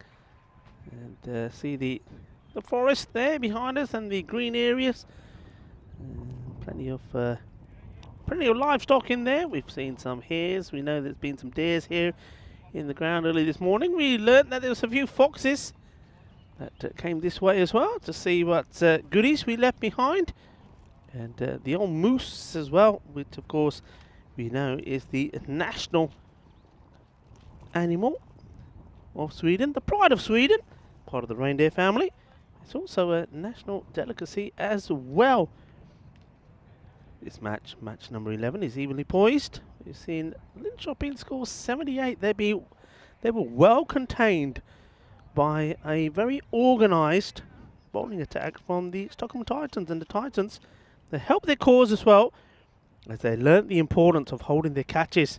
What that means is this man here, Kamran Rashid, he's got to get a few early scalps. He's certainly been a great bowler to watch. He steams in, he sort of starts with the sort of wheel spin of feet as he starts his approach. Bangs this one in short, and the batter takes him on and gets lucky. It's a short delivery which hits Sujant. Well, that's not Sujant, I can tell you that. You'll probably see that change on your board. I think that is Tigula. He hits him high up and goes all the way over and goes for 4 runs. So you know you're going to get the odd short ball. I'd be interested to see if that one was called one for the over.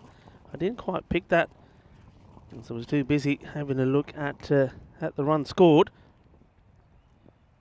So if it was one for the over, he can't bowl it again. Goes for the Yorker, and asking the question, if it's straight, he's gone. And he has gone.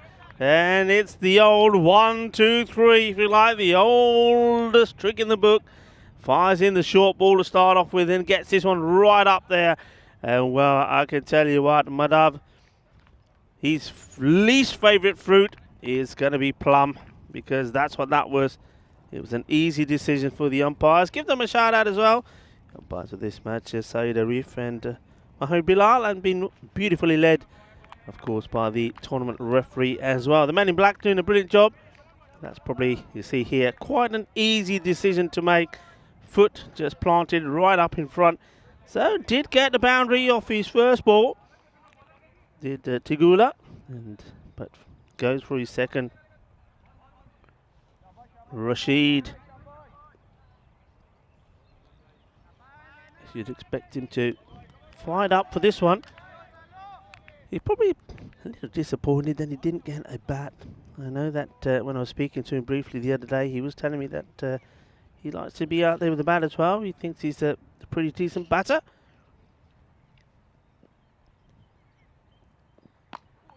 This one is quickly at the new man out there, Jasood, who's not able to do anything with it. He's certainly a man with a purpose, isn't he? As he thuds back to his mark, chewing a bit of gum, thinking about what the next ball is going to be. And then you have that little energetic burst of energy as he comes into bowl. And that's a good delivery, well bowled. See the batter just hard batting a long way out of his crease. And this one, good carry through.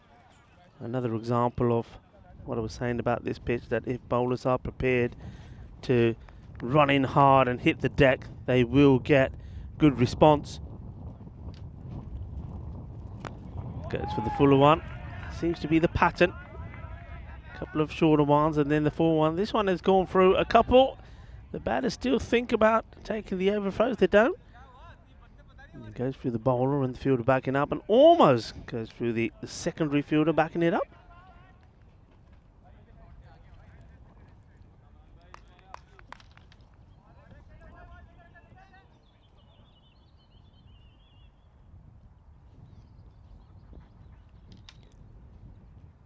Partha Sarathi on strike. Gets a fair bit of bat on this. Not quite where he was aiming for it to go. And will pick up the single of the final ball of the over. So Rashid will always be tidy, will always be economical, but at times he will pick you up those wickets as well. He finishes the first over, conceding 6 runs, but picking up the wicket of Tigula. So Tigula, though he made a reasonable impact with the ball, not really able to do the same with the bat. Interesting to see who they will go for second time round. They've got a number of options. They're going for Javed. Bowled very well yesterday. He was one of 3 bowlers that picked up 3 wickets in that match against Al-Bizami. What a match it was. It was balmy, that's what it was. They still weren't able to get the win.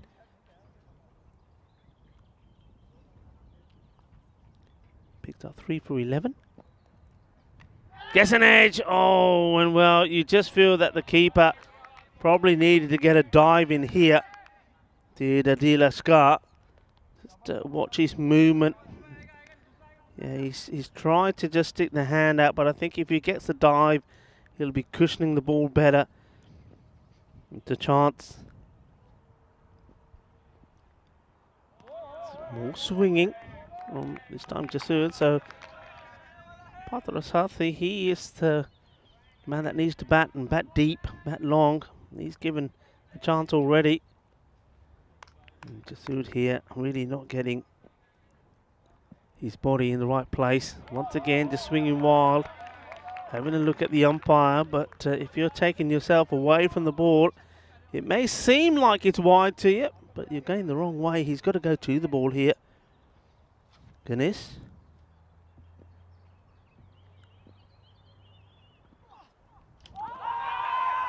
Asking the question. And nothing from the umpire. They got a bit excited there, the fielders, with the umpire's movement, but all he's doing is putting one more on his clicker. See, just not really getting his feet into play at all. Probably the right shot to play, but he's got to get that foot further up. Ganesh Jasadi, he's certainly played his part with the ball. Picked up 2 for 12, despite those wides in that last over. He bowled really well. But now he's got to do it with the bat. Interesting that there's no sign of the captain early on.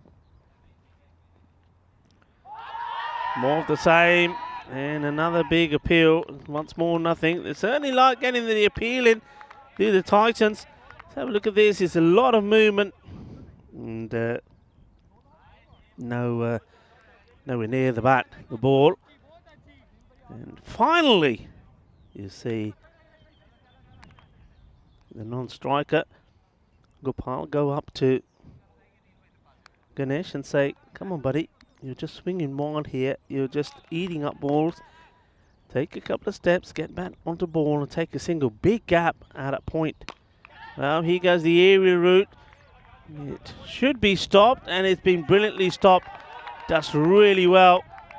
Excellent bit of fielding and great awareness as well from where that ball was, and that's what it's all about. And Saad Khan, the captain, showing you how to do it. Look, he jumps back inside and gets the throw in. That's a brilliant bit of fielding. And if this match comes close, all of these small sessions of play could make a huge difference. 2 overs down. Only 3 coming off that one. The score 9 for 1. The rate didn't start very high at all, of course.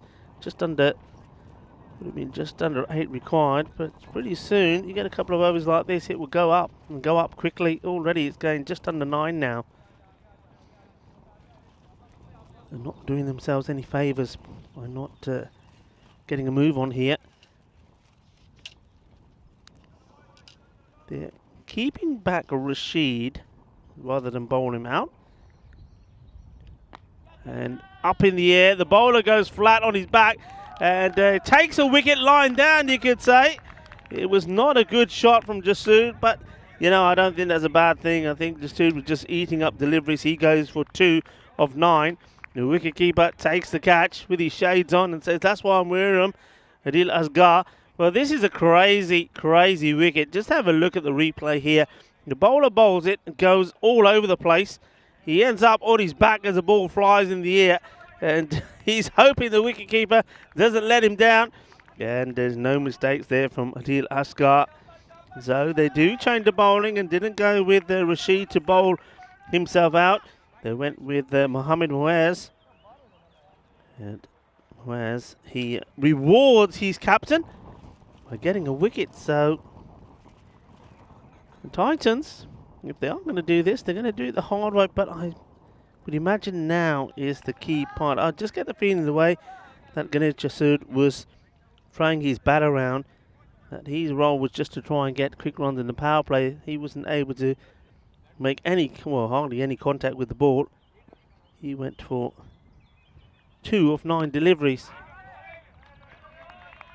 That's nicely played on the onside. Just got to be a little bit smarter here now. The Titans, they need a partnership. And I think right on cue, I think Yanagula, the captain, has come out.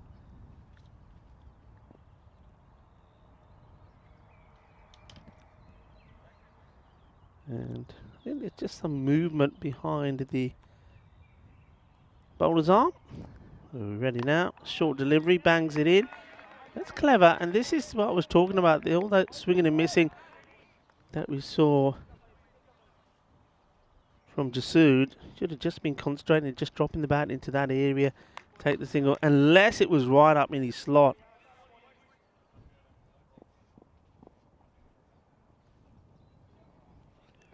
Short, and not able to get any bat on this.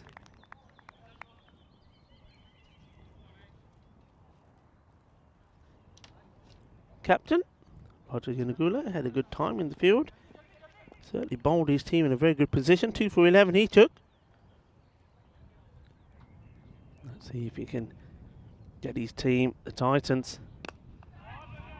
making their debut, their first points, and wouldn't that be massive? If they could pick up some points here, it certainly will put them in a good position to make it into the quarterfinals, because United haven't won a single match. They played 4. This is the 3rd match for the Titans. If they could get points on the board, it gives them a bit of breathing space ahead of Indiska. That's certainly what they're trying to do. These two can do it. I think they got to be the key batters. 12. 2 wickets down, and that rate now is just under 10. Lynn Shopping are big favourites to win from here, 91 to 9%. I just think that if it's this partnership, these two stick together for, let's say, another 3 or 4 overs, I think that may change. Of course, it's important that they also do try and play some shots and start to find the boundary a few times as well. Just check in his field. Yes, it will be Ali Raza to come on to bowl the 4th over. So power play complete. It's not a good one in terms of runs, and also 2 wickets down. So Raza, oh, he starts with a really good delivery. Well bowled. And it's a good time to welcome back into the commentary position to Vinny Sandhu. Vinny, they're doing it the hard way. Yeah, they sure are at the moment, Rico. But yeah, it's good to be back. Ali Raza had an important role to play with the bat. Now he does with the ball.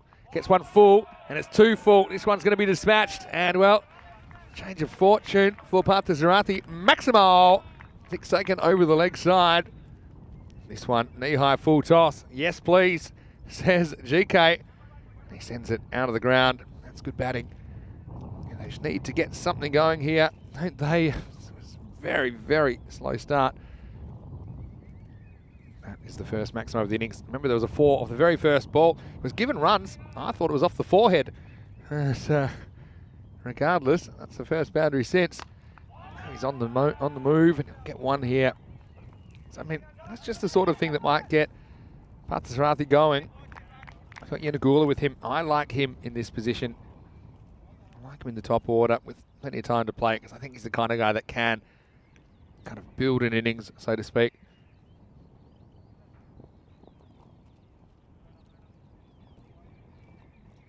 Around the corner. Just hitting the leg. No. He's giving a wide. Ali Raza.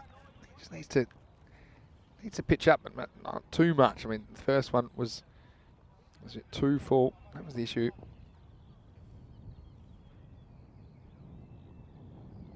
Another full toss, and again, can't quite get it right. It's too short or too full. This one won't be 6, but it will be 4. And so, yeah, just a Gundy ball really gets down, basically sweeps that towards all the little gardens over in that part of the ground, which is near some of these apartment blocks across the road. But yeah, this is the over they needed. You consider they only had 12 off the first 3 overs. Well, they've got 12 off the last 4 balls. So they've doubled their score pretty quickly. I think a lot of people in the chat, including Mahadi Hassan, saying if Partha Sarathy stays there, they'll win the match. Well, that certainly makes sense. This one, much better delivery outside off, but still this is going to be called a wide. Check it out on the replay. Yeah, touch and go. I mean, remember, if any of the ball gets that tram line on the way past the popping crease, it will be called wide. So that one was a 50-50.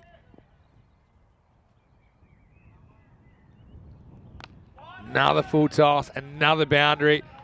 Well, just can't get it right at the moment. Ali Raza. This time it's Yanagula that cashes in. It'll be a bit risky hitting across it, but I mean, full toss, you would back yourself to get some bat on it. He gets plenty on it.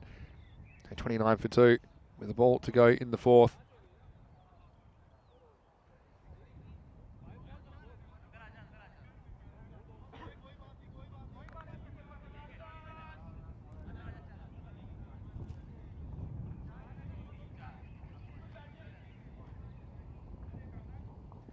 So let's see if we can finish it off. Ali Raza has gone for 17. We won't finish it off just yet.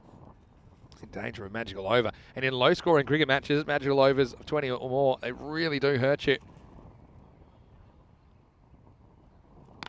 And it is going to hurt a lot. Well, rips the Band-Aid right off.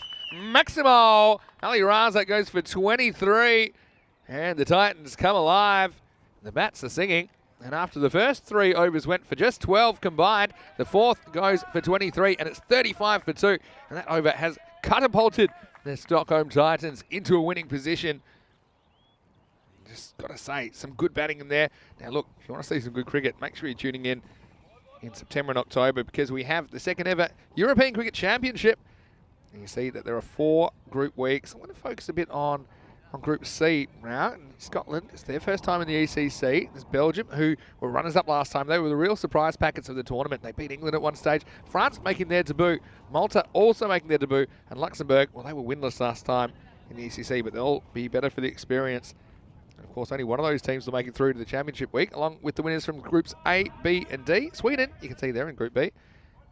England automatically qualifying for championship week. They'll be joined by the 4 group winners, so it'll be a 5-team championship week starting on the 10th of October. All wrapping up on the 14th of October. Will England defend their championship win from last year? Or will it be a new champion? We see Mohamed Moise coming into the attack. First one past Sarathy. Just turns it away. And they'll be feeling the weight off their shoulders now. Stockholm Titans, after the first 3 overs, went for just 12. And needed 67 off 7, and it was creeping towards 10 over required, but now they've got it down quite significantly below that. Another single, yeah, so now required down the kind of 7 to 7.5. Well, this could be an overthrow, you know. It hits the edge of the pitch. It's one of the vagaries of playing on the artificial surface. I don't take it though, just the one.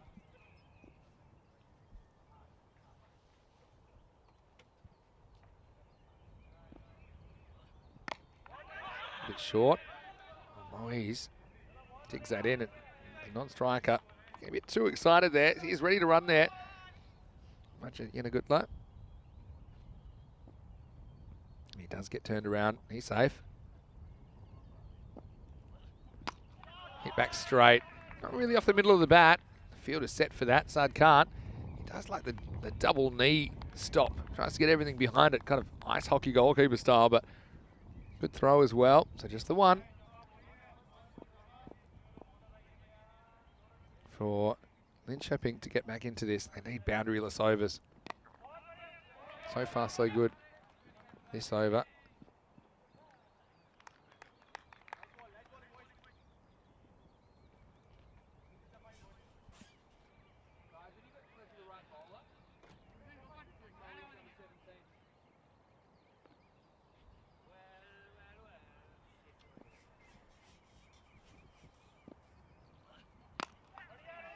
Down the ground.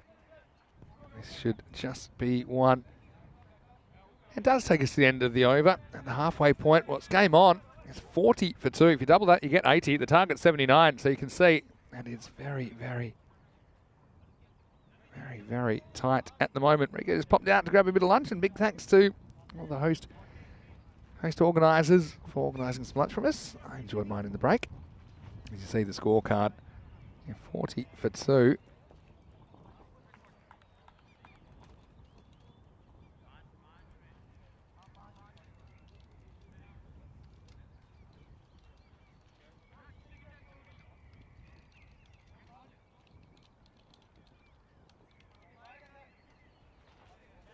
So now we're going to see Atif Mohammed coming in to bowl the 6th over. I just had a bit of a golden ball feeling about this match for some reason. I just thought this is the kind of target where you could see a really close one. We saw that yesterday with the 71-70 match, last game of the day. Atif gets one through. Nice little bit of away movement, I think. In fact, it comes back in, if anything. Yeah, that one called wide, and rightly so. Again, replay, telling a different story than what I saw from my vantage point, but this is in the air, and this one should be a simple catch, and it's taken. So Partha Sarathi batted really well, but they persisted with the off-stump attack. And Atif Mohammed, after delivering a wide, he does get the big wicket of Gopala Krishnan and Partha Sarathi. And he becomes the 2nd wicket, or the 3rd wicket, in fact, now to fall. That's 41 for 3. And so, yeah, pretty good catch. I mean, he does have the sun to grapple with, but still, I think he should take it easy enough. And this is a moment that will excite all the sushi fans in the chat and watching all around the world. Sushant Kadam, who is coming to the crease at number 5 at a key moment. I think that wicket just swings things back into the balance. I think with the 2 set batters at the crease, I would have favoured the Titans, but now I think it's anybody's ball game.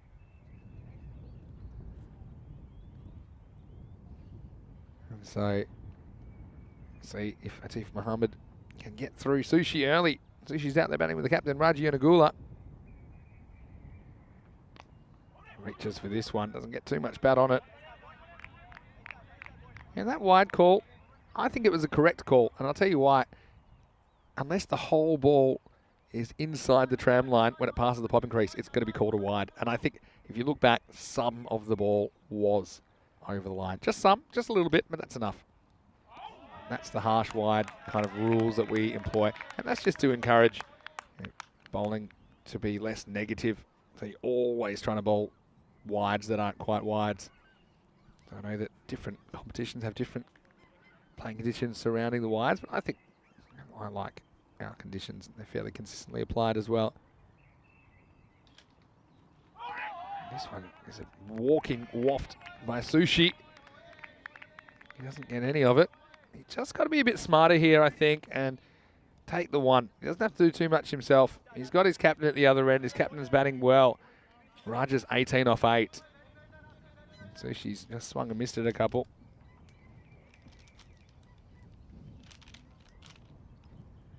This time, he doesn't miss at all. In fact, this will be 4 runs. Well, he gets this one.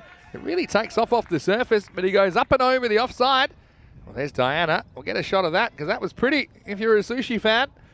And that will be a steadying boundary for the Titans, who might move up to 45.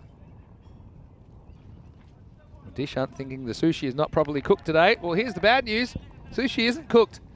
As we welcome back Rico Full into the commentary box. How was your lunch? It was very nice, thank you very much. It was cooked.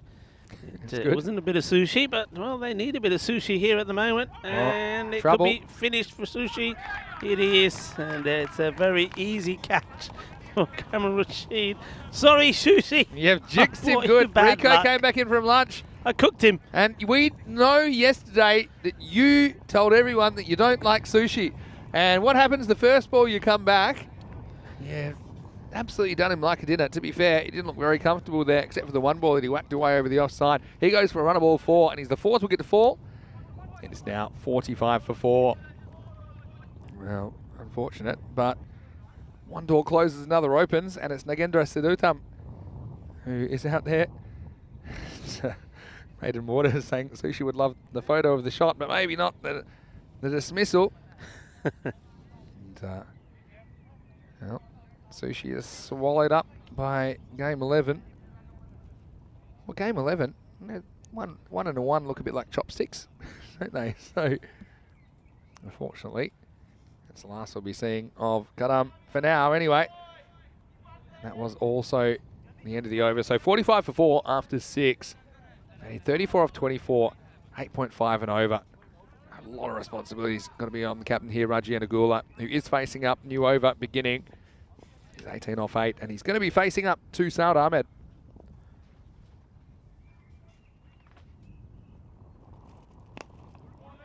Driven and well fielded. That's a good fielding position. I know you like that one, Rico, especially when the game's kind of in the balance right now.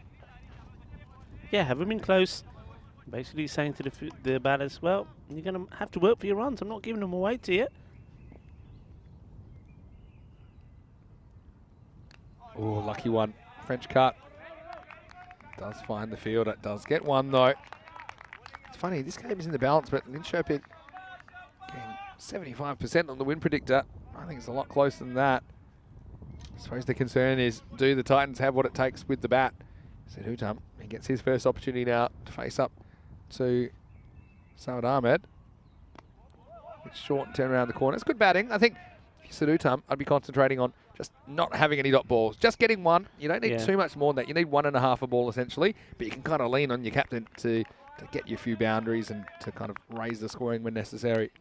Yeah, Yanagula, though, he needs to realise that he is probably the last to recognise batters. He doesn't want to be throwing his wicket away here either. He's got to try and take this as deep as he can. He doesn't want to be throwing it away, but I do think he has to be the more aggressive one because he is one that's in and set. And he is. And he crashes it into the shin and then the knee. And they just had no idea how far that was going to get away from the bowler. They thought, well, it's bounced off his knee. It can't go that far. They probably could have got it a single. Watch this on the replay. Look at that. Oh. Yeah.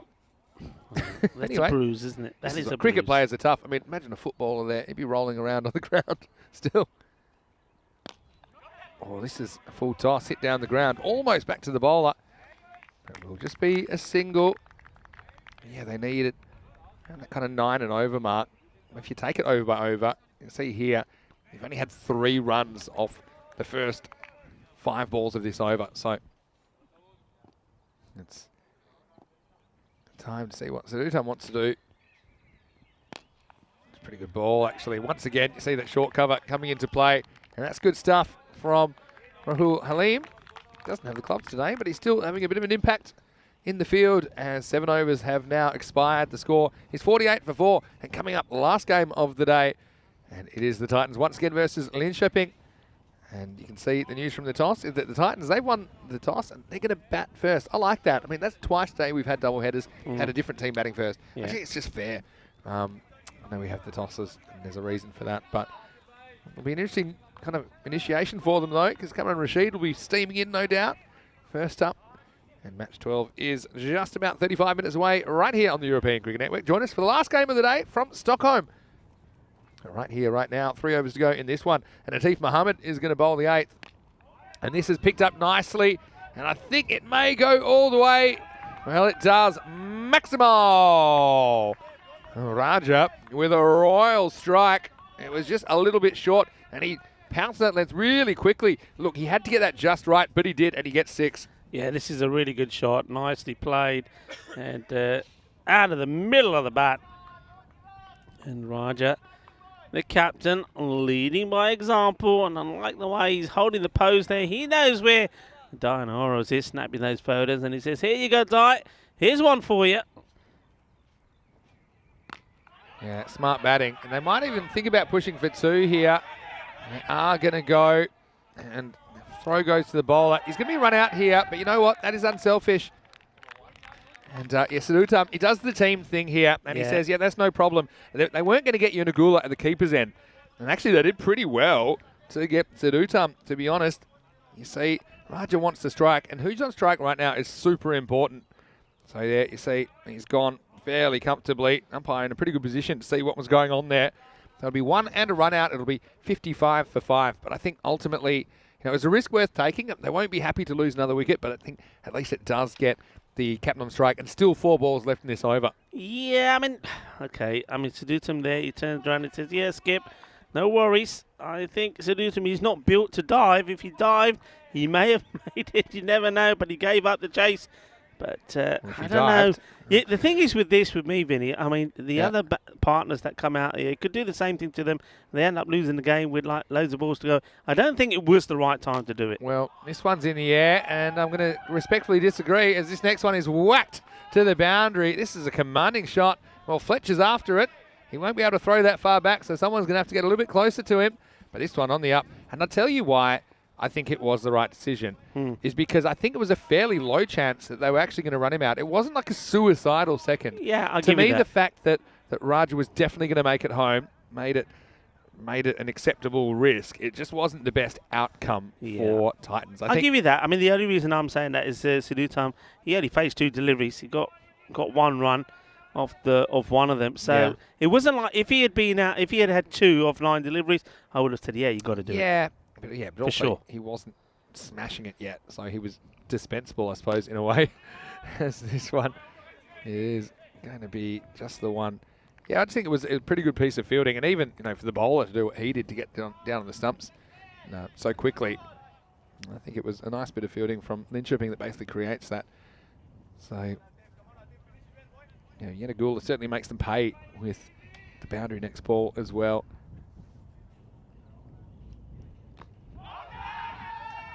Takes across here. I'm probably having a pretty good look. Bat on this, I think. You won't see a signal. Yeah, a bit of bat on it. One.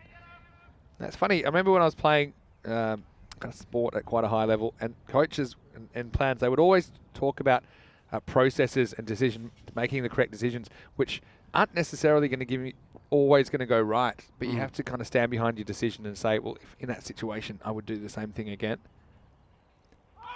Swing and a miss. Missed by the keeper as well.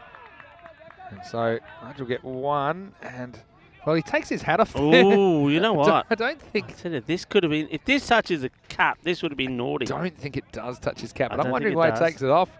It says Rahul Halim. I think he takes it off. Maybe is he going to come on to bowl the next over or something? Yeah, or did he have the bowler's cap? Maybe that's it. But I don't think it touches the cap, does it? I hope not, because if it does, it'll be 5. Anyway, it's not. And the score is 82 for 5. Sorry, 62 for 5, I should say, after 8. So what does that leave? That leaves 17, I should say, off the last 2 overs. Atif Muhammad, 2 for 18 off his 2 overs. Pretty good work from him. Also, Moise, just the 2 overs, 1 for 9. It was nicely bowled by him as well. I had a feeling about this early in the game, in the first half. I had just a bit of a feeling it could be a good one. And so, if we do get to a tie, 78-78, it will be a golden ball. We haven't had one for a while. 31st of March was the last time. And the bowlers have been dominating lately. And the batters were very good early, 11-18 at the moment. 1-4 this year. I was sure we were going to have one yesterday. I really thought it was going to get to the golden ball. And Rahil Khan, if you remember, took the catch right on the boundary, and then he teased us a little, didn't he, by stepping close to the rope? What a game that was. All right, here we go. Asad Sharvad, pretty good start Now, they want 2 here. I think they're going to get it, you know. Oh, it's going to be close. Good throw. Might have him in trouble. And he gets there. Wow, that's commitment. This was really, really risky because you can't be getting yourself out, Captain Raja. You got to stay in. If that's a direct hit, he would have gone.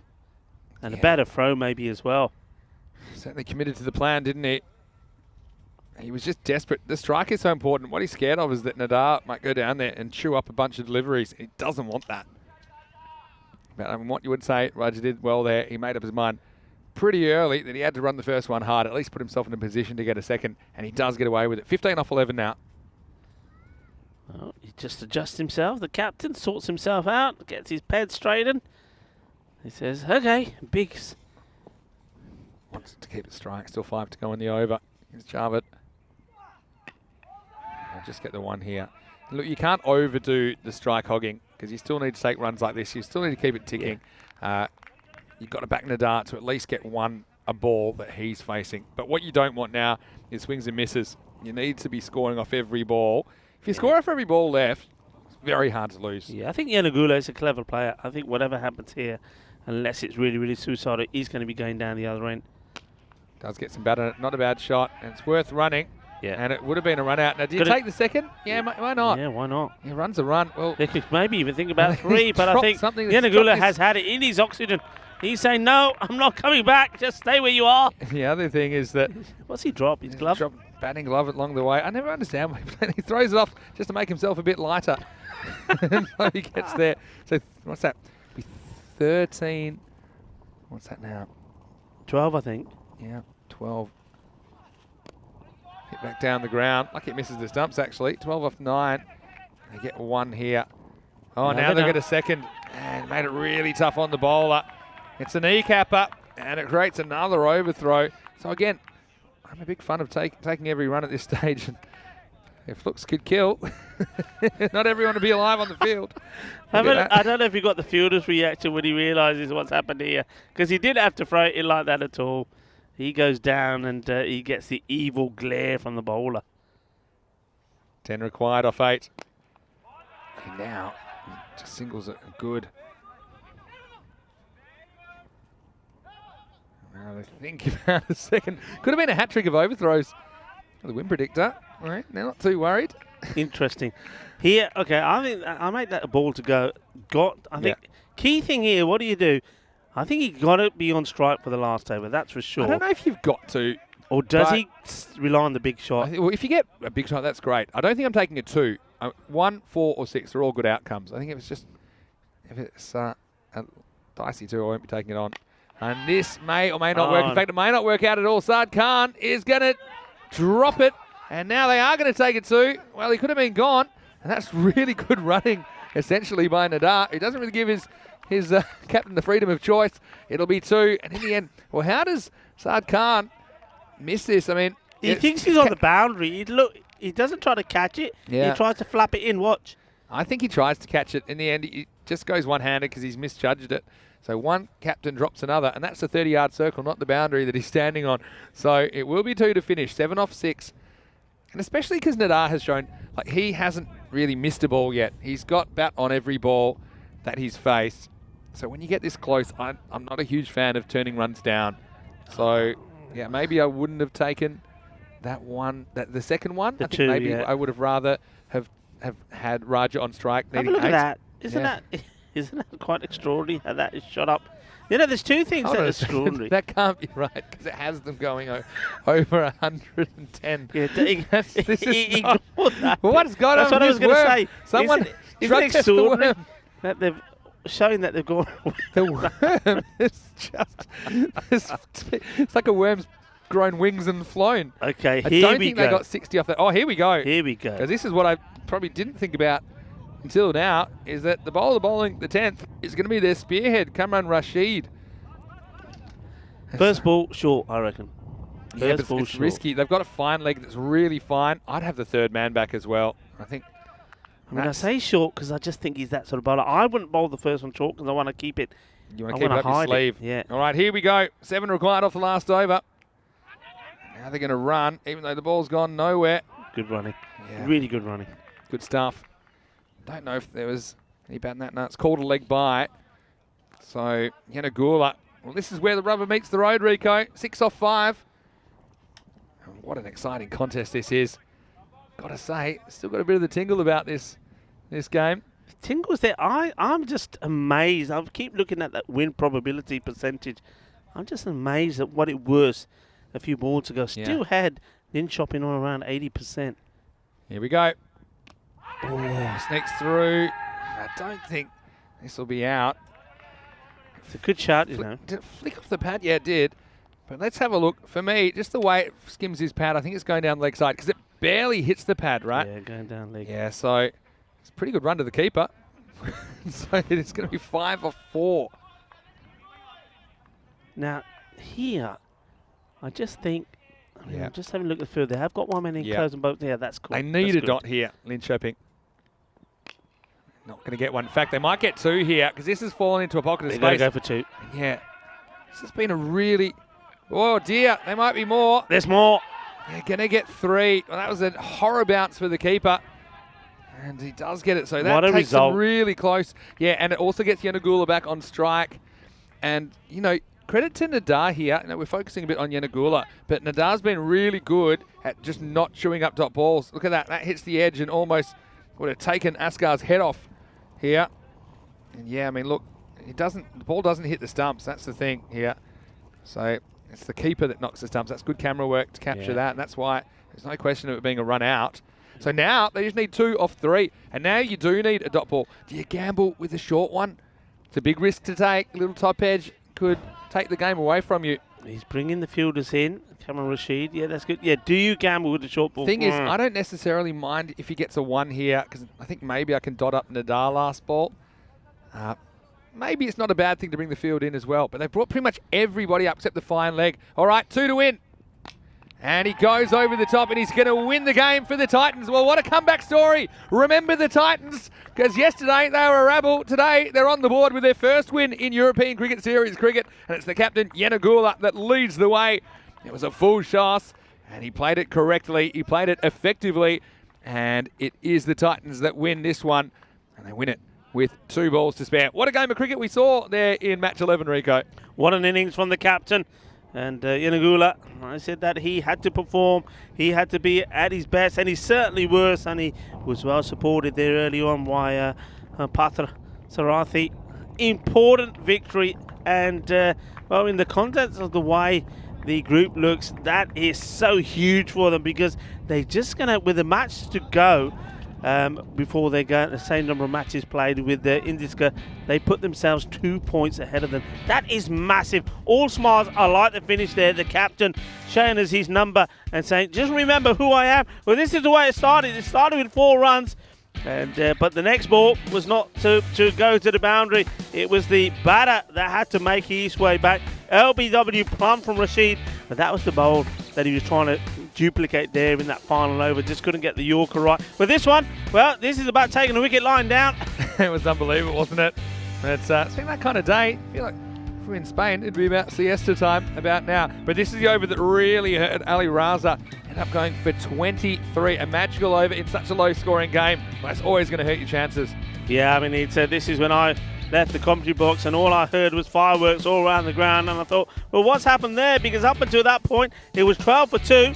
And when that 4th over finished, it was 35 for 2. What a magical over. And sometimes you need something magical that inspires you, and I think that over certainly did inspire him.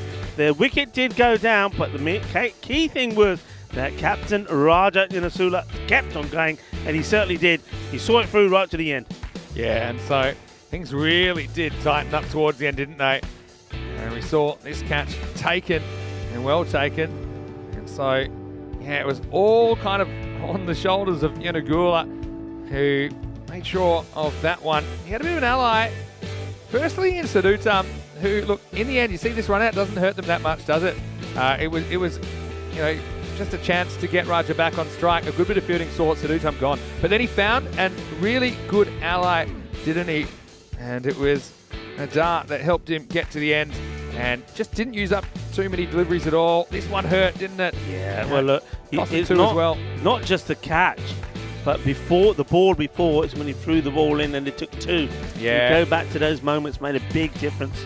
He certainly left a few on the table. I think Linköping, they'll be keen to square the ledger. And that was a beautiful looking shot. And he knew with everyone up. This is why I probably wouldn't have had everyone up, because if you do just concede a single, then you do get a chance to bowl at the other batter and perhaps force a golden ball on it. And that's when you can bring everyone in. Anyway, hindsight's 2020, and it will be the last match of the day coming up in around about 20 minutes. It will be the Titans who win the toss and bat first. Not a bad thing. I mean, I'd be tempted, for example, just to keep Yanagula out there. He looked really good. He finished on 41. Sure. And so you've got to be flexible, and they will get the chance to bat first in match 12, which will begin in 20 minutes' time. And Linköping, well, they'll really want to take some points out of day 3. Be really disappointed they couldn't do the job there. Cameron Rashid, I'm sure he'll be fired up after not quite being able to defend that game for his team. I'm sure he'll be bowling the first over when we resume. Let's have a look at the scorecards of this one. And it was a 79 target. And the Titans, they get there with 2 balls to spare. And it was Yanagula that led the way over half the runs off the bat of the skipper, 41 off 22. Yeah, he batted so well. And I said that I was calling for him to come up the order, but he timed it probably absolutely right, coming in at a time. I think he gave Tigula the opportunity and also Jasu to try and get quick runs in the power play. Yeah. It didn't happen, so he knew he had to put the big effort in. But I think it was a good partnership there from Partha Sarathi. That was very key.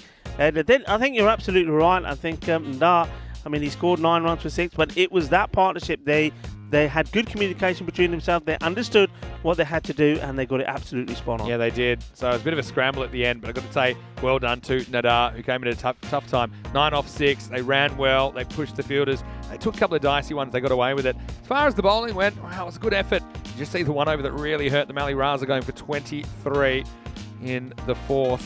Apart from that, 1 for 13 for Rashid, 1 for 9 for Moise. The figures went to Atif Mohammed, who bowled a fairly decent couple of overs, 2 for 18. And Saud Ahmed as well. We never saw him again after he only conceded 3 when he bowled the 7th. So we're going to take a quick break. Rico, you and I will be back for the last game of the day, match number 12. We'll see more of the Titans with the bat when we return. Vinny Sandu here, Mr. Maximo, alongside Rico Full. Hope you're having a great day. Join us, last game on the way. You're watching the FanCode European Cricket Series, Sweden, Stockholm edition.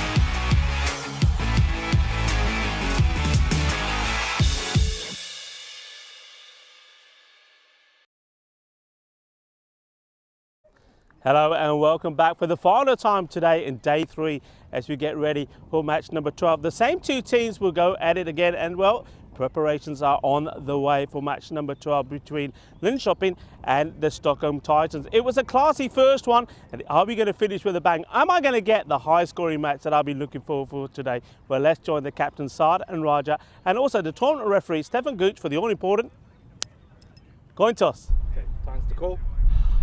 Tails the call. It is tails. So Captain Yanagula from the Stockholm Titans winning the toss, and he's going to have a bat first. Of course he is. It's the time for the captain himself maybe to be out here and score big runs. Yanagula knows that is a good opportunity for him to put the runs on the board. He's going to need some support, and I think Patharathi is probably the one who's going to give that for him, and maybe he's hoping that all the other guys are over there to back him up and give him some valuable support as well. With the ball, I think Yanagula is going to be key again. He bowled really well in that last one, but I'm expecting somebody like Ramjat Nadar to come back strong. He's a good bowler, and I think he wants to get his radar spot on. Also, Ganesh Jasood will be in the wickets again, I do feel, but maybe we're going to see a little bit of the sushi. We all want to see some sushi. Maybe he's going to come and bowl these leg spinners and pick up a wicket or two as well. Linköping, I think Rahul Halim will be the key again with the batting. He seems to hold it together. I did like the introduction of the left-hander. Ravi Chandran batted really well, attacking player. But one thing I think they do need to do is I think Anit Naik has to go further up the order. He's a good stroke player, not necessarily an aggressive hitter of the ball. So he needs more time in the crease, and maybe it's an opportunity for the captain, Saad Khan, to hit back well as well. He didn't perform as he would have liked in the first match. With the ball, I think it's going to be all about the steam train, isn't it? Cameron Rashid will be looking to hit this deck hard and get it to talk and pick up a few wickets, and maybe something like Asad Javed will provide him with good support. So for the final time today, day 3 has been a beautiful day. Let's hope for more of the same tomorrow. Let's hope this sun comes back and caresses this beautiful ground. But for the time being, let's go over to the commentary position where Vinny Sandhu is ready to take you through the final match of the day. Thank you, Rico. Welcome back. There's some aerial shots of this ground, or should I say grounds, because there are two cricket grounds side by side. I think it's a fantastic facility in Norrisburg. And you can see there's a lot of greenery around. A few balls, believe it or not, do find their way into the forest there, down the ground. And that's where we're set up in the little ice cube. You can see it down there, and fantastic shots thanks to our partners at Spring Production from the air. And right now, you can see that it's going to be Linköping that really need to get back on track after dropping that game to the Titans.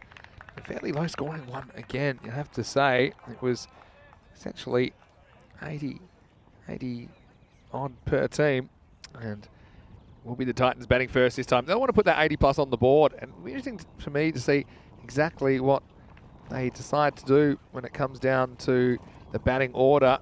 And now the bat versus ball wall didn't get the memo because they're predicting 52 that the Titans will get, as opposed to Linköping. But to be fair, that was done before that last game. So take that with a grain of salt. And well, if they do only get 52, the Titans, we might be in for an early dinner. And here's some news hot off the presses. It's going to be sushi opening up. Well, I've never seen sushi as an appetizer, but he is going to be there straight away. And he's out there with Gopalakrishnan Parathasarathy, GK for short. So yeah, sushi getting an opportunity at the top of the order. So yeah, when you're batting first, theoretically, you shouldn't feel as much pressure because you don't necessarily know what you need. You're just trying to get as many as you can. But this is going to be a handful. Cameron Rashid, who pretty much bowled one into the cranium of the opener first ball of the last game. He's going to be steaming in for the first ball of match 12. And it's Kadam on strike. This one just moves away a little bit. Swings a bit after the stumps as well. And Rashid does have a slippery bounce, we know that, but he can mix up his lengths. Kind of funny action where he skips off the same foot before he delivers the ball. Wind's picked up, that's the news as well in the last 15 or 20 minutes. Just kind of swirling around at the moment. We hear that in the effects mics at the moment. So she having to play this one back. Sarati is a player that I think is super important as well to the Stockholm Titans. It's their first foray into ECS cricket after qualifying through the T20 domestic competition last year at Titans. Now they have some points on the board. This is cut away. So Sushi Kadam gets off the mark with one. Our first chance to get a look at Partha Sarathi. He's a wicket taker, Rashid. I think you'd be pretty happy, say you can play him out and get a run of ball or better. I think that's a good result for the batting team.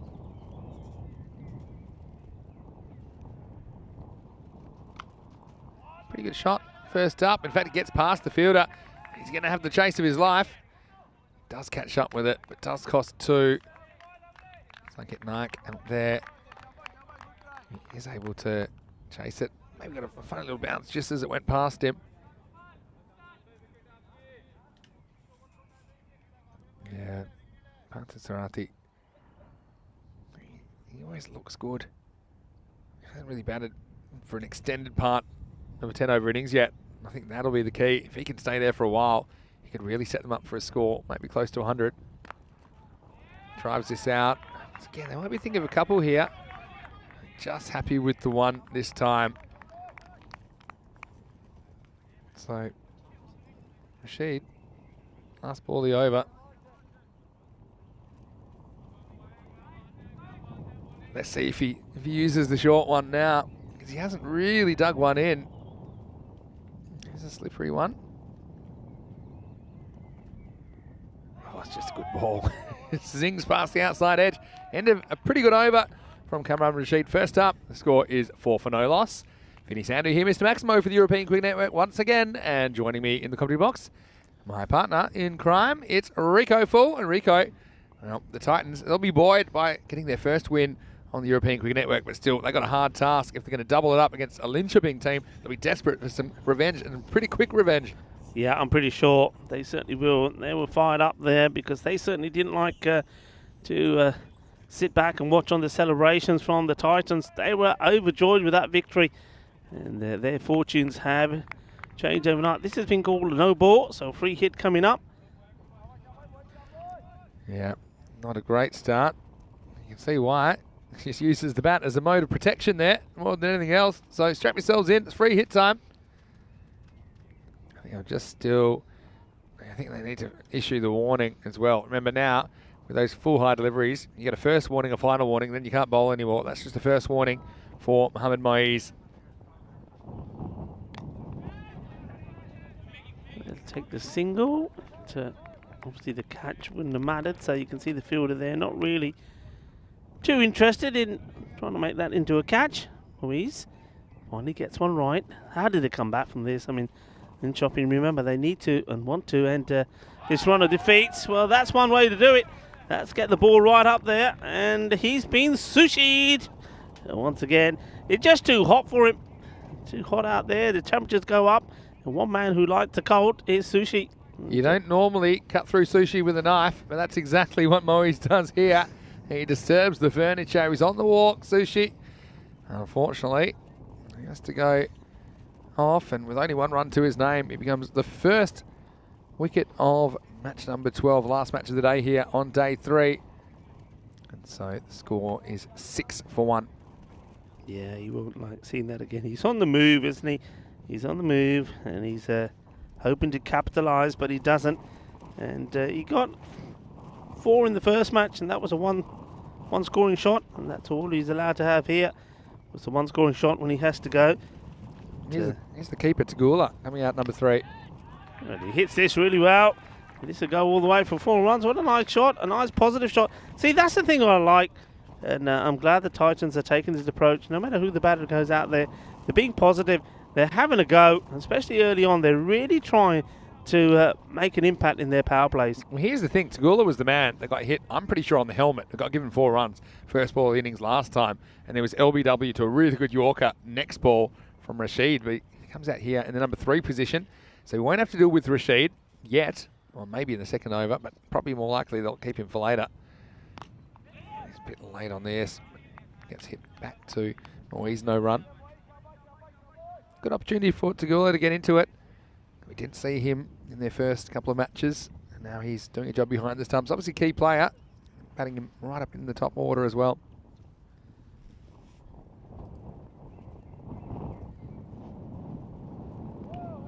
Down the leg side, will be called wide. He's more than happy just to let that go. Yeah. Taguli, he opened up in the first match as well. And he got 4 of 2 deliveries, so hasn't really had a chance to get going. And this one sort of shows that he's pretty rushed. Oh, this is gone for 4 somehow. I don't know what's happened here. That's Sir Ahmed. He's shaking his head. Well, yeah, so he should, because there's no way this should have been any runs probably, because it went to the keeper who couldn't deal with it. And then, well, maybe a slight Tortuga. It's a bit of a wristy as it bounces across the line. Maybe 4 byes. Don't know who's more to blame there, the keeper or the outfielder. Anyway, it will be the end of the over. Ultimately, the score is 15 for 1 at the end of 2. Yeah, well, they take them any way they can get them, and a boundary's a boundary. Just having a look at this marvellous setup, isn't it? It's absolutely beautiful. And on a day like today, there's very few venues, Vinny, that we've been to that look better. Oh, it's just so bright. I mean, the sun's kind of in the middle of the sky, it seems like, when we get up in the morning, and it doesn't really change too much. You just reminded me, I've got to draw me curtains tonight. Oh, because did you? Getting up at 3:45 in the morning and sunlight coming in, and you think, okay, it's got to be about 7. Got to say that I'm sure the Titans are pretty happy looking at that table with 2 points to their name now, rather than the big duck egg. As this is Asad Javed that comes on and starts with a dot ball. Yeah, well, look out for the little interview with the captain, Raja, and his team. Well, they're confident that that's not just the only win they're going to get. They're confident they're going to win a few more. So keep an eye out for that. Very confident was the captain. Short delivery, and it's a good one as well. It's angled right at the batter. They have had a lot of success domestically. They're only a club that's a couple of years old, the Titans, but they've been working their way up the ranks. Here on the back of their domestic performances last year. Also heavily trying to develop a women's and juniors program. This one out to the man at square, who gets a little lucky that it doesn't go through him. He sort of drops the knee on it and smothers the ball. Javed looks like a man on a mission, doesn't he? Yeah, sure does.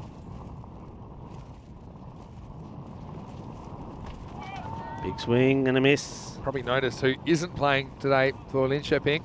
Sidesh Udagadagi. He had a real day out yesterday, didn't he? Yeah. They're missing him a little bit. But now got a bit of cover with Ravichandran coming into the lineup, for example. Yeah, I mean, you mentioned Sudesh. I think they also, you've got to say that they've missed Lingam as well. Oh, yeah, Lingam. for sure. So when you bear in mind that they've got this victory in the first match between these two, and looking to make it a double if they can, they've done particularly well with those 2 players missing. Had a swing and a miss there. So Javed just teasing the batters. He's getting the ball sort of outside the off stump, pushing it up a little occasionally, then trying to get that one slightly wider where he wants the batters to have a swoosh at it. Sometimes he goes just a little too wide. There's that one again, you see. That's what he's looking to do, and they're asking the question. The umpire says no, but I will say that is the end of the over. It's also the end of the power play, and it stays at 17 for 1. So good over from Javed, just a couple from it. Yeah, keeping it pretty quiet. Only 2 off that third over. So 4, 11 and 2. That's a nice comeback. Really all started with the wicket. Osmoes was able to create it. As he was able to rock and roll Sushi. And so now we head into the middle overs. Up to 5 outfielders can be employed by the fielding team at this point. And it looks to me like we're going to get Ankit Naik to bowl. So let's see if he can keep things quiet. Smart, the keeper going for the helmet. He's coming up to the stumps. It's always a good idea. You never know, you might get a little deflection, or one might just do something a bit more than you think. Hard to think in the old days, before helmets, the keepers were expected to do that without the extra protection. But yeah, it looks like we're about to get going. They have decided to employ 5 outfielders here in the 4th over. Here we go with Nike. Starts with the one that's pretty short on the leg side, and for now, Sarathi just quite happy to just play it down on the leg side and take the single. Gives the strike to Tagula.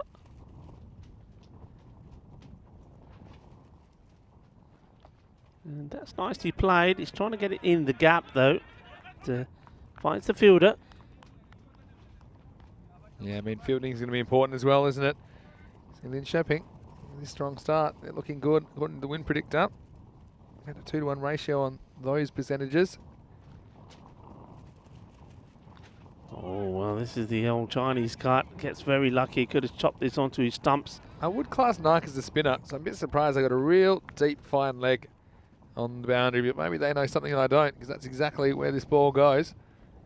You can only afford to have that guy up in the circle and then have an outfielder somewhere else. This one is pushed into the pads of Tagula, who... Well, it's a better throw. Could have been trouble. You don't want to be running out GK, do you? No, I've had a few moments in this innings already. I thought there was a run out on the cards there, but luckily they got on the same page just in time. So Sarathi will survive.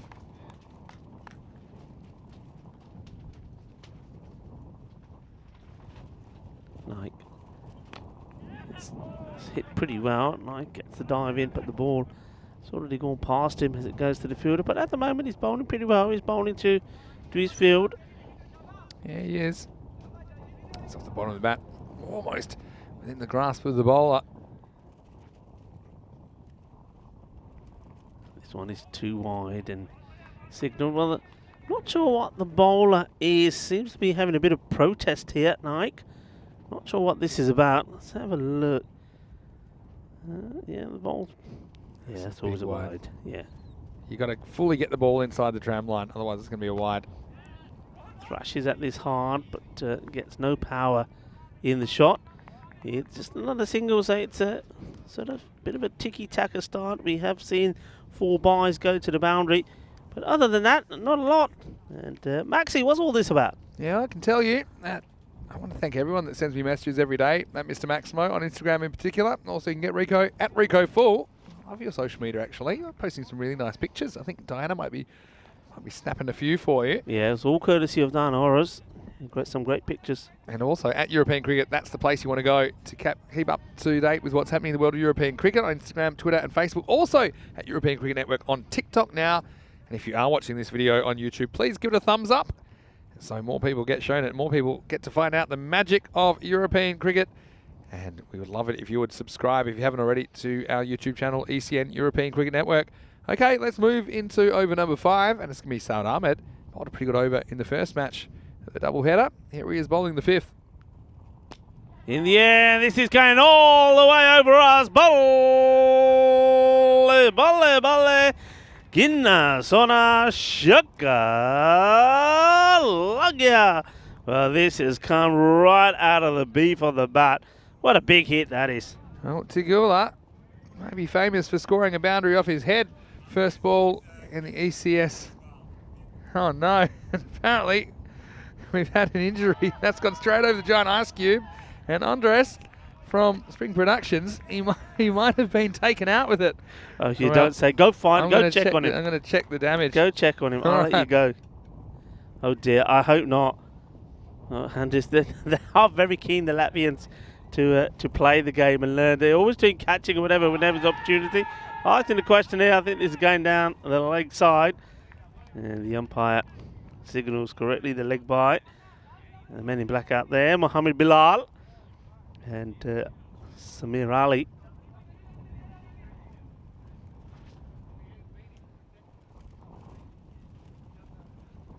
Ahmed goes for the Yorker.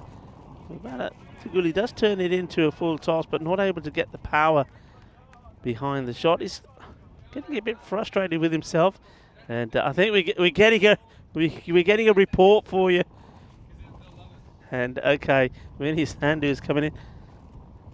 What's the damage? Tell me. Update coming out, but watch another out. one. Where is he? Get him out of the way. There's another one coming your way.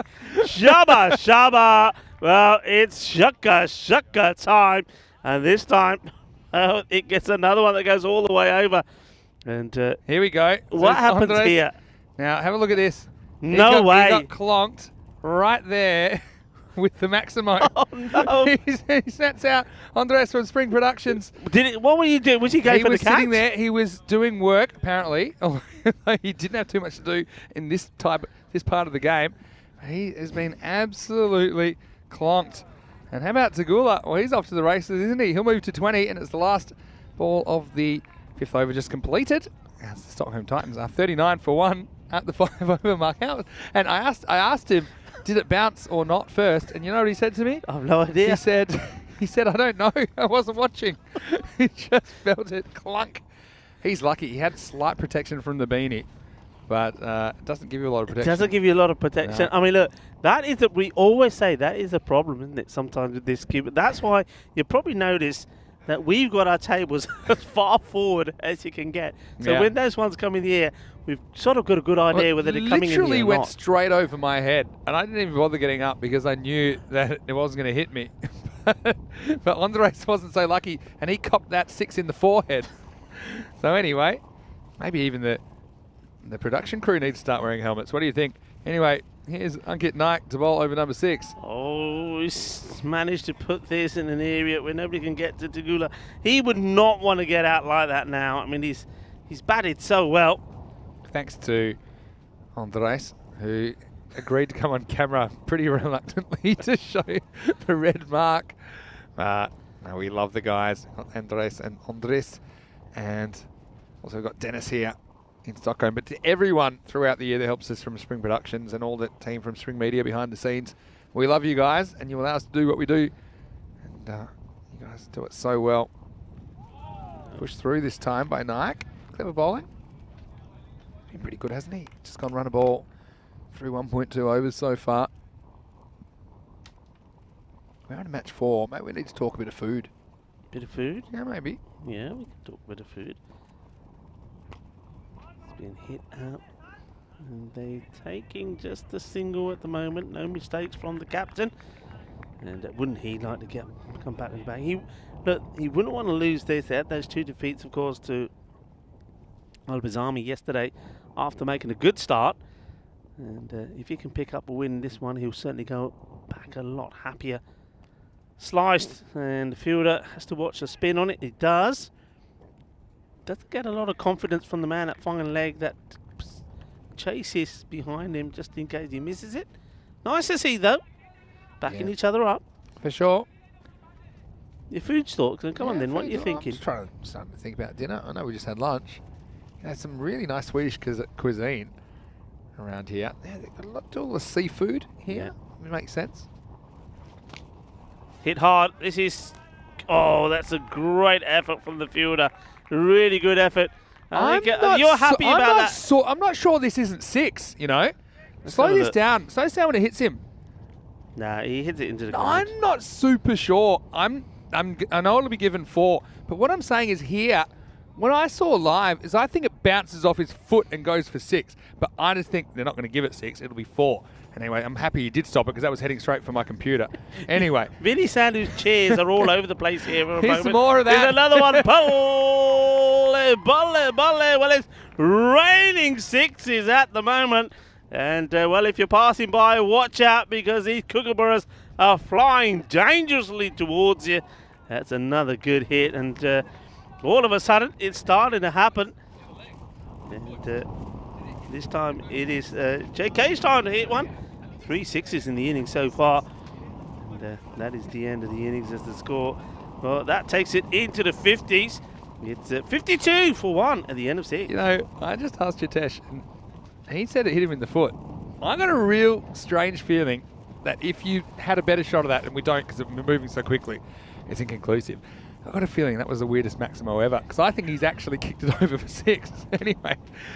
Well, if that was a Maximo and it hit him with the foot direct, I don't know how he's still walking around. Because he's tough. Chitesh is a tough guy.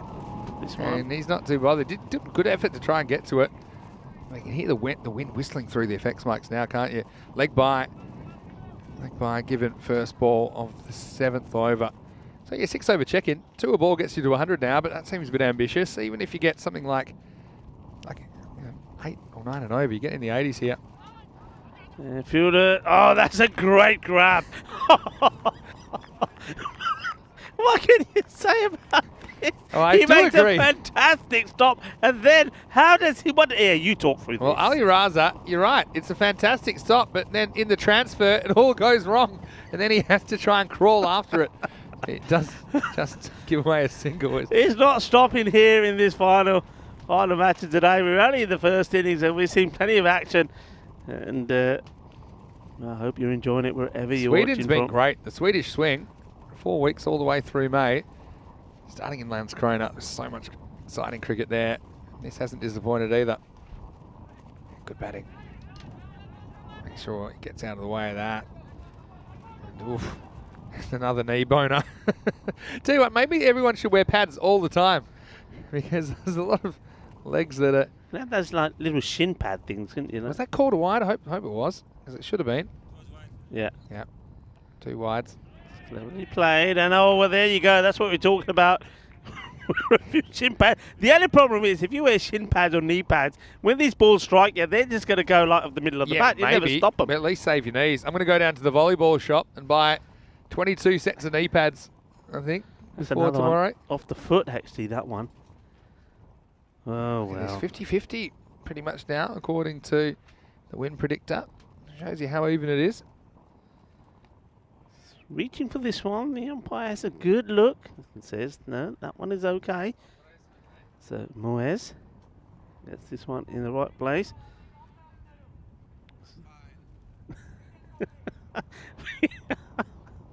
We just had a... Let's hang on a minute. Oh, this has been drilled, and should be stopped by the fielder. There's the team is shouting for the bench for the batting side. Well, the Titans are saying, take two. They only take one. We've just had a voice come through my headset saying, I'm fine. Vinny just asking like that. and just if he's okay. 60 for 1 after 7 overs. Coming up tomorrow, more ECS action. Match 13. Well, weird things always happen in match 13. It'll be Indiska taking on the Titans in the morning session, matches 13 and 14 in the afternoon. We'll see Botchirka. They'll be back taking on Linköping. And they'll play in the afternoon session. 7 a.m. GMT is the start of the day.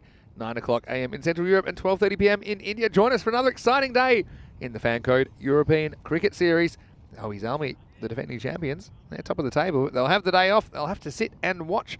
So I'm sure quite a few of them will still be around the traps here at the Northborough ground. Now it's going to be Atif Mohammed, who bowled really well in the previous game. Coming on to bowl over number 8. Starts with a wide. That's the one. Look, you're talking about food talk, and while you think about what you fancy, what Swedish delicacy you fancy, well, I'm going to throw this out of here. Do you know what they refer happy hour to in Sweden? Well, I know because I read it on your board. Oh, you shouldn't be looking at my board. Isn't it good? I like it, though. Oh, chance. And it's been taken. Well, there you go. Well, that's good as well. But the man had trouble releasing the ball last time. Takes a very good catch. Ali Raza. Well done, Ali Raza. And, of course, it's Atif Mohammed comes in the attack. And it's a good time to take a wicket, especially the wicket of Madhav Tigula, because he was smashing the ball all over the place. Yeah. They'll be glad to see the back of him. First, they bowled Atif Mohammed as well, and I think they'll plan to bowl him in overs 8 and 10, so it's not going to be easy for the Titans late on here to get that kind of 80-plus score. And Tigula, that was a really good knock from him. And it was a good partnership between him and Gopalakrishnan Partha Sarathi. They came together at 6 for 1. They put on 55. And yeah, I think it's pretty productive. And here's a good guy to come to the crease. It's Raja Yanagula, coming off his 40-odd in the last game. And he'll be seeing him like footballs you'd think at the moment. Just under 3 overs left to bat. Yeah, good time for him to come in. Yeah, so happy hour is called after work. Yeah, in Sweden. so that's the Swedish translation, right? funny because I did go into the city yesterday and I did stop off at a little bar at Central Station when I got in there, just having a little look around. Yeah.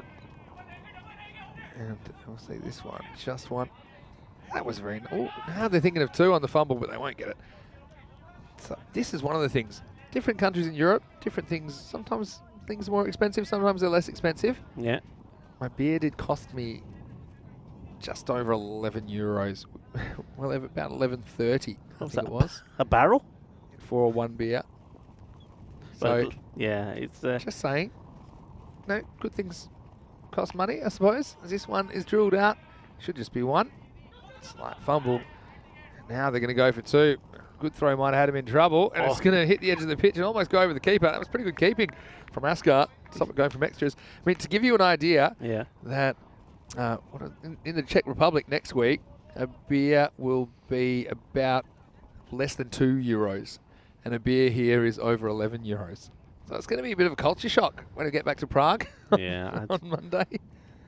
Anyway, you could just not go out for the after-work drinks. I reckon the ECN sent me to Sweden to put me on detox because this one, this is out of here. This is big. Shaba, shaba, shaka, lagya, kinna sona, kinna bada. Here we go. Boom.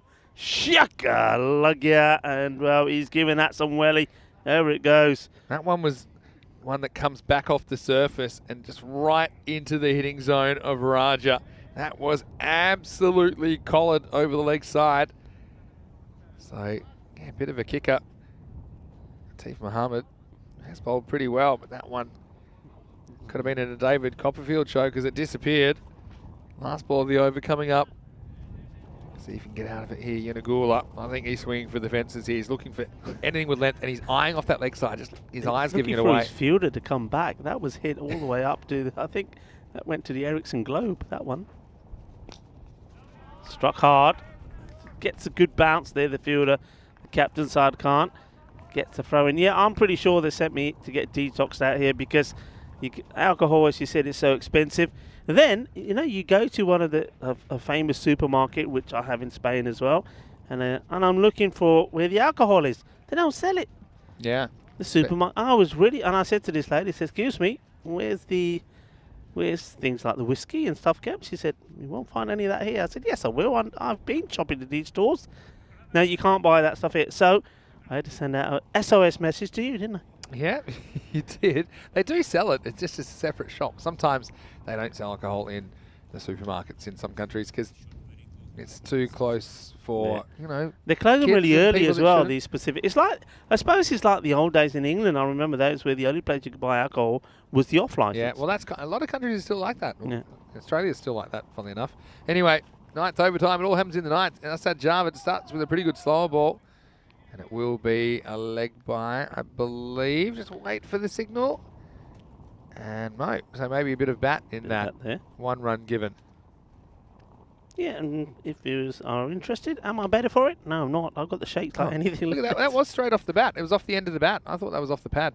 But it was right off the cue end.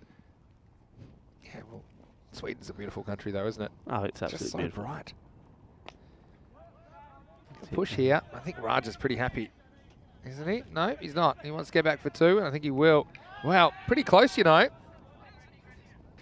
to stretch. I just got a sneaky feeling this is closer than you think. Everyone seems pretty relaxed about it. Well, let's just see. Direct hits are always interesting. There we look. Well, he's watching the ball, and he knows he's got to get his skates on, but the bat's a bit high in the air. Starts to come down now, and yeah, he just gets home. Step by a step. But, yeah, good fielding. They do get back for a couple. Yeah, that's the thing. You talked about making sure you have the curtains pulled correctly because you're right. It does get bright before 4 o'clock even. I think sunrise at the moment is around 4:10 in the morning, official sunrise. So a lot of places, and people were telling me this as well around the trap, saying, you got to have these blackout curtains that really keep the light out. Yeah, I've got to remember to close mine, otherwise I'm going to be getting up at 4 in the morning again, thinking that I'm late for work. Look, you're talking about food. This is a sort of day that in Sweden you probably have a crayfish party. It's very popular in the summer. And it's a big tradition, a celebration in August, which involves boiled crayfish served with boiled potatoes and dill. So a crayfish party. Have you like crayfish? Yeah, I don't mind at all. Sounds good to me. I try most things. Nice looking shot, and he's trying to get the gap. I think he may have found it. Oh, he has, because not only has he found the gap, he's found the gap between body and arm off the captain Saad Khan. And he's sad. He's sad because it goes through him. It's 4 more. Yeah, Saad did a power of work to get to this ball. Then it kind of all goes wrong. Seems like he's got it covered. And then he overruns it, which wasn't easy because he had to run so far. But yeah, I mean, the Titans, they're batting themselves into a pretty good position here. And their top order has fired in match 12. Slower ball, and this is going to go the journey as well. He picks it and he dispatches it. So it's good batting by the captain, Yanagula. He's picking up where he left off in match 11. And if you add up his scores today, he's now up to something like, I think, 60 or so without being dismissed. And he's hit the ground running, batting in the last 3 overs of this innings. Still a ball to go. Scores 84. So I said it might be a bit tough to get to that 80 or so score when you consider that Teef Mohammed still had 2 overs up their sleeve, but they're looking good. Might even push the triple digits if everything goes their way in the last 7 balls. Here's Asad Javed. It's uppish. Oh, catch goes down. It would have been a really good one.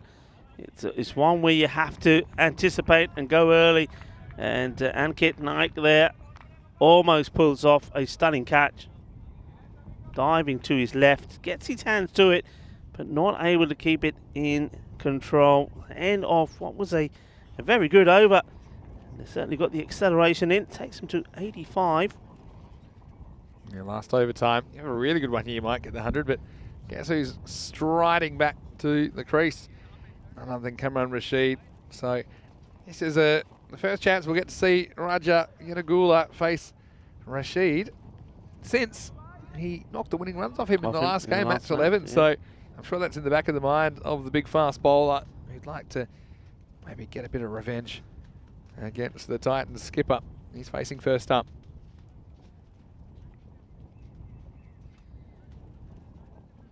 So everyone, hold on to something because this is going to be a ride. 10th overtime. Slow delivery to start off with. 2. And they've got to come back. I think they will make it. Here comes the throw. And yeah, easily done. Good running. Good running. In fact, the fielder knocking that probably causes a 2 that probably isn't there. I think the deep mid wicket had it under control, but it just slowed things down and knocked it away from the outfielder. So good running. Get a couple there. It takes it up to 87 with 5 balls remaining.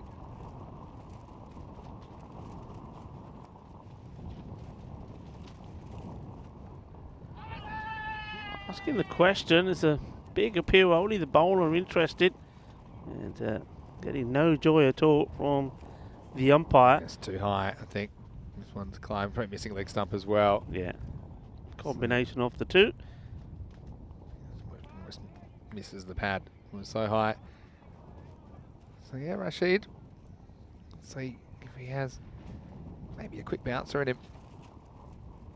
That's it. At the moment he's bowling pretty intelligently again. He started with a slow delivery. That's a slow one as well. He hasn't bowled a short ball yet in his spell. He didn't show it in his first over. And we've seen here now, first 3 deliveries here and no short ball. So he's got options. It was the Yorker that he tried for in the first match, which ended up being the full toss and the winning runs. Hasn't elected for that yet either. And, well, he's just letting the non-striker know there, the captain, Raja, well, look, you straight, I'm going to take the bails off, I'm going to run you out. Yeah, keeping him honest.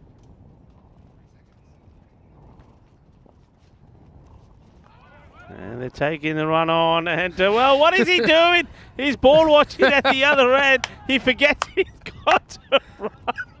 He might as well give him a seat. Giving him a bit of popcorn here as well because he wanted to watch the show, but then he forgot he had to run. Well, this is 2 of the easiest misses he'll ever see. Watch this. Raja would have been gone. He should have kicked it. And then he tries a little darts throw. That's no good either. He misses the board. 2 throws, 1 bite. So Takes us up to 89 with 2 balls remaining. Struck well, they'll probably turn and go for 2. I think you got to here. There comes the throw, and it's not one that's over the stumps, and the fielder apologising to Rashid. Rashid, That's why you go, showing though. no emotions, is he? Look at him. That's why you go. He's not thrilled. That's why. Well, the first ball he bowled today was a pretty quick bouncer that badged someone. I feel like the last ball might be the same. He's got frustration that he wants to let off steam. Will he do it? And no, not quite. No. Here comes the throw, and he's not able to take it. And they'll take 2. And he's saying, come on, shall we go for 3? And Rashid picks up the ball and says, I don't think so. And he's well, if I was a captain here, I would say to Rashid, mate, put your pads on. Because I think he wants to take out a bit of frustration on something. I'll tell you something that's interesting about this innings, though, is that 3 batters almost tied for top scoring. So, Pasarati with 25, Tagula scored 26. Yanagula with that extra run gets 26 not out. Yeah. So it just shows you, 3 batters all kind of shared the burden. It wasn't just one batter going after it. And it's a pretty good side when you've got 3 of your players contributing equally to what I think is a pretty good score, 93 for 2 off their 10 overs. If you told me, at the start of the week, 93, I'd say it looks a bit underdone. I thought maybe something like 110 to be more likely. But I got to say, 93 plays pretty well on a ground and in conditions where we haven't seen too many scores above 80. And as we go back to the start, Moise, he was able to get Sushi for just 1. And that brought together Parthasarathi and Madhavat Tagula. And Tagula was pretty good at just upping the ante. It's a guy that we saw get 4 and out in the earlier game. This is a bonus 4.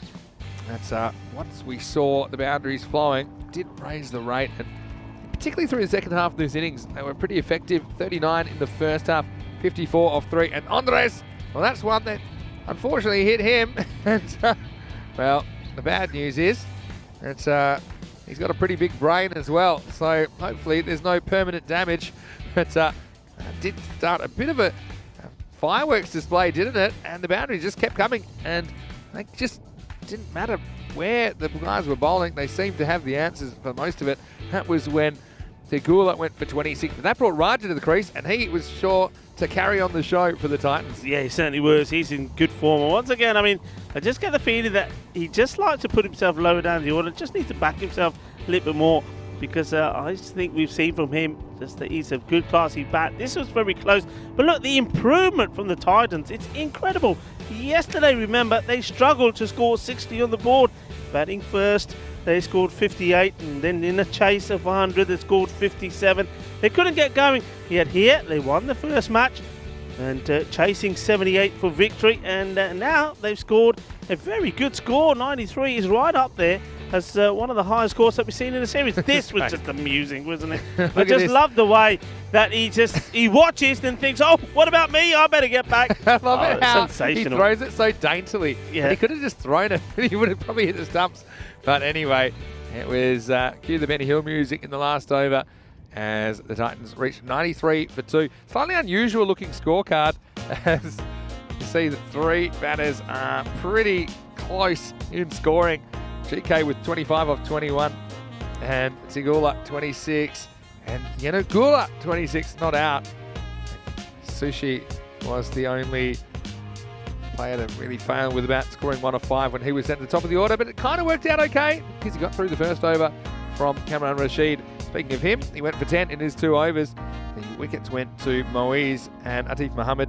No one really going the journey, I would say. I think Rashid was probably best of the bowlers again, but close behind Moise and Asad Shah, but I thought put in a good shift. His 2 overs only went for 15. So we'll have a quick break back in about 10 minutes with the final innings of the day. Should be interesting because Linköping will be hoping to get 94 and take something away from day 3. And you can see from that, the pulse monitor, that it is neck and neck. So that is all the reason to join us again when we return for the last innings of day 3 in Sweden. Stockholm, the nation's capital, the host city of this European Cricket Series. Vinny Sandhu here, Mr. Maximo, alongside Rico Full. You're watching the European Cricket Network. See you shortly for the last innings of the day.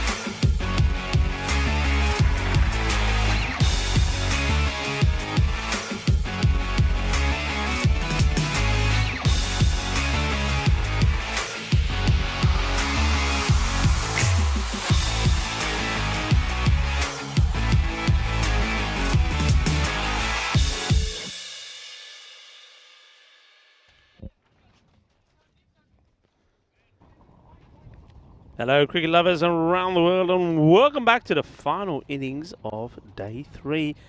You're watching the FanCode European Cricket Series. We are in Stockholm, Sweden, and the Stockholm Titans, they've done pretty well here. 93 posted, just losing 2 wickets. It's been a real transformation in their form, but of course, everybody will know the one of the areas that they had the issues was in the fielding. So they've got to be pretty tight here. They certainly won't want to be sloppy. They put themselves in a good position to win both matches against Linköping and get right up there, level on points with them as well, and put a lot of pressure on Indiska, who have played 4 matches and yet to register a win in this Group A. These are all Group A matches, and that will continue up until Friday, when we'll know which 4 teams will be coming back next week on Friday for the quarterfinals. Saturday will be the start of new teams. We'll see 4 of the 5 teams in action on Friday from Group B. Titans, can they make it 2 out of 2, which will be, well, it will go down as probably one of the best comebacks any team has made in terms of form. And certainly they were all over the place yesterday with their fielding particularly, and with their batting. They've got the batting sorted today. Edge, and watch the spin, and they do. Ends up just being a single. Ramraj Nadar is the bowler.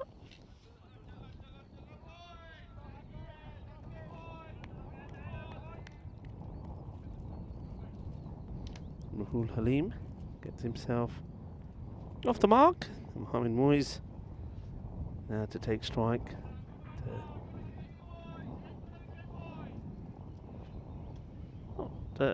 Not too fond of the look with the cap worn backwards, I have to admit. Here comes Nadar, and well, gets hit big. And watch out, watch out. There's a kookaburra about. Oh, that's a nice shot. Well, the batter says, you may not like me look, but what about the shot? Well, I'm going to hand it to you. It's a pretty good shot. Straight down the ground. Clean hit. And that's what they need, a good start, a good power play. The rate is just under 10. They wouldn't want it to go any higher than that, and looks like somebody else doesn't like the look of the cap.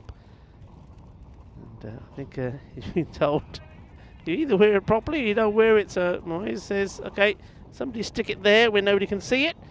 And a nice bit of camouflaging being done by the... Well, that cap is gone all over the place. It's gone from one place to another, and now it finally is taken off the field of play. All that for a cap. I hope it hasn't put him off. Let's see if he can hit the ball just as well with or without the cap. Well, he gets a snick, and this goes to the man at third.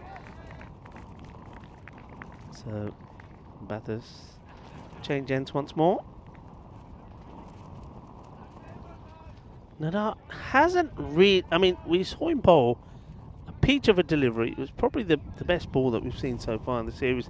The very first ball of the Titans' introduction to European Cricket Series. And he's never repeated that again. And this, well, the 6 has been repeated again as that's been blasted down the ground. So both batters have hit him for a big 6. Been pretty similar shots as well. Boom, shaka, lagya. Well, maybe it's going to be a flurry of runs this afternoon. No lagada, one of the bad, no patake chal paine. Certainly Linköping have started well, both these batters. Short, and misses out on it. A big swing from Halim. Tries to force it away at square legs. Got to be slightly careful. They have got a man in that square leg position.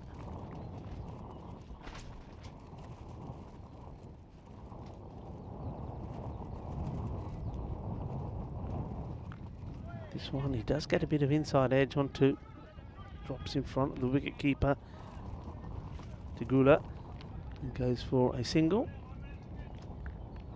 And that will be the end of the over. And it's a pretty decent start. Both batters finding their range, getting a maximum in. this time. Nadal, I was saying that that one ball he bowled, the very first ball of ECN cricket for his team, the Titans, probably the best ball so far. Took a wicket from it, but he's never got the ball to do that since. 15 off the first over, so it's a more than adequate start. And this man, well, JK, what can you say about him? So just gets the ball in the right places. GK, I should say, not JK.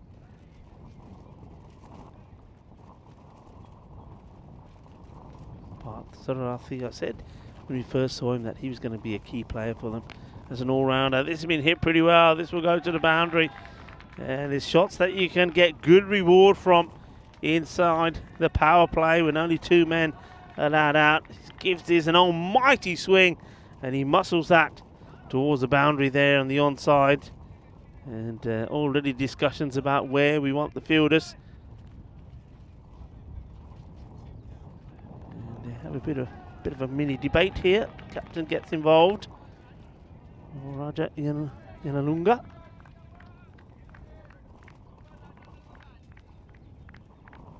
So certainly taking the attack to the Titans at the moment.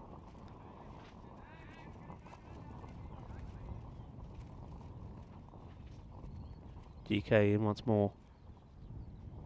This one's hit down the ground. Will be stopped by the captain of the Titans, Rico Full here of the European Cricket Network, and alongside me is Mr. Vinny Sandhu. Welcome back, Mr. Sandhu. Yeah, thank you. It's good to be back, and yeah, looking forward to this game. It's certainly a good start. Moise, I've thrown him at the top of the order. Well, there's a bird flying past. There's been a few kookaburras flying past us in the first stages of this chase. Looks like a bat change here. Must have broken it. Yeah, a couple banging off the sight screen. Don't know if we'll be able to zoom in enough to see the exact cause of the bat change, but the bats will only be changed if they're broken. So we just had a couple of kind of unscheduled delays. One for the cap situation. And so, yeah, let's just see if Gopalakrishnan Parthasarathi can get a breakthrough. He's bowled pretty well today, I have to say. Did go the journey on his first delivery. But still, no ball, +4 to start the over, and then 1 off the free hit. Gets this one pretty good, doesn't it? Yeah, he gets this this one a bit fiery. It gets good movement in, doesn't he? Sort of, he's got that double arm action. Yeah, double windmill. The old Sugar Ray Leonard of bowling, I think. There you go, you see. And now he's joining up the dots. He seems to have got his rhythm. He's decided that he needs to give 110%, not just 90, and he's cranked it up a little. You see what Moise is out there to do. He's been promoted. I think he batted 7 in the last game, and so now he's right at the top of the order. He's there to whack Maximos or die trying. Oh, I think he's uppercut this all the way over that fielder who's in the 30-yard circle. Over it goes, and it's 4 more. Mahimka just watches this sail over him and has to go fetch it from the other side of the boundary rope. Yeah, I mean, that's good attacking play. Moe's actually batted 8, I just checked in the last game, just faced the 1 ball. So they obviously fancy him to be able to do some damage. He certainly has the right approach. See if they can put a dent in this target of 94, because they don't want to slip behind in the game. It'll be a long way back. Oh, got him. That's the Yorker. And not only does he knock the stumps over, he knocks the batter over as well.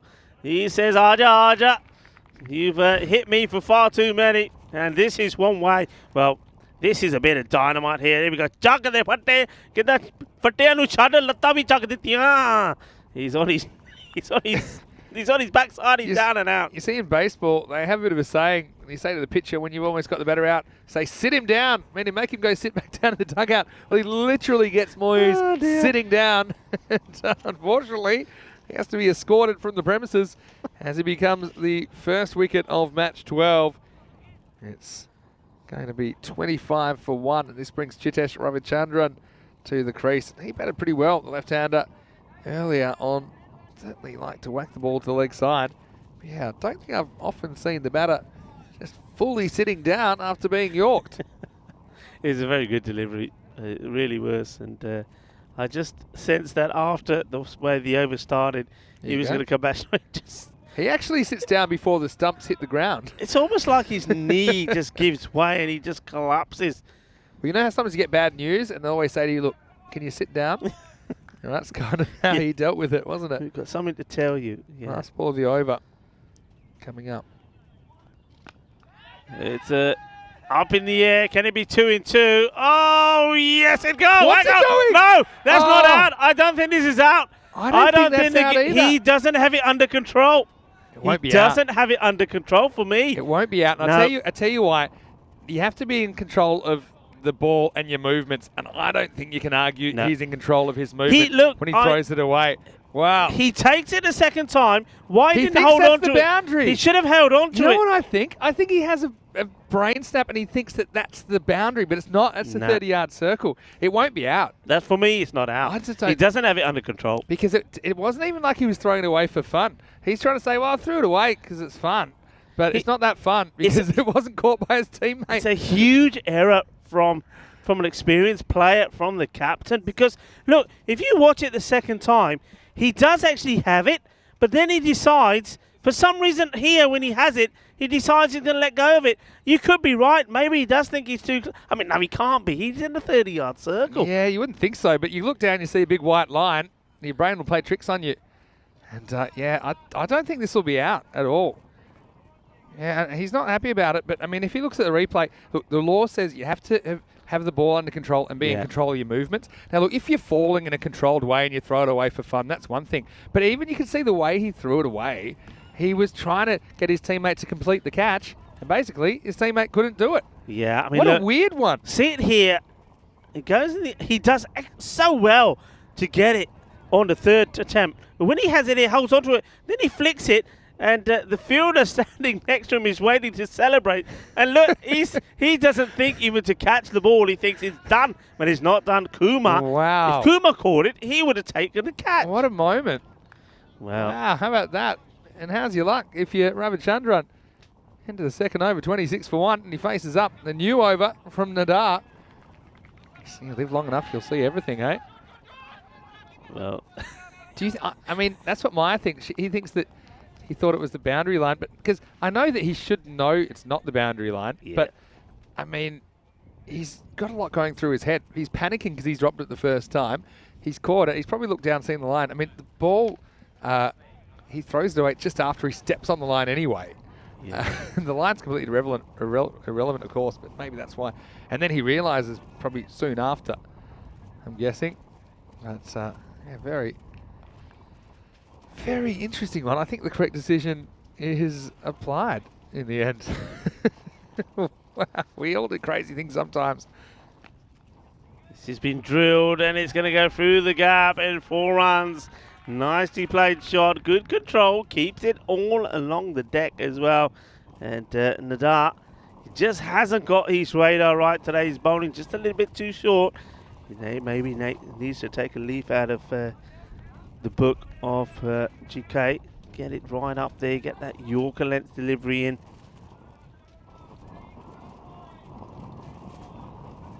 Halim once more proving that he is the key batter for his side. And Chopin hits this pretty well, and it's out of reach of the fielder. He sticks out one hand, but can't do anything about it.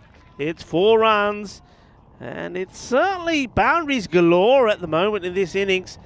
And it's bizarre as well for that bit of work from Raja Yanagula. Thought he had the catch, but doesn't have it under control by the laws of cricket. This is a beautiful shot. It's beautifully executed, and that will go all the way. Balle, balle, balle. This is just classy stroke play and timing. Not the best of deliveries. Look at that. He shows you the full face of the bat. You know he's looking to attack you, and then he just rolls on this and puts it away. And now there's a little discussion happening between the bowler, the captain, and the experienced players coming together. And GK is there as well. Just saying, right, okay, how do we change this field? Well, they're saying to the fielder, come back. He is coming back. He just had to go a long way to fetch the ball. True. Well, he is back in the field of play now. Where did they want him to go? Got to say hello to Wazza, who's watching from Australia. He agrees it's not out with that catch. Still going back to that almost an over ago. Last ball of the second over, it was Cameron Rashid that dropped an absolute sitter yesterday afternoon. Last ball of the second over as well. Swing and a miss. And it's caught wide. The bowler can't believe it. Let's have a look. I've been pretty harsh on them, but look, does the whole ball pass inside the tram line? The answer is, I think it's a good call. I think a little bit of the ball is on the line, and that's the way they call it. It's a tough one. I can understand the bowler be disappointed. It does come back a fair bit, maybe not quite the whole ball inside the tram line. Well, then he goes for the shorter option, and you can't put it there. Pitch it there to me, he says, and I'm going to send it packing. And he does. He absolutely creams this. And lovely jubbly, 6 more. Yeah, Nadar doesn't get even. He gets angry, and he tries to bang at a bouncer. The bouncer says, okay, you want to play that game? I'm going to play this game. Rahul Halim whacks it away over the leg side for 6 more. It looks like a whole different ball game now, doesn't it? 48 in the power play, still a ball to go. Yeah, hasn't bowled well. He's bowled too short, and he's been punished for it, really. And not got, for me, in all of those deliveries bowled so far, and he's bowled 11, he hasn't pitched one up at all. It's all been too short. And one thing we're learning very fast about that man, Rahul Halim, is you bowl short to him, and he's going to punish you. He's going to hit you a long way. Last ball of power play coming up. It has gone for 37 now. It's a full toss. Ball!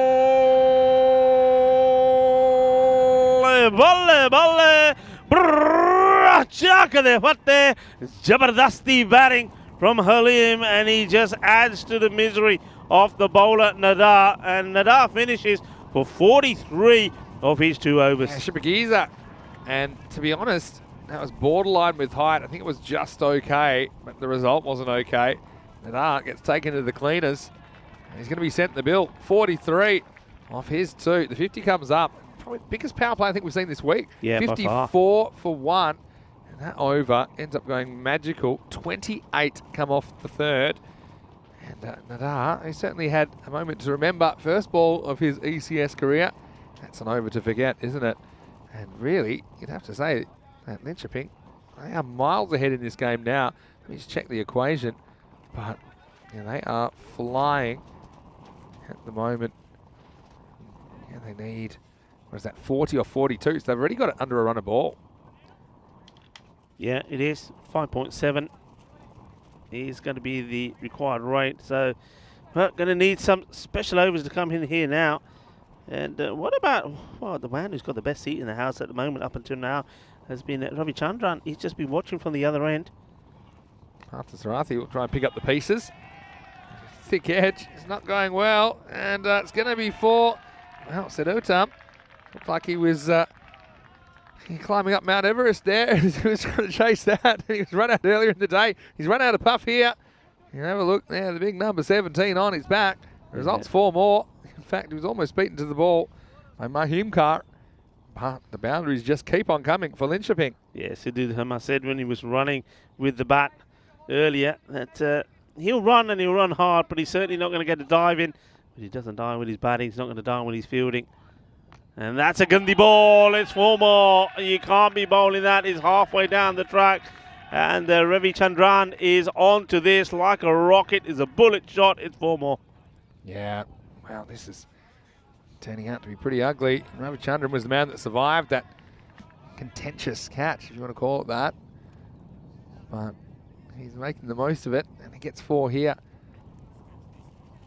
Yeah, this was what happened earlier. See what time shot do you one more time. And see, catches it, and then just throws it away. The more I look at that, I think the line was a factor. And guess what? It's going to be 4 again, as this one's over the boundary line.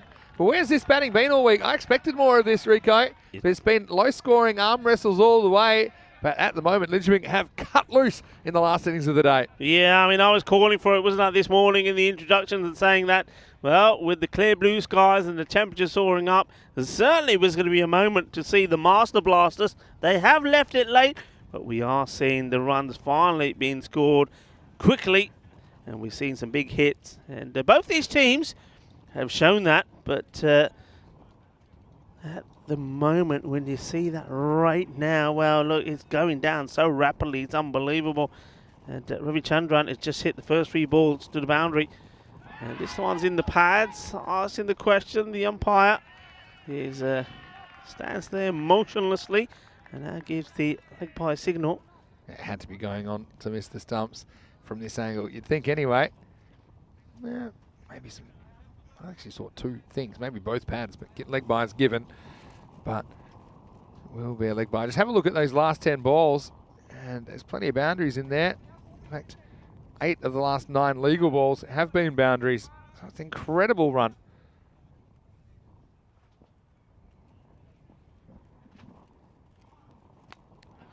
Swings hard. What's the spin on it? And he's not able to stop it. It's 4 more. Oh, it's boundaries galore. And looks like it's going to be an early finish here, because both batters, every time they make contact, the ball finds its way to the boundary line. Yeah, not a great one from Himkar. Gets close, but not close enough. So now 23 required, and still over 6 overs to go. Amazing innings. Very uncharacteristic. Well, it's another, and more to the Roars. And the delight of the in-shopping players. It's going to be another expensive statistic that we're going to have to look at. 4 overs down, 75 for 1, and Halim is 47 off 13. He's hit 5 fours and 4 sixes, so 9 balls out of the 13 have gone to the boundary or over. And if you want to see plenty of boundaries, tune in when we do get back to the Cartama Cricket Oval, just outside of Malaga in Spain, for the European Cricket Championship. It's our other marquee tournament of the year. It's going to come up pretty quickly, you know, Rico. At the moment, it's only just under 4 months away. We'll have 21 European nations taking part. Some for the first time, like France, for example, that we'll see in Group C, and Switzerland in Group D, Malta as well in Group C, new to the tournaments. Scotland and Ireland sending sides for the first time as well. Will anyone be able to knock off England in that 21-team tournament, which runs over 4 weeks through September and October? 5 weeks, I should say, including the Championship week. So join us for more. You can check it out on our website, europeancricket.com. Okay. It's time for a change, and Yenagula is going to try and pick up the pieces here in the 5th over. Yenagula pick up the pieces. Well, he was trying to pick up the ball, wasn't he, when he threw it away? And that wicket didn't stand, and what a crucial play that will turn out to be, because since that moment, these 2 batters have gone ballistic. The 50 partnership up. He'll look back on that, and I know he's probably not too happy about the decision, but he'll look back and he'll see what everyone else sees, which is just he threw it away kind of before the acceptable moment, and in a fashion that wasn't celebratory. It was functional. Yes. And that's well put. You know, it was functional, not celebratory yet. Well, this one could be a celebration. It's not. The catch goes down. And the only good point, if there is any, is that the ball doesn't go to the boundary. And more disappointment for the Titans. I just saw the 50 partnership coming up in 14 balls between these 2 guys. Have absolutely smushed the Kookaburra everywhere, all over this cricket ground. Ravi Chandran on strike. Bit of revenge for Raja. Hits him high up on the shoulder. Slightly shorter delivery, angles it in. He's played the bowlers coming round the wicket so well as the left-hander. And this one he misses out on. I think he's just trying to hit that too hard. I don't think he'll miss out on the next time. I think he's ready for it. And yes, he is. He hits this one up in the air, but the fielder is, the catch goes down.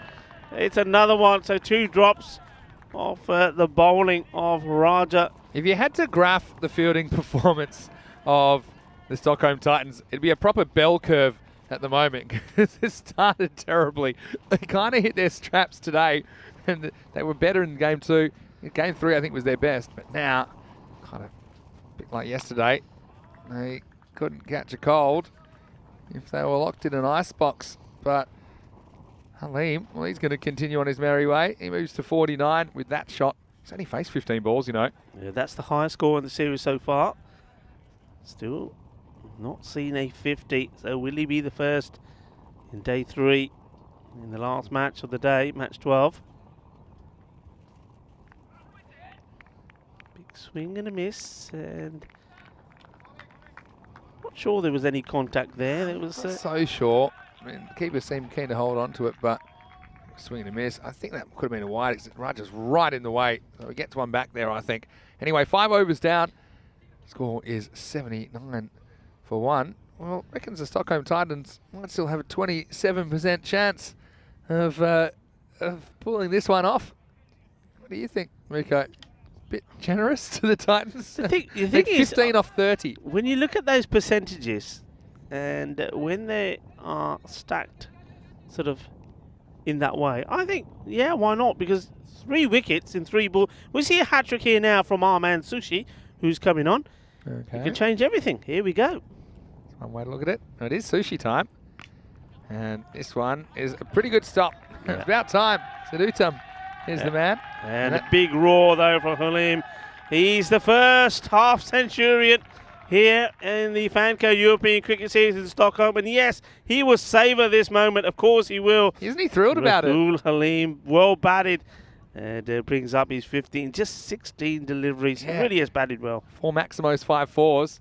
Scoring it better than 3 a ball. I just think he's thrilled to bring up a half century on televised cricket. So great work. Well, Sushi, he needs a highlight to pick him up, doesn't he? It's well bowled, actually. Intelligent bowling. He knows he's not going to put it anywhere on the stumps or on the legs to the hard-hitting Ravi Chandran. He just places away and takes a single. Yeah, I would like to see Sushi not be afraid here of giving the ball a bit of flight. Yeah. I think we saw him bowl some good deliveries yesterday. He didn't get any reward. That's a good line. That's well bowled. Come on. I'm going to get behind Sushi here. He needs a wicket. Might be a consolation wicket. He's just had a rough time, hasn't he, Sushi? Yeah. And, he's still got plenty of matches left to make an impact because they're only halfway through their group campaign here, the Titans. But, he only scored 1 opening the batting. He's bowled some good balls in this series as well, yet to be able to register on the wickets column. And that one's too short, and that's where you don't want to be bowling it, because anything there is going to be sent the aerial route all the way over the boundary. And not a good ball. Boom!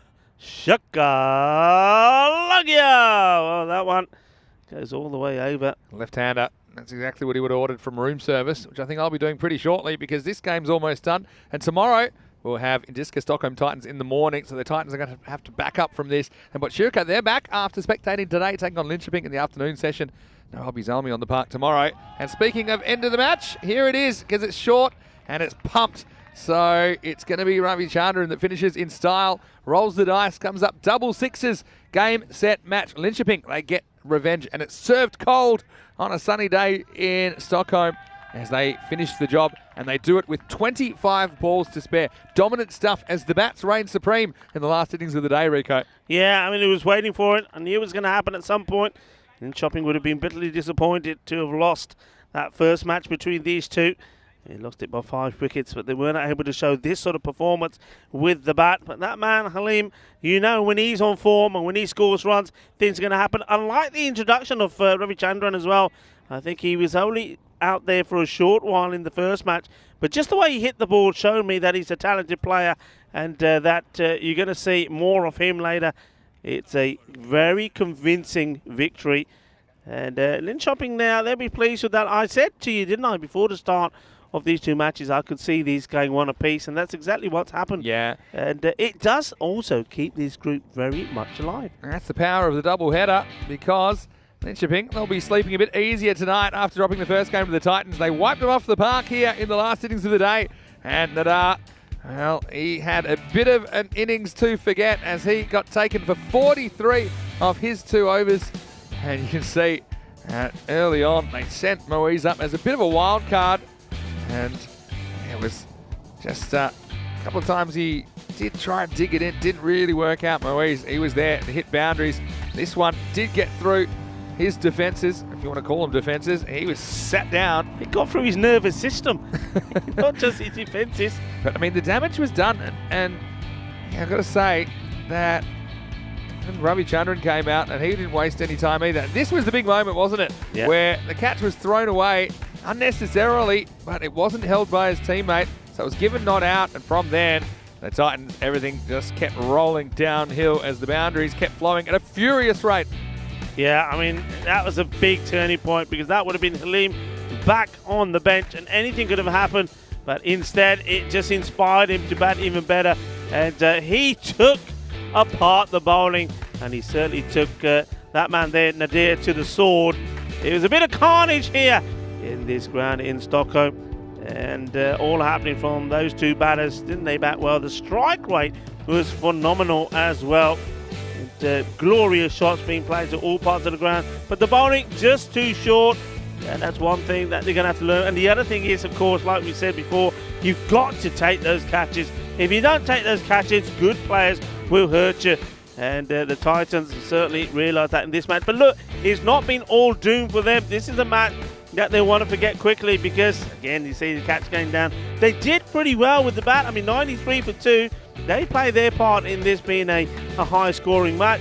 But in terms of the bowling, they let themselves down. And that's a magical moment there for Rahul Halim getting his half-century. Well batted, sir. Both badaiyan apne Rahul Halim nu apni half-century aaj puri kar li. There wasn't long to go, was there? And the sushi was served cold again, unfortunately, as I thought he might be able to grab his first wicket. Bowled a couple of good balls, but the last two, well, they were begging to be hit, and they got their wish as it was bang, bang, and knock out from the big left-hander, Ravi Chandran, who finishes on 29 of 13 balls, 3 4s and 2 6s in there.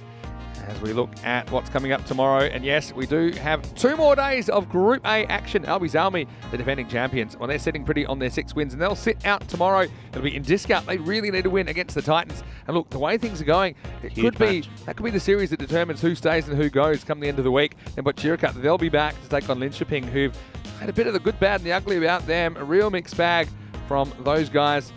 And it all starts again. Day 4 beginning on our screens here at ECN at 7 a.m. GMT, which is 9 o'clock in Central Europe, and 12:30 p.m. in India. Join us for another exciting day of ECS action.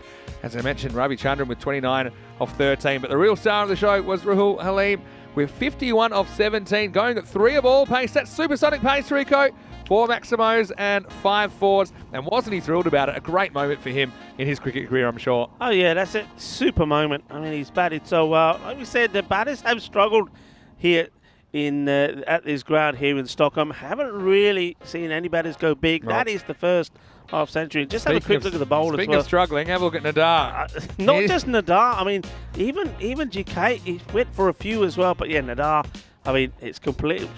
Things have not gone the right way for him after that magnificent dream start. Yeah, true. So you can see his economy rate's not great. Yanagula, the only one who was really respectable. He brought himself on early, but he couldn't really keep things quiet. I mean, that innings will be remembered for one moment, and that's probably the throwaway catch, the unnecessary throwaway. Can't wait to ask him what he was thinking exactly. But anyway, it is a fairly comfortable win to Linköping, who win with 25 balls to spare, winning by 9 wickets. Stockholm Titans, they got 93 on the board, but it didn't prove to be enough.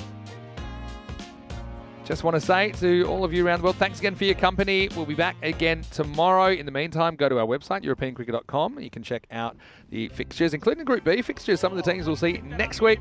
Check out our social media once again at European Cricket. And Rico, it's been a great day, and hopefully the weather stays this good the rest of the week, eh? Yeah, it's been a wonderful day. I mean, finally seen the batters turn up.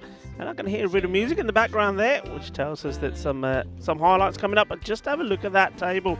In Indiska, it's a big day for them tomorrow. Just imagine if Indiska pick up a couple of wins there tomorrow, then a lot of pressure goes onto Pushurka as well. Any one of those 3 teams for me at the moment could make it into the 3rd and 4th spot. If the Titans can sweep Indiska in the morning, Indiska, it's almost all over for them. because they'll be hoping Botswana don't pick up any wins. They'll be just miles behind everyone else with only 2 games to play. Yeah. So look, a huge day coming up tomorrow. Get ready for some highlights of the day. Thanks again to all of our Blue crew here on the ground, to all of the players, all the supporters and all the helpers, and also a big thanks to our folks at Spring Productions. And look, especially Andres, who copped a Maximo in the head today, but we certainly hope he'll be okay. And we'll hopefully see him again tomorrow. But for now, this is Vinny Sandu, Mr. Maximo, alongside Rico Full. Hope you have a happy and safe evening on behalf of everyone at the European Cricket Network and the European Cricket family. Hope you enjoy these highlights of the day. We'll see you tomorrow for more FanCode European Cricket Series. Good night. Adios. European cricketers, time to cheer and show the world what you got. Master blasters turn on the style. Cricket's a beautiful game. Smiling faces and celebrations as the champions enjoy their fame. European legends breaking records, making their own dreams come true. Watched by millions, European cricketers show the world what they can do. Now picture this, 10 runs needed to win off the last over of the match. Fielders are on fire, sliding and diving, want to take that world-class catch. Tension building as the ball runs in, will it be short, a yorker or slow? A 6 will win it, 4 to tie into the golden ball we go. Cricketers, European cricketers, share your passion for riding a flag with the world. Cricketers, European cricketers, time to cheer and show the world what you got. Another one, that's the big one. That's gone all the way over into the clubhouse and ordering a pint at the bar. Hundreds of clubs all over Europe are coming together today. Thousands of cricketers want to be stars, show their talents when they play. We've got commentary, action-packed cricket frenzy. You're hooked, you can't deny. Worldwide audience watching to see which team will lift the cup up high. Oh, cricketers, European cricketers, share your passion for riding the flag with the world. Cricketers, European cricketers, time to cheer and show the world what you got. La la la la la la. There we go. She sent that pack in but the shaka 6-4. Oh, cricketers, European cricketers, share your passion for riding the flag with the world. Cricketers, European cricketers, time to cheer and show the world what you got. Time to cheer and show the world what you got. Time to cheer and show the world what you Mentioned got. turbo earlier, that's supercharged. 6 runs, that's gone into orbit. It's another Kookaburra ball that's going to be circling our planet for years to come.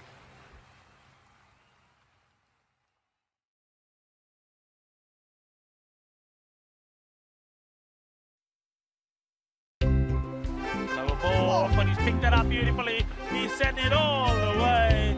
Ginna, but the shaka, that was nice.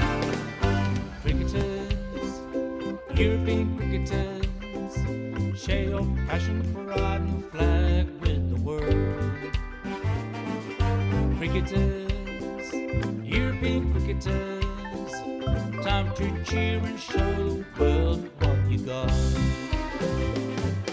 7 bits of wood and a tape ball taken to an open space. With a swing and a hit, the ball goes flying in the field and makes his chase.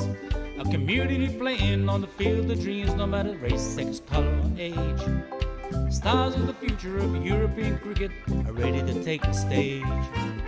Ball's getting quicker with the Kookaburra starting to swing.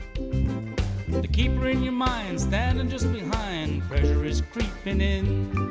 Some give it flight and some give it grip as the ball really starts to spin. But our batsman's alert with the crack of a bat, the ball flies over for 6. Cricketers, European cricketers, share your passion for riding flag.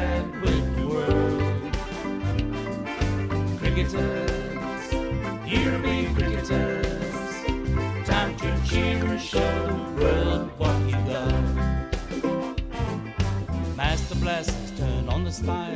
Cricket's a beautiful game. Smiling faces and celebrations as the champions enjoy their fame. European legends breaking records, making their own dreams come true. Watched by millions, European cricketers show the world what they can do. Now picture this, 10 runs needed to win off the last over of the match.